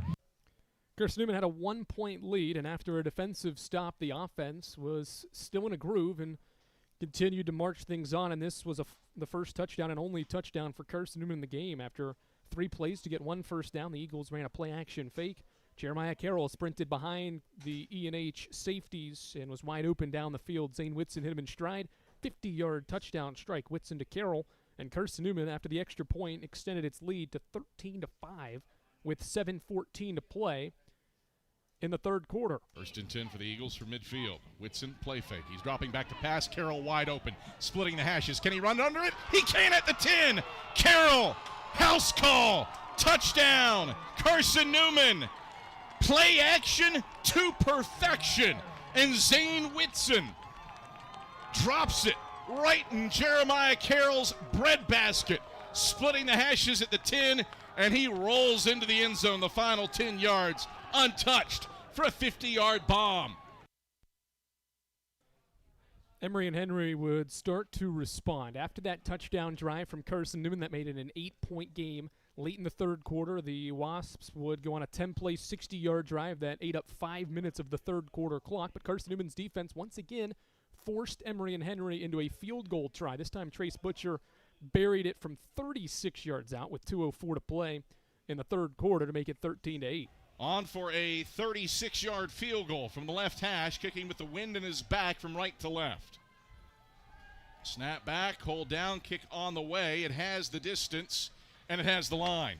For the 42nd time in his career, Trace Butcher has connected on a field goal, and it makes it a 5-point game. 13-8, Eagles leading, 2:04 to go in the third quarter. After three quarters, Carson-Newman led 13-8 in the game. The Eagles' offense went 3 and out, and Emory and Henry's offense, led by backup quarterback Cole Lambert, engineered the final scoring drive in this game. It was a quick one. It took only 3 minutes and 21 seconds to go 7 plays, 68 yards. Lambert had the passing game working on the drive, and then the running back Rudolph Paul from 12 yards out burst into the middle of the end zone for a touchdown. 2-point conversion was good on a pass complete to Jackson, and the Wasps led by 3 after the touchdown. On for a 36-yard field. And off Paul straight ahead. It's open, and Paul struts in. Touchdown, Wasps. Rudolph Paul finds Pater for the first time this season, and he has given E&H back the lead. It's 14-13 with 11:30 to play in the fourth quarter. Carson-Newman got the football back, trailing by 3 points, but went 3 and out. The Eagles had multiple 3 and outs after that Emory and Henry touchdown drive and the rushing touchdown from Rudolph Paul. And eventually, with less than 5 minutes to play, Emory and Henry got the football back and engineered an 8-play, 55-yard drive that took up 3 minutes and 41 seconds. And with 1:49 left in the fourth quarter, the Eagles forced E&H into a 47-yard field goal from Trace Butcher to extend it to a 6-point lead. Plenty of length, and the kick is good.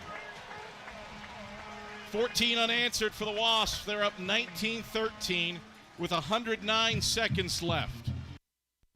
And that would go down as the final score in this game. Carson-Newman did have a chance, trailing by 6 points and needing a touchdown on the final drive, but as the offense did often down the stretch, it had just 4 plays and got 4 yards on one pass completion to Jaden Sullins on a 3rd and 6, or on a 3rd and 10 to make it 4th and 6, but the Eagles turned it over on downs to see this game come to an end. Final score, Emory and Henry 19, Carson-Newman 13. Here's Carson-Newman's final 4 drives that basically sum up in are the difference in this football game.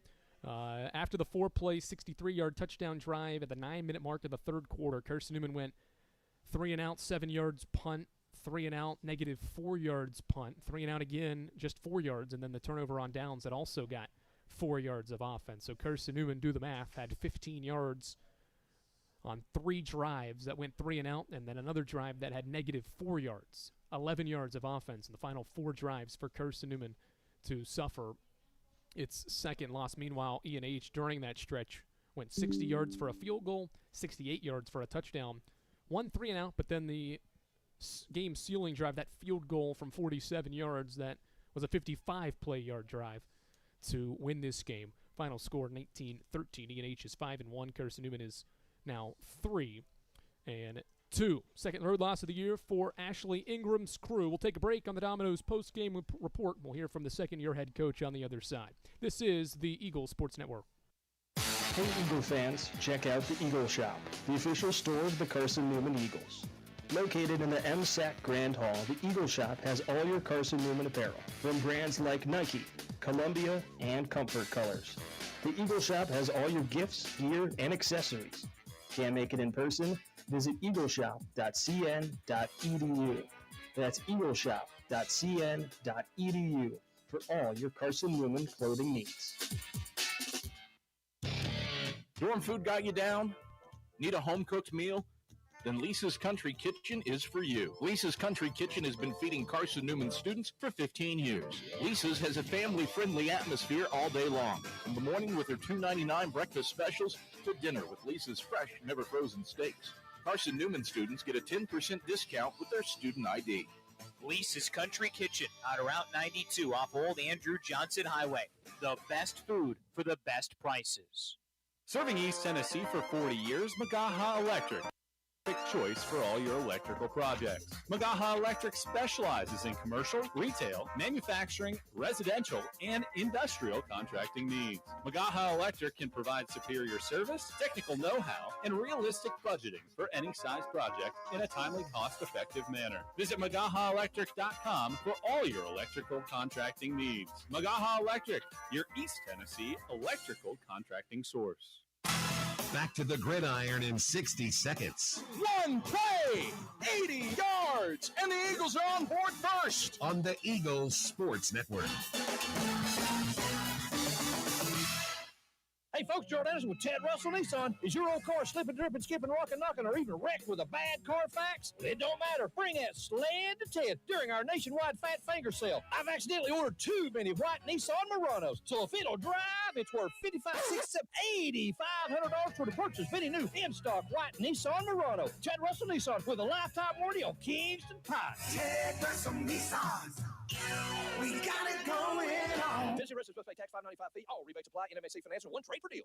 Bob Bell here for Fleet Tire. Drive safer, longer when you visit your local Michelin dealer, Fleet Tire on Woodland Avenue, with a set of Michelin Defender tires. Based on internal wet braking results versus Goodyear, Assurance Comfort Tread tires and third-party wear test results versus Continental Pro Track tires with Eco Plus. See manufacturer's limited warranty for details at Fleet Tire, Woodland Avenue. As a matter of fact, when it comes to service after the sale of your tires, they take care of you at Fleet Tire.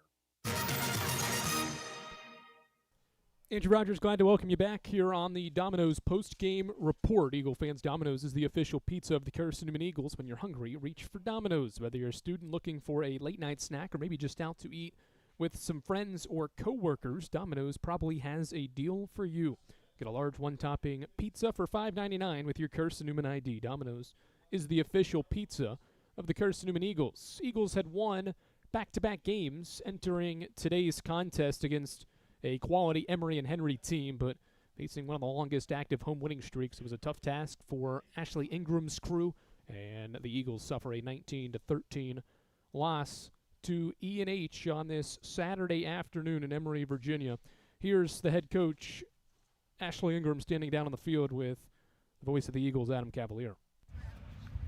All right, back on the Domino's postgame report, Adam Cavalier alongside Carson-Newman head football coach Ashley Ingram as the Eagles fall to Emory and Henry, 19-13. The Wasps protect the country's third longest active home win streak and run it to a ninth straight game. Ashley, defensively, you were there. Offensively, you moved the ball in fits and starts in places. Yep. When you moved it, you scored. When you didn't, you didn't. 3 scoring drives, coupled with 5 3-and-outs in a low possession game. What did you see from your team today? Well, obviously we played a very good football team. There's a reason they have that win streak. I think they are now 14-3 in their last 17 games. So we played a very good football team, and we battled to the end, and we just didn't make enough plays on offense to win the game. And then at the end, maybe we had a chance or two to get them out off the field, and we just couldn't do it. So we got to play better. We got to coach better. We got to take this open week and kind of regroup a little bit and tip your hat to those guys. You have been on a brutal 4-week run from Mars Hill to Lenore Ryan to Wingate to now E&H. You come out of that 2-2. Obviously, you want to win all those games, but realistically, that is a gauntlet and a half. What did you learn about your team from this 4-game stretch? Oh, we're tough. We're resilient. There was no question about that. Very proud of them. They fought to the very, very end, which they always do. I think we're halfway through 2 seasons here, and It's about as bad as we get been beaten. About 6 points or 13 points one time, I think. So they just battled. We got to do a better job putting them in some better plans on offense. But you got to give Emory Henry a lot of credit as well for that. Kind of alluded to it. You scored on 3 straight possessions spanning the halftime break. Grabbed 13-5. Second guessed myself because of the odd score. But you grab a 13-5 lead, but your final 4 possessions are 3 and outs. What changed offensively, or was it just you're going against a good team? Right. Probably a combination of both. Obviously, they've got good players, and we probably didn't make some plays and probably some things we could have done better. Obviously, I'll have to watch the film and come up with a little better answer on that. But we just got to keep battling. We got an open week, had a great time here. We'll recharge, refresh, and I think the back half of the season sets up nicely for us. Obviously, we've got to get better and perform. I think we got a chance to have a great season. E&H came into this game leading the conference in scoring at 36 points per game. You hold them to 19. What did it take to slow down your offense the way that you did?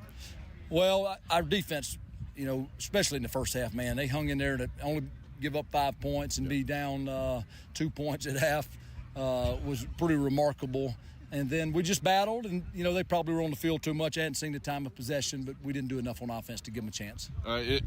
You really did hang in there. This game could have very easily been 21-3. I think you could probably argue 21-7 too at the break if you extend the drive where you score the field goal. What was your message halftime to only be down 2 with giving up a blocked kick? The stop that you had before the second quarter ended down on the goal line when E&H went for it instead of kicking a field goal. Well, I thought it was actually pretty remarkable that we were only down 2 points at half the way. You give up a block punt, like you said, and, they had a chance down here to score, and the time ran out on them. So it was good, and I just told the guys we're in a great position, and we came out and kind of played well there. And then we needed some drives, and we had nothing. So. Charles Mutter exited this game with an injury. Cole Lambert came in, and he's the guy that led E&H on the fourth quarter drive that put him in front. You rocked him a couple times on blitzes, but he managed to find receivers as he was getting smacked by the blitz. Credit to him, credit to their receivers. Yeah, they obviously got a very talented team. He's a good player. He and Mutter have been splitting time a lot, so they think highly of him, and you can see why after you watch him play a little bit.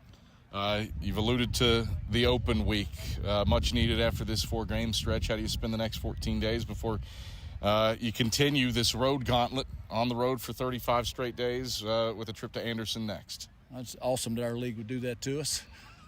4 out of 5 on the road in the league. I've never heard of such, but anyway, here's what we're going to do this week: is we're going to take tomorrow off, and we'll take Monday off. We're going to recharge a little bit. We'll practice next week, and I told our guys, don't hang your head. We've battled, man. We've played some really, really tough teams. Most of them have been on the road, and we're not in the worst spot you could be. I think for the historical perspective, there have been a number of 2-loss Carson-Newman teams that have made hay come playoff time. In fact, the majority of the national title teams from the 1980s were 2-loss teams. Very much a lot to play for at this juncture in the season with the gauntlet. There's still some tough games ahead, don't get me wrong, but this was a brutal 4-game stretch. Yeah, it was.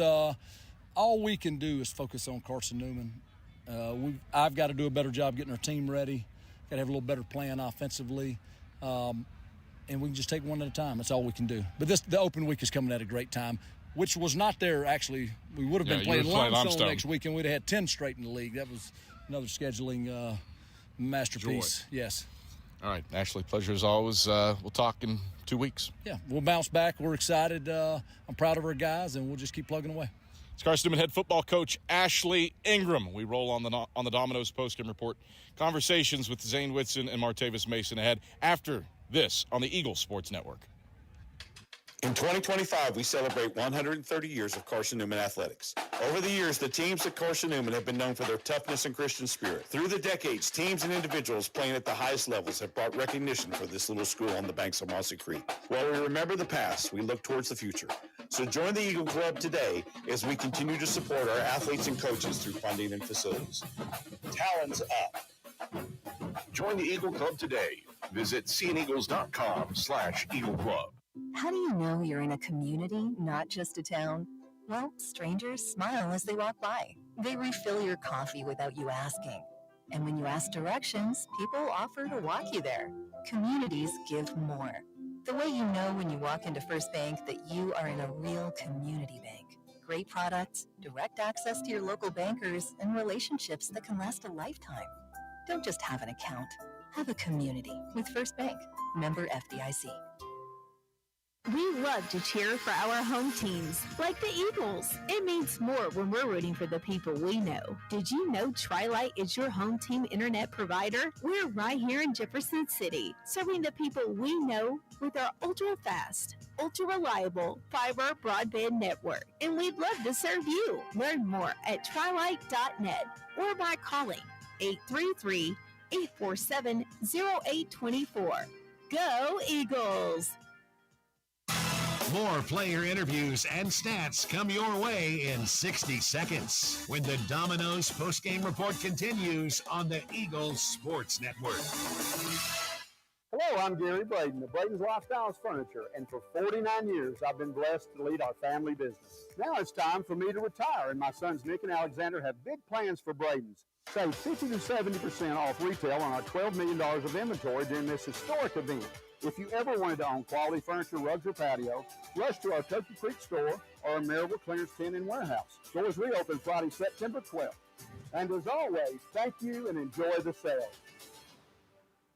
This is Marty Blakely and Dean Craig, former teammates for the Carson-Newman Eagle football team and FCA directors here in the East Tennessee area. This year, Fellowship of Christian Athletes is the title sponsor for Carson-Newman Eagle football broadcast. Playing at Carson-Newman was a life-changing experience for both of us. It's a privilege to present this life-changing message of Jesus Christ to coaches and athletes all across our area. Tune in each week to WRJZ to catch the exciting action of Carson-Newman Eagle football.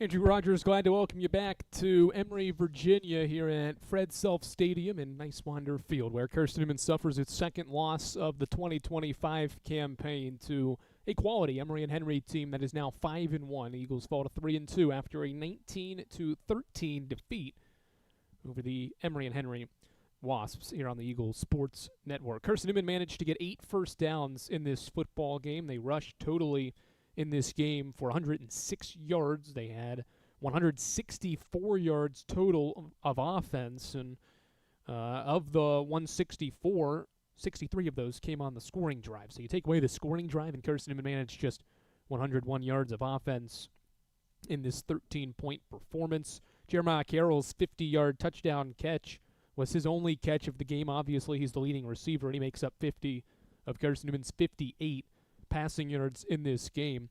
Rushing yards-wise, we mentioned as a team, Carson-Newman goes above the century mark as a club. That's well below its season average. The Eagles were the second best, or actually the best rushing offense in the South Atlantic Conference this season, coming in to the game, averaging 267 yards of offense, number 1 in the league and 6th best nationally, but held well below that mark in this game, just 106 yards rushing. Zane Whitson led the way for Carson-Newman, 33 yards rushing on 11 carries, while Don Bradley carried it 6 times for 27 yards. He's also responsible for Carson-Newman's longest run in the game. That was a 13-yard run to make up half of his yardage, which was 27 to be the Eagles' second leading rusher. Jaden Griffin carries it 6 times for 20 yards and a long of 7, and Jaden Sullen's very quiet in this game. Just 19 yards on 6 carries. Didn't go to the dive too often in that contest, but it really wasn't there when the Eagles did go to it, and so I think that's probably why. Just 6 carries for Sullens and more carries for the two combined slot backs, Bradley and Griffin, who carry it 12 times for a combined 47 yards. 3 of 9 was Whitson through the air for 58 yards. He completed just 1 of his final 7 passes in this football game. Whitson totals 91 yards of offense, 33 with his legs, 58 yards passing, and accounts for Carson-Newman's only touchdown in this 19-13 defeat to Emory and Henry. Let's hear from Carson-Newman's quarterback in this game, Zane Whitson. He's down on the field with Matt Scalzo. Here on the Eagles Sports Network with Zane Whitson following the loss to Emory and Henry. I mean, a really good drive in that first half to get the field goal. How were you feeling going in the locker room at halftime? I was feeling great. You know, our defense, they played their butts off. That was a huge stop right at the end of the first half. We just didn't make plays really whenever we needed to, and we got to get better. Yeah, you come out of the locker room at half with a great drive. You score the touchdown and then kind of fell flat. What happened there? You know, just a little miscommunication. I got to be better. I missed a couple reads, and it all comes down on me. I got to be better. I thought our team, we played hard. I just didn't make the plays whenever I really needed to. This was a tough team, a tough building to play in, really. I mean, were the fans a factor in this one? Not really. It's all about us whenever we step on the field. They played hard. They played with a lot of energy, but whatever happens, it's about us. It's not about what happens really on the outside, and we're going to continue to drive and keep pushing forward. Playing good teams like this down the line, how do you think it helps you? You know, it's going to help us a lot. Now we just got to win out and play to the best of our capability. You know, we've been through our gauntlet, but there's great competition coming ahead. So we got to go in and prepare and take this bye week seriously and get better. Where do you think you see the trajectory of this team throughout the rest of the season? Only up. If this don't light a fire under your butt, I don't know what will. You know, nobody likes losing, but definitely not us. We're not known for that. Carson-Newman's a winning program, and we're going to come out and prove that next time we get on the field. Well, Zane Whitson, Rihanna DeCrow here on the Eagles Sports Network. Back up to you, Andrew. Thanks, Ray. I think I said Matt Scalzo was down on the field with Zane Whitson. That was Rihanna DeCrow. Thank you, Ray, for talking with Carson-Newman's quarterback Zane Whitson after this 6-point loss. Eagles, as we mentioned, held to their fewest yards in a game this season. It's fewest rushing yards as well, and well below their season average, just 106 yards on the ground and just 164 yards of offense. And a big key coming in was being successful on first and second down. Eagles didn't really do that except for the scoring drive in this contest, and as a result, only convert 2 of 11 third downs. So, yes, third down wasn't good, but it wasn't sometimes first and second down that didn't set up the Eagles for success on third down. Both third down conversions were on 3rd and 4 or less. Domino's post-game report will roll on. We'll give you some defensive numbers. Defense was good in this one. Hold E&H to just 19 points, but not enough on the road. We'll hear from Martavis Mason after his 8-tackle performance when the Domino's post-game report rolls on. This is the Eagle Sports Network. Domino's Pizza in Jefferson City has deals for Carson-Newman students. Bring in your valid student ID when you order for pickup or delivery, and Domino's in Jefferson City will give you a steaming hot large one-topping pizza for $4.99. That's a large one-topping pizza for Carson-Newman students for $4.99 at Domino's in Jeff City. Call 865-471-6700 to order. That's 865-471-6700. Domino's, the official pizza of the Carson-Newman Eagles. Every day brings new challenges, and those challenges look different for everyone. But no matter what each day looks like, your local energy co-op is here to power every moment. Whether it's at home, in the office, or on the field, AEC is committed to bringing you safe, affordable, and reliable power to get you through the day. We are your local electric co-op, and we are here for you. AEC, empowering every day. This is Carson-Newman men's basketball alum Taylor Hawkins. I want to help your family secure its financial future. I'm with Modern Woodman Financial Planning, where we touch lives and secure futures. Let Modern Woodman protect your family's financial security through life insurance, retirement planning, and financial services. You can contact me, Taylor Hawkins, at cneagles.com/Modern Woodman. That's cneagles.com/Modern Woodman. Help secure your family's financial future through Modern Woodman Financial Planning. This is the Eagle Sports Network. Back to the field after 60 seconds from your local stations. Hey folks, Jordan Anderson with Ted Russell Nissan. Is your old car slipping, dripping, skipping, rocking, knocking, or even wrecked with a bad Carfax? It don't matter. Bring that sled to Ted during our nationwide Fat Finger Sale. I've accidentally ordered too many white Nissan Muranos, so if it'll drive, It's worth $8,500 for the purchase of any new in-stock white Nissan Murano. Ted Russell Nissan with a lifetime warranty on Kingston Pine. Ted Russell Nissan. We got it going on. Tennessee residents must pay tax $5.95 fee. All rebates apply. NMAC Financial. One trade per deal. Bob Bell here for Fleet Tire. Drive safer longer when you visit your local Michelin dealer, Fleet Tire on Woodland Avenue, with a set of Michelin Defender tires. Based on internal wet braking results versus Goodyear, Assurance Comfort Tread tires and third-party wear test results versus Continental ProTrack tires with Eco Plus. See manufacturer's limited warranty for details at Fleet Tire, Woodland Avenue. As a matter of fact, when it comes to service after the sale of your tires, they take care of you at Fleet Tire.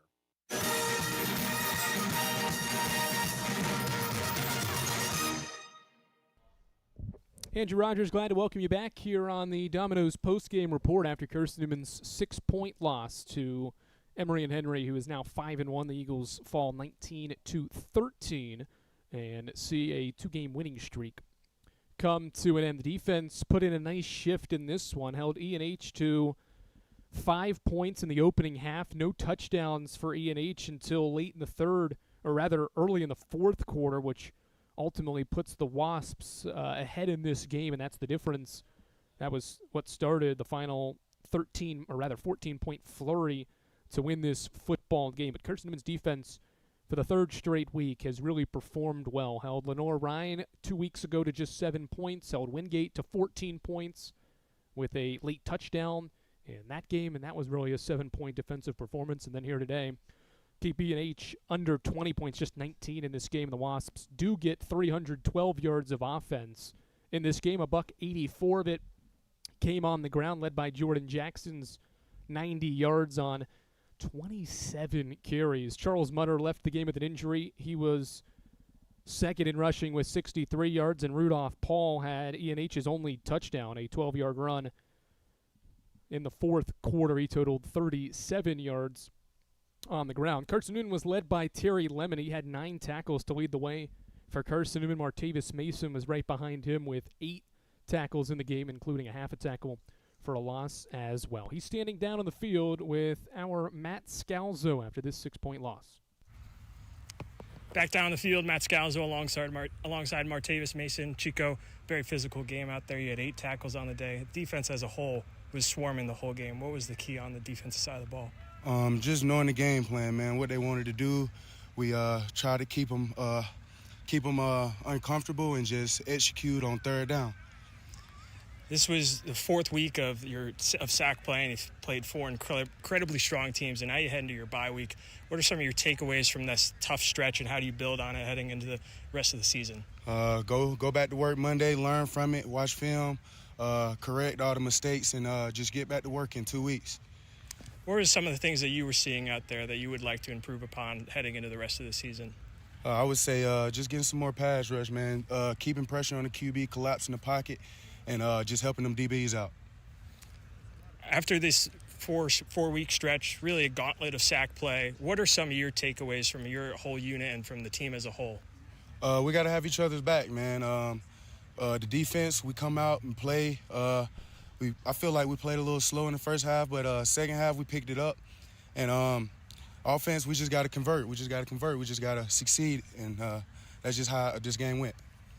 What are some ways that you want to try and improve upon those slow starts?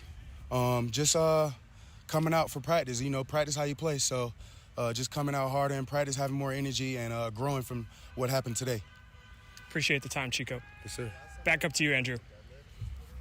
Thanks, Matt. That's Martavis Mason after Carson-Newman's 6-point road loss to Emory and Henry on this Saturday afternoon. We'll take our final break here on the Domino's post-game report. We'll take you around the ShopSeeingEagles.com SAC scoreboard. What's ahead for Carson-Newman Athletics, as well as a look around some scores in the South Atlantic Conference. Just one game into the second half. Another has just started. This is the Eagle Sports Network. Hey Eagle fans, check out the Eagle Shop, the official store of the Carson-Newman Eagles. Located in the MSAC Grand Hall, the Eagle Shop has all your Carson-Newman apparel, from brands like Nike, Columbia, and Comfort Colors. The Eagle Shop has all your gifts, gear, and accessories.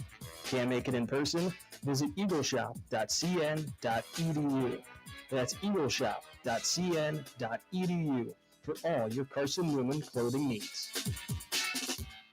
We love to cheer for our home teams, like the Eagles. It means more when we're rooting for the people we know. Did you know Tri-Light is your home team internet provider? We're right here in Jefferson City, serving the people we know with our ultra-fast, ultra-reliable fiber broadband network. And we'd love to serve you. Learn more at trilight.net or by calling 833-847-0824. Go Eagles! There's new fresh ideas on campus. From Chick-fil-A to Maples Coffee to Sabarijos, Fresh Ideas has tons of high-quality dining options for whatever taste you may need. Sabarijos is open Monday through Friday for lunch and dinner in the Health Sciences Building. Sabarijos features all your Mexican favorites, from burritos to nachos to quesadillas to tacos to anything you can think of in the tortilla. Follow Fresh Ideas on Instagram at Carson-Newman Dining.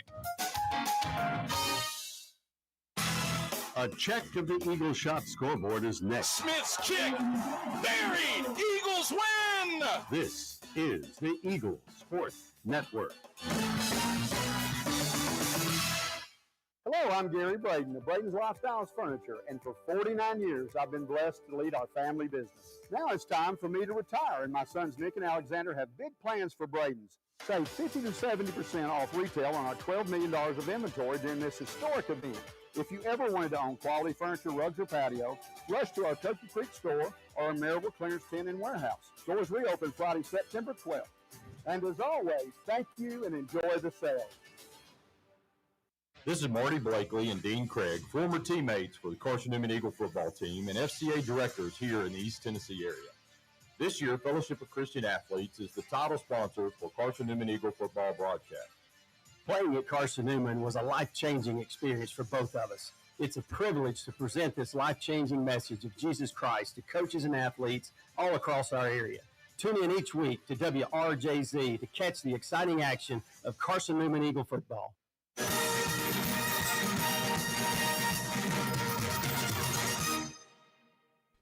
All right, welcome you back on the Domino's post-game report after Carson-Newman's second loss of 2025, a 19-13 loss to Emory and Henry, a game that E&H is able to score the final 14 points after Carson-Newman scored the first 10 points after halftime. Carson-Newman's next two football opponents over the next 3 weeks are playing each other. It's a fourth quarter score, 31-7. Just started the fourth quarter. Anderson winning at home against UVA-Wise. Cavaliers are probably going to fall to 1-5 and 1-4 in league play. Meanwhile, Anderson's going to stay above 500, probably improve to 4-2, and get back to 500 in league play. In control, 31-7. Anderson has 175 rushing yards, and UVA-Wise has just 8. So that's a major difference in that contest. And Anderson's also throwing the ball for nearly 300 yards of offense. Trojans in control. That's Carson-Newman's next opponent in 2 weeks, October 18th, a visit to Anderson, South Carolina at 1 p.m. And then the Eagles get UVA-Wise on October 25th for homecoming. 31-7 that score. The only other game in progress is Lenoir-Rhyne at Valdosta State today. The Blazers are 2-2. The Bears try to get back to 500. Opening drive touchdown that took less than 2 minutes. Kamani Robinson 2-yard rushing touchdown made it 7-0, and the Eagles, or the Bears rather, have an early lead, 5:30 to play in the first quarter. Certainly, Lenoir-Rhyne winning as the season progresses helps Carson-Newman because, well, if the two teams end up being tied in the league standings, Eagles have the head-to-head tiebreaker, but also for NCAA purposes, the Bears continuing to win will only help Carson-Newman's resume, as will Wingate, who will be in action later this evening. The final two games of this slate are really intriguing. All four teams in action have one loss this season. Wingate is traveling to Newberry, two teams with one loss on the season, both 3-1 this season. The Wolves are 2-1 in league play, though. Bulldogs head to Newberry for a 7 o'clock kick. An hour before that, it's Catawba hosting the only unbeaten team in league play left in the South Atlantic Conference. Mars Hill goes on the road, I think for the first time, I believe for the first time this season, in, week 5, week 6. They'll play their 5th game of the year. It'll be on the road against a Catawba team that is 4-1 and 2-1 in league play. So a good opportunity for the Indians to get a signature win and make every team in the South Atlantic Conference have at least one loss. Those are the games on the South Atlantic Conference slate. Tusculum is off this week. Carson-Newman will play them late in the season. That's Senior Day, November 15th. Indians and Wolves also part of Carson-Newman's final 5 games. UVA-wise, Catawba, Tusculum are the home games for Carson-Newman on October 25th, November 1st, and November 15th, with next up being a road matchup with Anderson on October 18th. But you heard the head coach, Ashley Ingram, and even Zane Whitson and Martavis Mason talk about the bye week. And it comes at a good time after you play 3 really good teams, including back-to-back weekend road trips, and really the first 2 games, long games with multiple rain delays. Certainly it was not going to be easy today. Factoring that stuff in, another road trip, and facing one of the best teams that has been at home and has now won 9 straight, one of the longest active streaks in Division II. Next up on the docket for Carson-Newman Athletics is a Tuesday volleyball match at Lincoln Memorial. Their next home presentation is Carson-Newman women's soccer against Young Harris on Wednesday. That's really going to be it for the week. Carson-Newman men's soccer will be on the road on Friday night. The swimming team will also be at Mars Hill the following weekend as well, but a light Carson-Newman athletics schedule over the next week or so. But our next presentation on the Eagles Sports Network will be Young Harris women's soccer on Flow Sports at 5 p.m. for Carson-Newman women's soccer. Start by thanking you, the listener, for joining us here from Emory, Virginia, as Carson-Newman falls 19-13. Also like to thank our producer and network control, Dave Claybo, for keeping us on the air throughout today's contest. For Adam Cavalier, Rayanna DeCrow, Matt Scalzo, and myself, Andrew Rogers, we're glad to bring you this coverage on the Eagles Sports Network. Once again, your final score, Carson-Newman falls to Emory and Henry 19-13. Talk to you in 2 weeks from Anderson, South Carolina. Eagles fall to 3-2, while Emory and Henry improves to 5-1. Thanks so much, and we'll talk to you next time. You've been listening to the Domino's Post-Game Report on the Eagles Sports Network. Today's game has been brought to you in part by Appalachian Electric Cooperative. We're AEC, powering the Eagles in Mossy Creek. By Domino's, the official pizza of the Carson-Newman Eagles. By the Eagle Club, the family of Eagles. By Magaha Electric, providing quality electrical services and products to East Tennessee for more than 40 years. By First Bank, the official banking partner of Carson-Newman Athletics. By Inner Digital, IT support and marketing, laser focused on your success. By Fresh Ideas, a foundation of fresh food and speedy service. By Lisa's Country Kitchen, the best food for the best prices. By Food City, value every day. By Premier Building Maintenance, delivering service with pride. By Trilight, dream big with Gig. By Modern Woodman Financial Planning, touching lives and securing futures. By the Mossy Creek Roasting Company, family-owned and operated coffee, fueling the Burt Tarr Stadium Press Box. And by the Eagle Shop, the official store of the Carson-Newman Eagles. The executive producer of the Eagles Sports Network is Matt Pope. Producers Adam Cavalier, Andrew Rogers, Ian Johnson, Jay No West, Rayanna DeCrow, and Matt Scalzo. I'm staff announcer Ernie Anderson. A special thanks to Carson-Newman and University President Dr. Charles A. Fowler. Stay tuned to these stations for information on our next presentation of Carson-Newman football. In the meantime, visit cneagles.com for recaps, highlights, and interviews from today's game. This is the Eagles Sports Network.